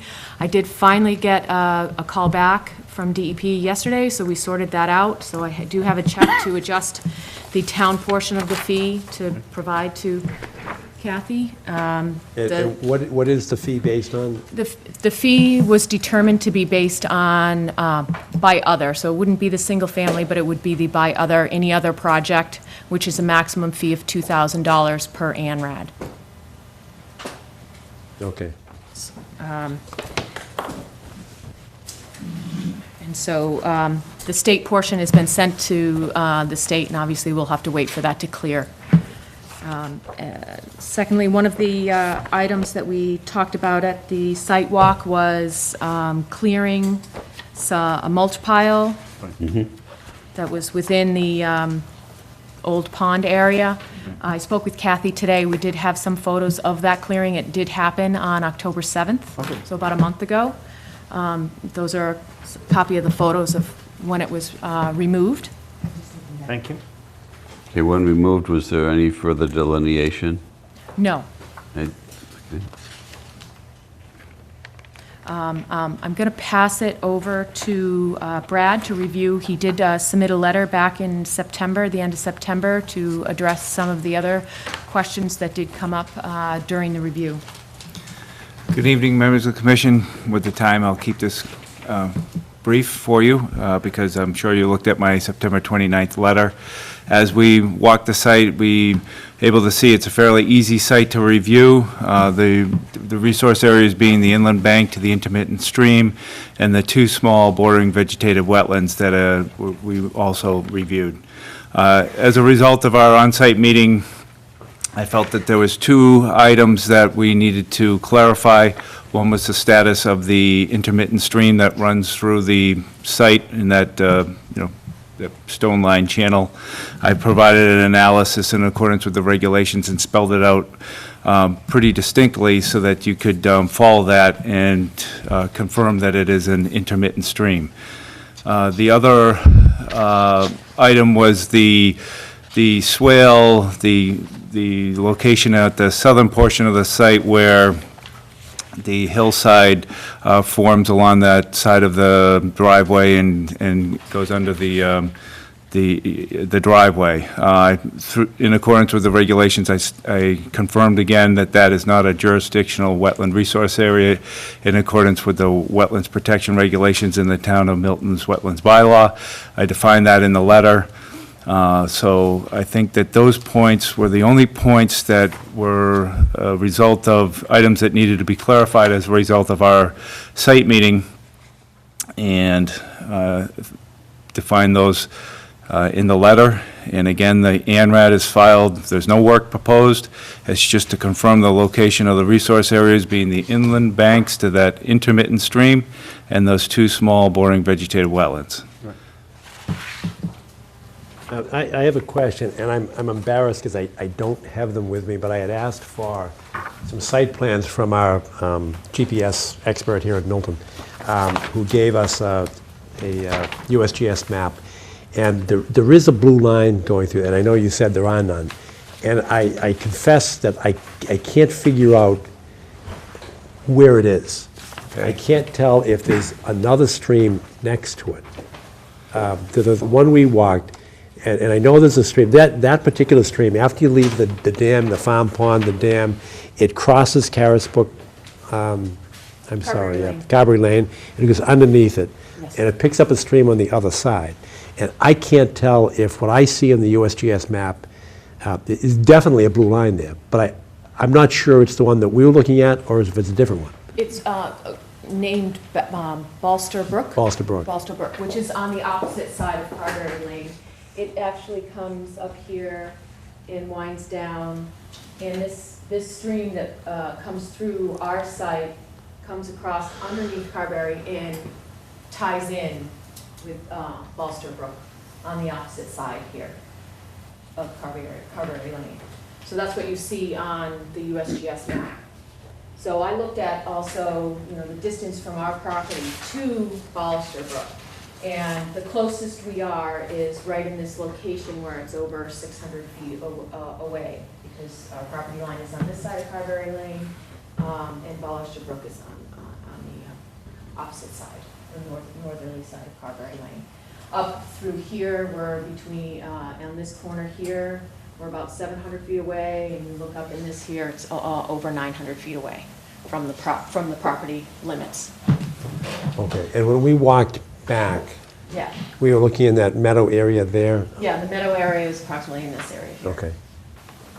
Right, I needed to review that prior to going out on site so that it would make sure that it located any streams, and those USGS map streams are quite a bit off-site.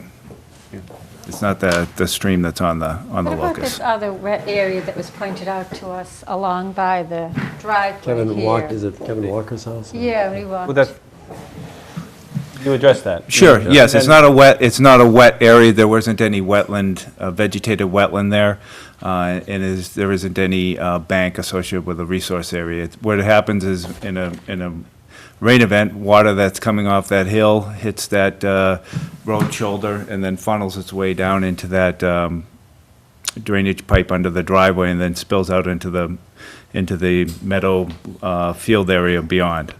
You got the same as snow melt because of the gradation. It would be similar to going out in the rainstorm tonight and we look at the road and you have a curb. The roadway hits the curb and the water's funneling down the roadway. It's the same type of scenario. And go back to your analysis on the stream. Sure. Are you relying upon, I can't remember if you did the photographs for the 4 days. So We're in a drought period now. I'm relying on the standard set by the DEP for the riverfront regulations where when they enacted the Did you do a watershed? Yes, correct. No history, just right to the point. What did you use? The regulations require that if there isn't a stream there, you need to look at the watershed. Okay. The watershed from the stream stats doesn't meet the criteria to be qualified as a perennial stream. So yes, the watershed area is under the 1/2 square mile requirement to be a perennial stream. But so you did not use the dry for 3 days?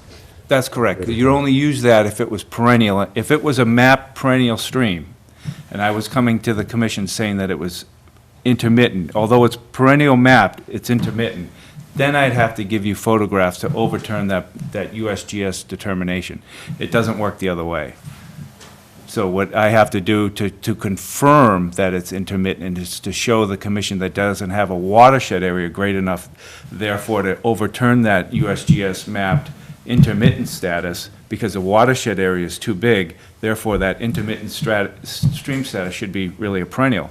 We don't even have a mapped stream, nor do we have an intermittent mapped stream. So all I need to do is confirm that it's intermittent and not confirming that a perennial stream is intermittent. You see what I mean? So the watershed does it on its own? Correct, Right. because if I had a USGS map perennial stream, a dark blue line, Yep. the only way that I can come to the commission and say that it's an intermittent stream is by documenting it 4 days dry. Stream stats doesn't matter. Right. Now, if I have an intermittent map stream or not mapped, the 4 days status irrelevant. has no bearing. Right. It's only when I'm trying to overturn the perennial streams determination of the USGS mapping.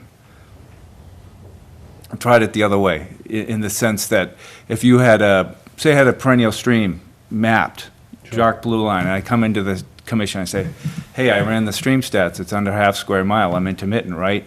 No, that doesn't work that way. You'd have to have the 4 days of stream dry. Because it could be fed. Could be, it's just Could be. DEP set that methodology so that it's pretty bulletproof. Yeah. And that's what I showed the commission. When you follow that flow chart and those steps, and where it leads you to, that's the determination set for intermittent or perennial. Does that, as you go, I don't know what direction that is, up? South. Does the stream that cuts through the property, that goes through the dam, is that like an offshoot of Balster Brook? No, it's a tributary to Balster Brook. Down there it is, but where does it start? It starts, It starts in the meadow area, I think yeah. right, I think. right up in here. As we walked pretty far off locus, and you can see that, it actually gets pretty narrow and stone lined.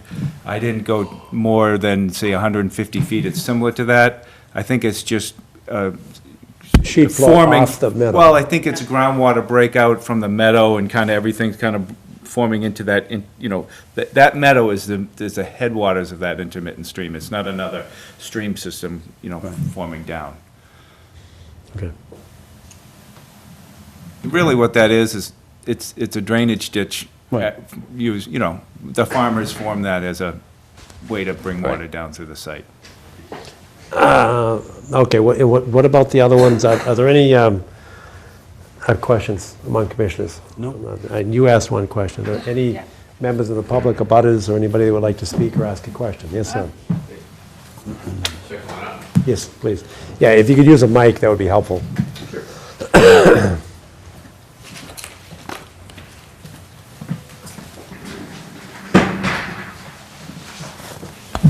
Thank you, Mr. Chairman. My name is Kurt Connors. I'm representing the Walker family at 1776 Canton Avenue. And I did attend the site walk in early September with, I think, most of us here at the table. I have a number of points, and I want to keep this short, but I'm also recognizing this is our first substantive chance to talk about this at all since the site walk. And we've had some letters. We've submitted 2 letters. I do have a copy of our latest letter from last week, if board members don't have it. November 9? This is the November 9th. Yeah, we have that. Okay, if everybody's got that, then that's great. I was kind of recapping some of what had gone on before, but also talking about some new issues. I mean, our primary purpose of being here is... Right there. Sure. Great, thank you. To cut to the chase, the bottom line point is if the commission itself has any questions about this delineation, it should call for a peer review and have the applicant pay to answer those questions. We had, during the site walk and here tonight, we had questions about, a stream, whether it's intermittent or perennial. I recall one commission member had some questions up in a wet area up near DCR land. I know that Mr. Holmes did some comparisons, counted some species on his hands. I don't know if that question was resolved to that commissioner's satisfaction. We've also raised some other issues in our letter and during the site walk, a swale area behind the red barn that we believe was not correctly delineated. I'm glad to hear that the wood chip pile was removed. I'm surprised that the delineation was not adjusted to go into that area where the wood chip pile had been. On that basis alone, looking at the delineation, we feel that it's incorrect. Also, there was an issue that we had raised in our letter that your bylaw calls for a certification of a wetlands delineation. And I know Mr. Holmes has submitted his opinion, however, he did not put it as a formal certification. And to, I sit on my own commission and we hold a certification to a different standard than just an opinion or something submitted in writing.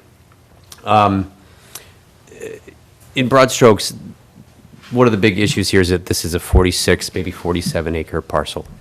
It's huge. We walked it for almost 2 hours together, and we only saw a tiny slice of it.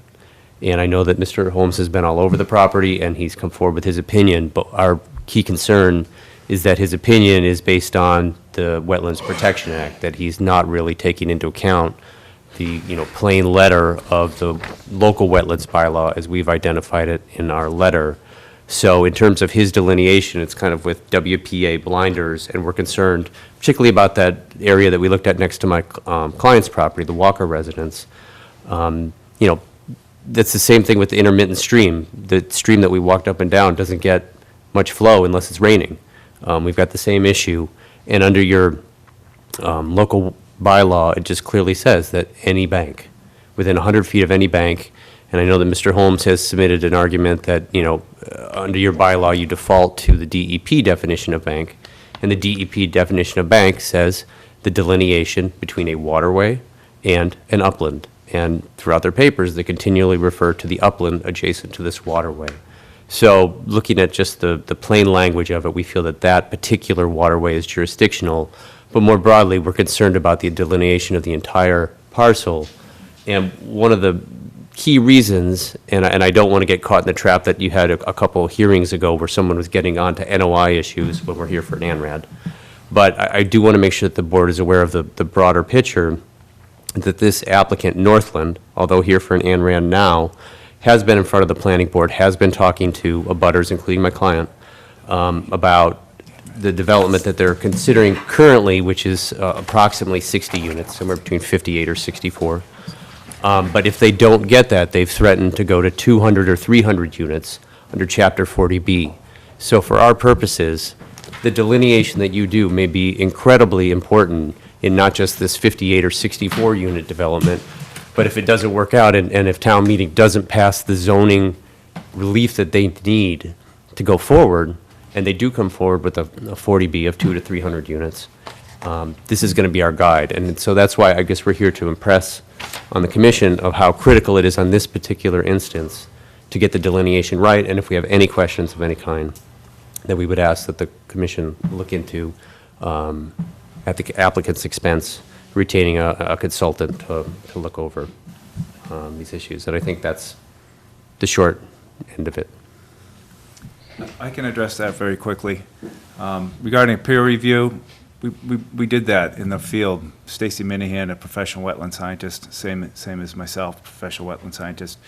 She reviewed the whole site. She had her own auger. We did that pretty extensively. I don't have to repeat it. You were there. That was peer reviewed. And as if you're gonna, any wetland scientist that's gonna review a site is gonna do the same thing that she did. The wet area behind, at the DCR, that's not a wetland. As we reviewed it in the field, it's an upland area. Stacy Minahan confirmed and agreed.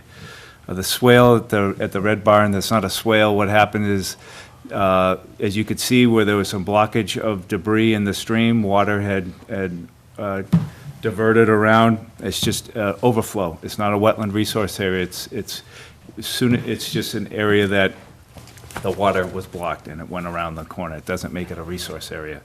The delineation at the wood chips, as you could see, that whole bowl is a pretty tight bowl. The wetland isn't going to be any significant difference when the wood chips were pulled out, as you could see that slope. So it's not that the delineation is inaccurate in that location. And the certification of me certifying the ANRAD, you have in the ANRAD application a copy of my wetland delineation report with my professional wetland scientist stamp and signature. So that is my certification of my delineation. So that is part of the ANRAD. So I think that that answers your questions. And then when you said the intermittent stream, it doesn't flow when it's raining. The difference with the intermittent stream versus the swale is that intermittent stream comes from a wetland resource area, being that upgradient wetland, the wet meadow, the other bordering vegetative wetland in the DCR property. That is our upgradient wetland resource area that makes that intermittent stream jurisdictional because it's flowing from a wetland resource area. Flowing through that upgradient wetland resource area is our trigger for being that intermittent stream being jurisdictional. When you look at the definition of an intermittent stream, it has to flow from or coming from or within a resource area. The difference from the hillside swale at the other side of the site is that it's not flowing from a wetland. What happens, it's the hillside sheet flowing down into that location. So it's not coming from a wetland resource area, and it's not flowing within a wetland resource area, so it doesn't make it a jurisdictional wetland. It's therefore a drainage swale. Let me stop you there. Sure. Because of the lack of a hydrological connection? It has to come from a wetland resource area to be a stream. So for instance, our stone line stream that we all looked at, the intermittent stream, that's coming from an upgradient wetland resource area. That's our source. That's our wetland that creates the intermittent stream. If we had an upgradient wetland at that other end, at the swale, if that was coming from a vegetative wetland, there'd be no argument that there would be no argument that that wasn't a intermittent stream. That's not the case. It's just a hillside area, as we all reviewed. Stacy Minahan agreed with that. Yeah, no, I understand that. No, I thought you were getting into, there is a difference in the bylaw because we don't need a hydrological connection for our wetlands. So we could have an isolated area that would normally be too small, But you're meaning a vegetative wetland. Yes, I am. Right, correct. You're correct. Right. Okay. Mr. Chairman, I would add that I do understand the distinction he's making between what's on one side of the property and what's on the other. And in our papers, we acknowledge that the waterway near the Walker property would not qualify under the Wetlands Protection Act for exactly the reason that Brad just said. However, we went through our analysis of exactly why we do think it qualifies under the local wetlands bylaw, and it's clear from ECR's report that they filed that they disagree with that analysis. And ultimately, this isn't a environmental decision of, is this or is this not. This is a legal decision for the commission to interpret its own bylaw in what its jurisdiction is. And again, we've highlighted some of the provisions of differences between the WPA and the local bylaw to show that the local bylaw was there for a purpose. It was meant to be broader and increase the jurisdiction. And in this case, it's pretty blunt, of 100 feet from a bank. And as stated, it's not a bank. So sorry, say it again. It's not a bank, is defined. When you say, we can keep this really should be very quickly, and I don't want to spin this into something that it doesn't need to be, and it's all documented. It's not a resource area being an inland bank, and that was in my letter. If you want to get into further discussion, I could do that, but I don't want to spin things and make things more confusing and kind of make it something that's open and uncertain. It's not. It's very distinct. I think ECR points to because the local bylaw does not have a definition of the word bank. You rightfully, there is language in the local bylaw that says if something's not defined, you defer, or you look to the WPA for the definition, and he rightfully points to that definition. However, we go through that definition and point out how, if you read it, the final provision of it says or and. It's the delineation between, again, a waterway and an upland area. It's just very simple and plain language. All right, let me shift gears because, you have some sense of a disagreement there. You recommended a peer review. We use peer review as something that I know the planning board uses all the time. We use it a little differently. Sometimes that peer review name gets utilized, and you guys can help me out. I always get this wrong. It's either Chapter 44G, or it's Section 44G of some other chapter. But we do have the right to retain our own consultant and have the applicant pay for it. And we do that pretty regularly. We don't call it a peer review, but we nevertheless do it pretty regularly. You do have it in your own regulations. Yes, yeah, it is in our regulations, correct. But there's a statutory authorization for it as well. And the statutory authorization requires that the town adopt it by regulation, which we did. But the reason I bring it up is that you said that Ms. Minahan was a peer review person. Well, not our consultant. I agree. What I meant to say was that, when I say peer review too, I'm saying a peer of a wetland scientist reviewing a delineation. And whether we call it a peer review or whatever you term it under, she's a certified wetland scientist working to review, she was there to review my delineation to see if there was any inaccuracies with it. I think that's fair to say. Sure, but retained by the applicant or somebody else? No, it doesn't matter.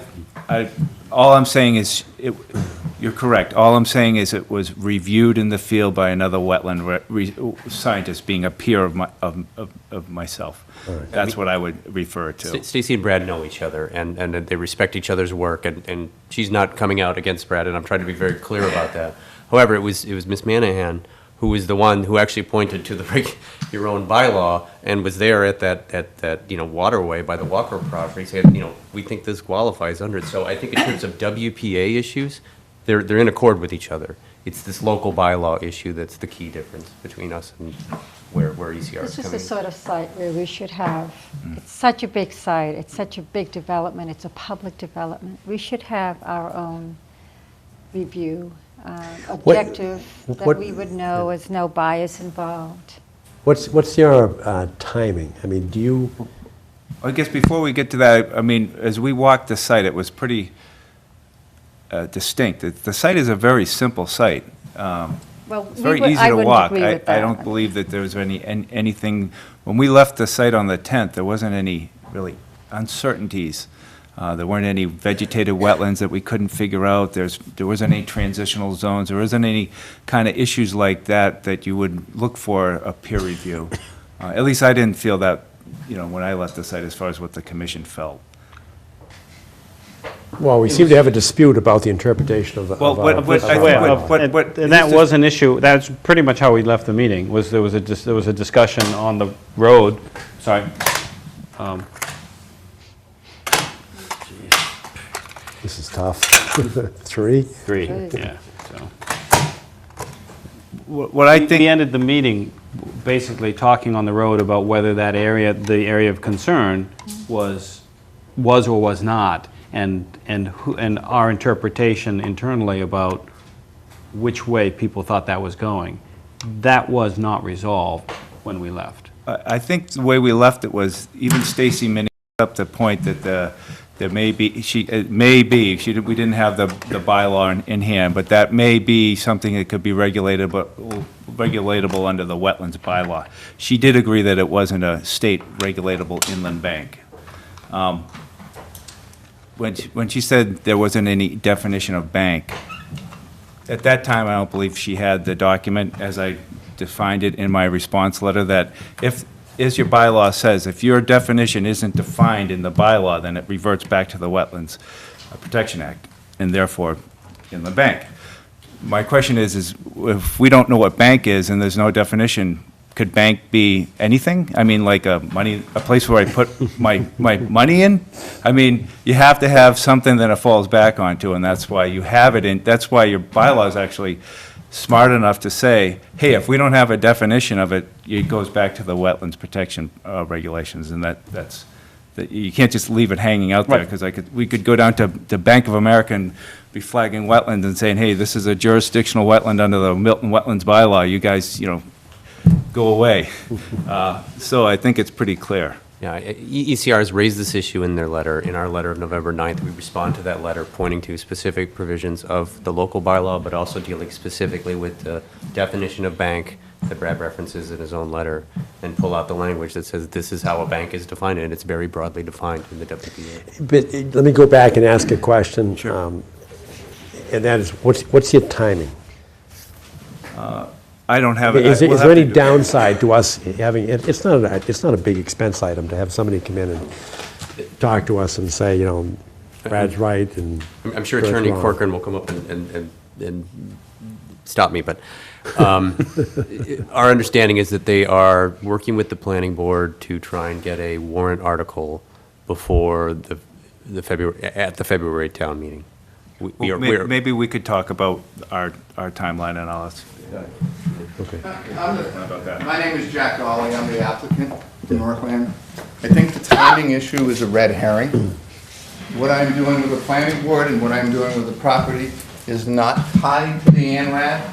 The ANRAD is a standalone. We listened to that 3 hours ago.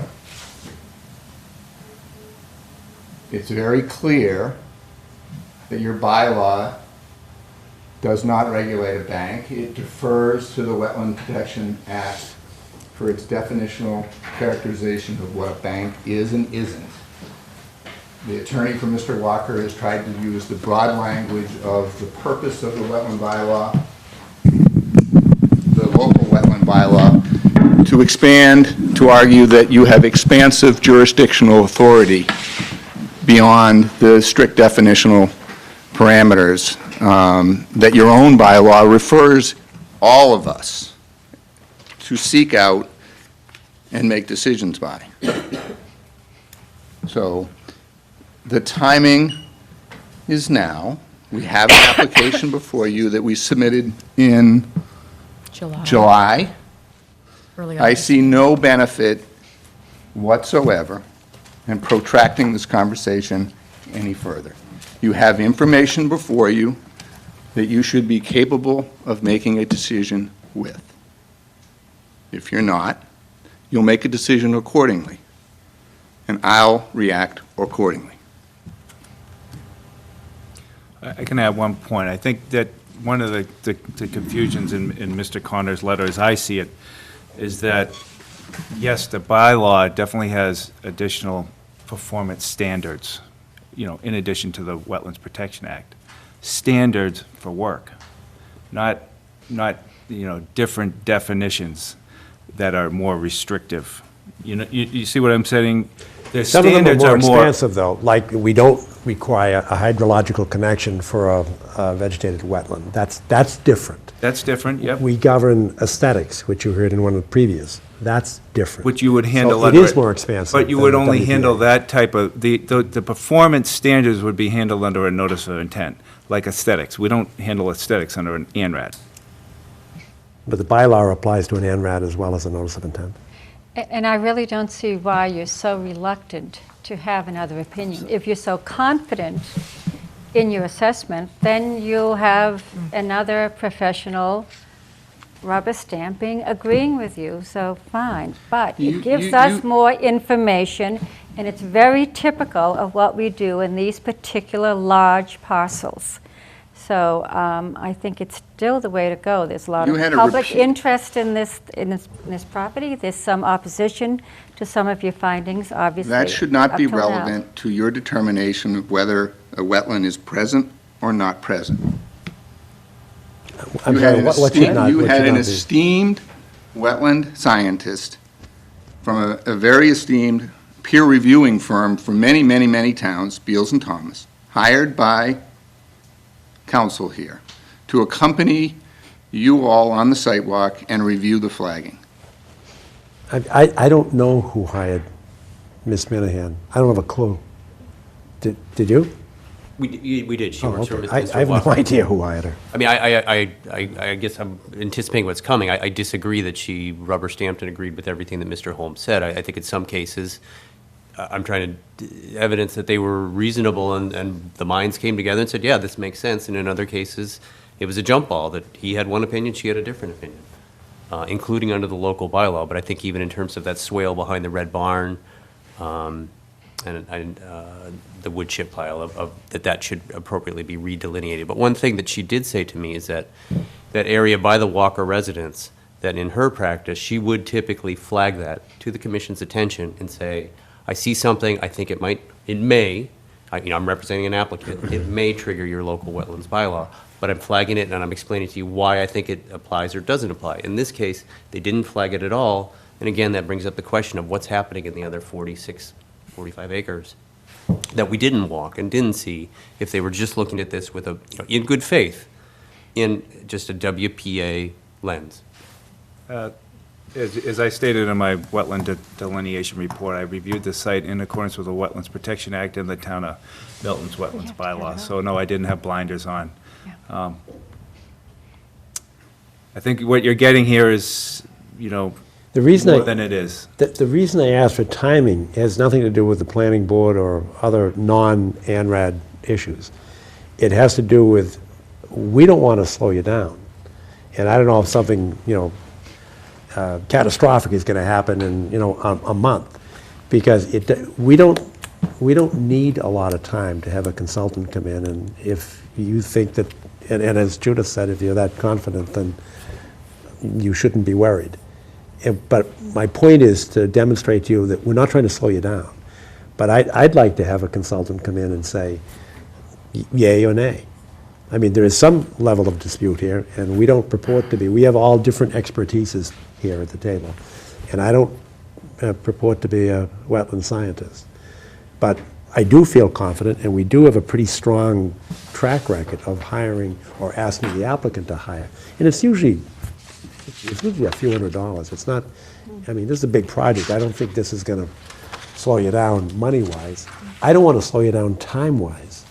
And that's why I asked the question about timing. It's got nothing to do with extraneous or collateral issues, and I'm not getting into the notice of intent that we may or may not get.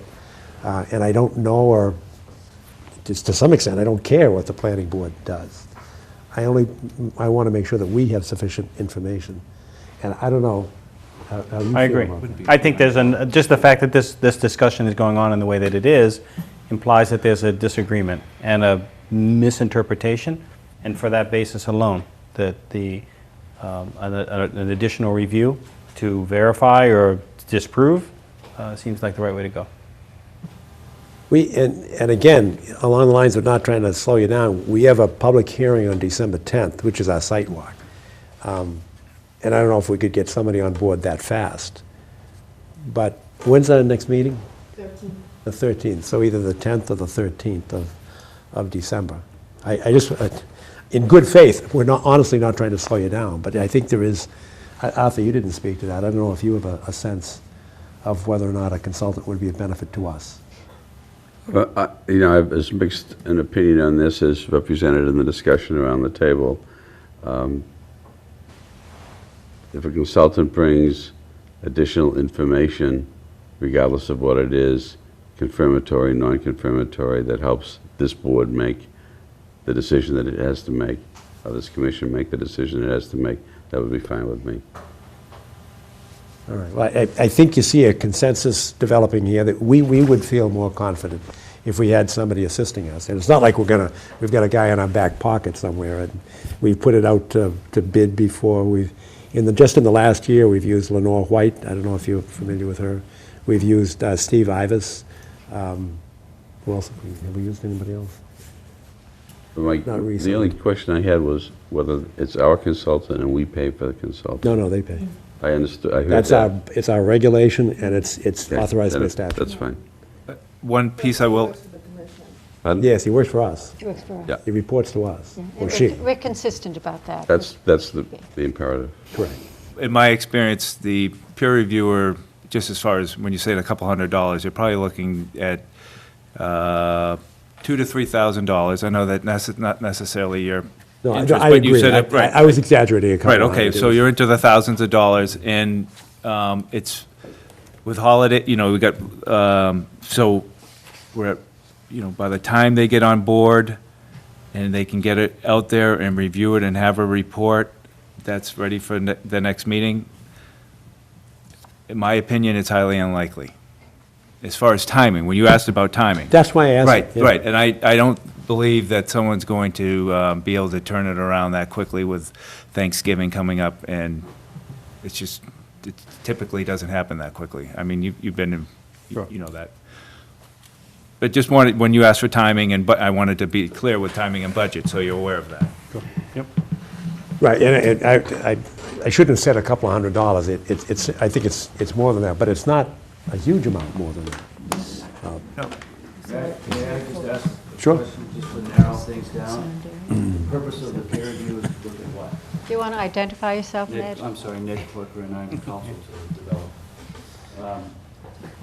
Are we narrowing down, are we looking, the peer review to look at whether or not the swale on the other side is jurisdictional, or whether we're deciding whether that's bank? Correct. From my perspective, yes. That's So- that's the point of the discussion. So. Uniquely? Uniquely? So What do you mean by uniquely? It sounds to me like there's no dispute over whether the intermittent stream is an intermittent stream. Oh, I'd ask him that, too. I wouldn't parse it out like that. I would ask him to review the report and look at all of those aspects and have an opinion and report back to us. I don't think we should limit it. And walk the site, I assume, the entire site, not just yes. based on the papers. I don't know about walking the entire site. That's a pretty big task. I think we've kind of narrowed this down to the The locus intermittent of- stream and the, As I understand, the swale. issue is whether or not, at the end of the day, work is going to be done within a jurisdictional area and whether you'll have jurisdiction. correct. We need to file a notice of intent if and when that happens. Doesn't matter where the resource is. If we come across a resource and we Right. impact that resource and within the setback, we need to file a notice of intent. That's when the peer review ought to take place. Well, setting the jurisdiction, and we did it in the last case. We had a peer review. Right. Lenore White. So the ANRAD basically defines the jurisdiction. So, and the question right now is whether or not a portion of that a portion of the area in question is jurisdictional. So, what you're asking us to do, correct me if I'm wrong, but you're saying put it in jurisdiction and then you can evaluate it later. What I'm suggesting is, it didn't sound like there was any dispute whether the ANRAD as filed applies to the intermittent stream in the areas that are subject to BVW. There was no ANRAD filed with respect to this swale on the other side of the property. The ANRAD's for the site. Right. The ANRAD is for the entire site. It's not for a specific piece of the site, it's for everything on the site. My understanding is that the ANRAD asked you to make a determination with respect to specifically identified resource areas Yeah, on the site. we move them all the time. I understand that. But you're saying that- But Brad approval reviewed of- the entire site, and his determination of the resources on the site are what are shown on the plan. And I think right now, what's in question is whether or not the drainage ditch that crosses under Mr. Walker's driveway through the culvert is a resource area. So I guess the focus would be, is the review for that particular area, is there a question on the resources that we are showing on the ANRAD currently that we walked and we reviewed on site? Yeah, and I should clarify that, I mean, any wetland scientist isn't going to walk the whole property. They're going to take a topo map and pick areas that they think are appropriate for review. They can't possibly walk an entire site, but. No, I wouldn't. That's not accurate. I walked the entire site, because you never know if there's an isolated vegetative wetland that needs to be located. And one thing that, getting back to the peer review, as I said before, this was reviewed, let's not say peer, whatever you say, this was reviewed by a professional wetland scientist working in not our interests, but someone else's interest. Doesn't have to be the commission. It was I'll say an oppositional interest. Yep. There was question. Now, if she went back to her desk and looked through the regulations and said, aha, he missed something here, there would have been a report to the Conservation Commission that says, Brad Holmes has got egg all over his face because here's the resource area that he missed and it's jurisdictional. There's never been any contradictory documentation or anything else from Mrs. Minahan because she's in agreement. So there isn't, in my mind, there is no dispute. There's a dispute by Mr. Connors, and I think there would be a dispute in anything that comes up as a is his position. I think that's a mischaracterization, I think, of what Ms. Manahan said at the site in front of the commission members. I don't think she agreed with everything that he said, and I think it's inappropriate and unfair to say that you were completely honest and that she's a shell on the other side and would go to any lengths to oppose you. No, that's not. That hasn't said. All right, stay focused, please. And I folks. take offense to that. Well, I take offense to something that. You are both qualified people, and I haven't done that to you. Stop the discussion. That wasn't Stop it. said. As I said That was said. a moment ago, I have mixed emotions about this. I certainly have my own opinion formed on one of the principal points of debate, which I think is the major one. This discussion seems to narrow things. And I would suggest that if we're going to hire somebody for a peer review, we tell them we want you to look at this, or this and that's it, not the entire site. I agree with you. And Part of that is timing, because we want to advance the ball as quickly as we can. I don't want us to get in a quagmire. Yeah, I think we've only identified 3 issues. One is the intermittent stream, 2 is the designation of the area with and I don't think that's, I I don't mean, the wanna bank is narrow so stiff. I don't want to narrow our expert too much, John. Our purpose is not just to advance the ball. Our purpose is to do it correctly and to make sure all the information we're totally comfortable and confident about. It's such a big site, it's an important site. So if we narrow it down, not too much, there are several instances here where there is some question, and we need to address those. Well, yeah, but only 3 have come up. The intermittent stream, the delineation where the wood pile was, and the swale. I don't know that there are any other areas. In all fairness, it's private property. We've had no opportunity to see any of the rest of the site, and we dragged them over to our side of the property. They only wanted to look at that ribbon of that stream and that little bit up by DCR. We didn't go anywhere else, and we don't have the right to go anywhere else. All right, but I hear what you're saying, but we weren't restricted. I think we went pretty much where we wanted to go. I don't want to go back to ground zero. I want to take it from where things are now in the debate. I agree. Mike? In terms of scope, if we get somebody on board, what's the scope? As I understand, we've got 3 issues. Judith would like to add like a full site inspection. I don't think we should limit the scope, but at the same time, I think the idea that you're basically reviewing areas that could potentially be a concern, that's appropriate. Would you give them a charge to go review the site, but focus on these areas, but not necessarily exclusively?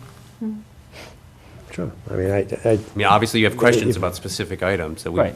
I think the real, I mean, I don't have concerns about the review that he did.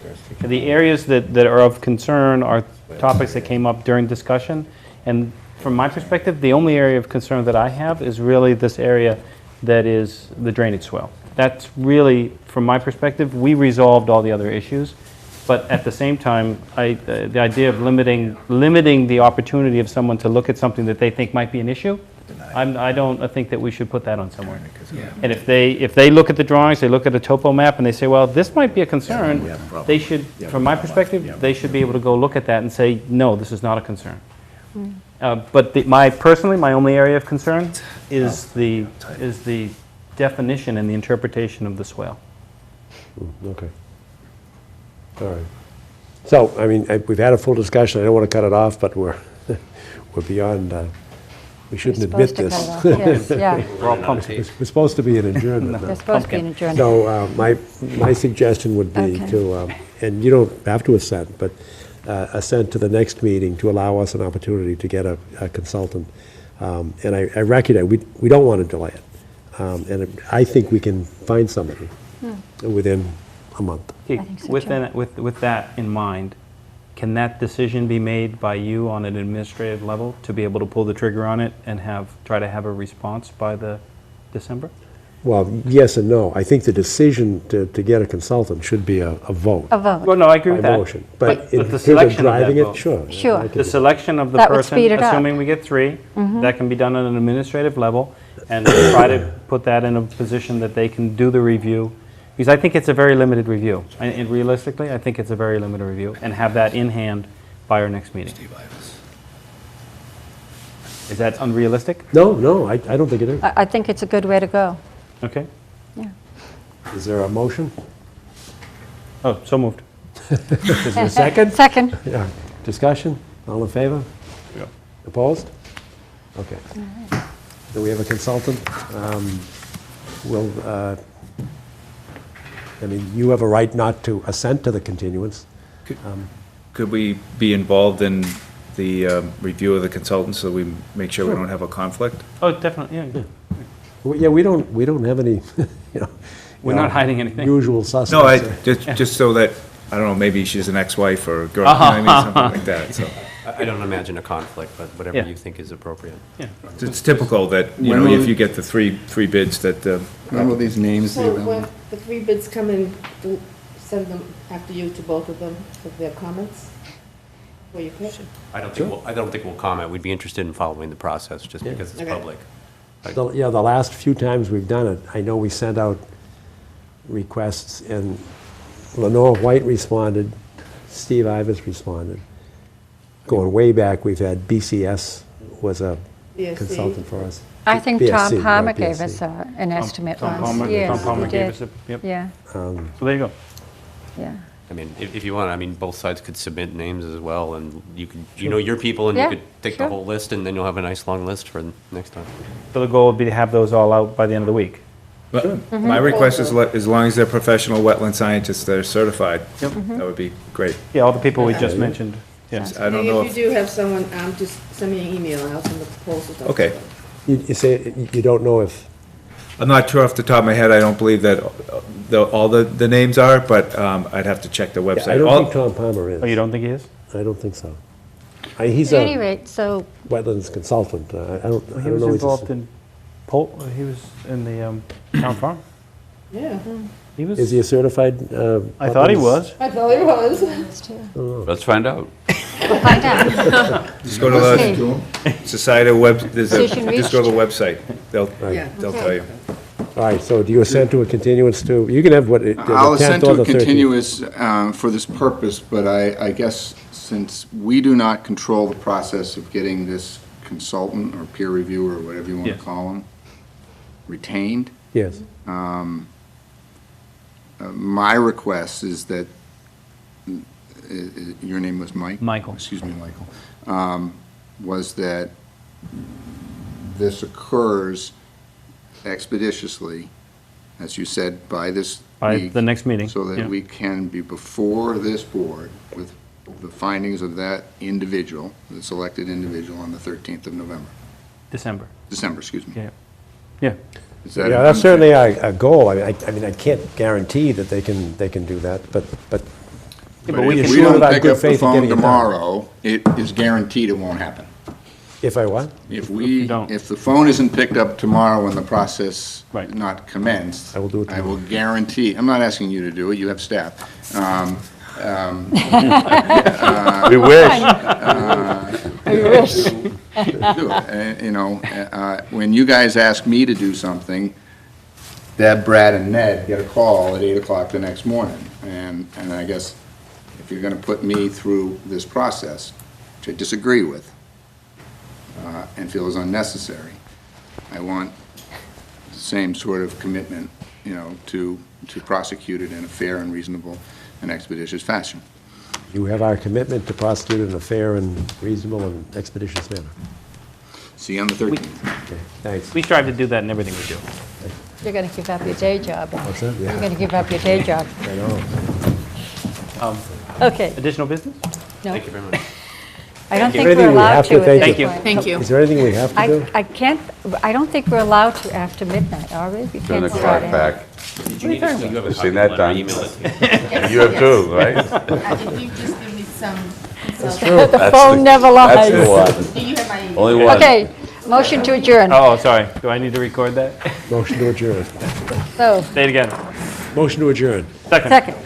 All in favor? Aye. Aye.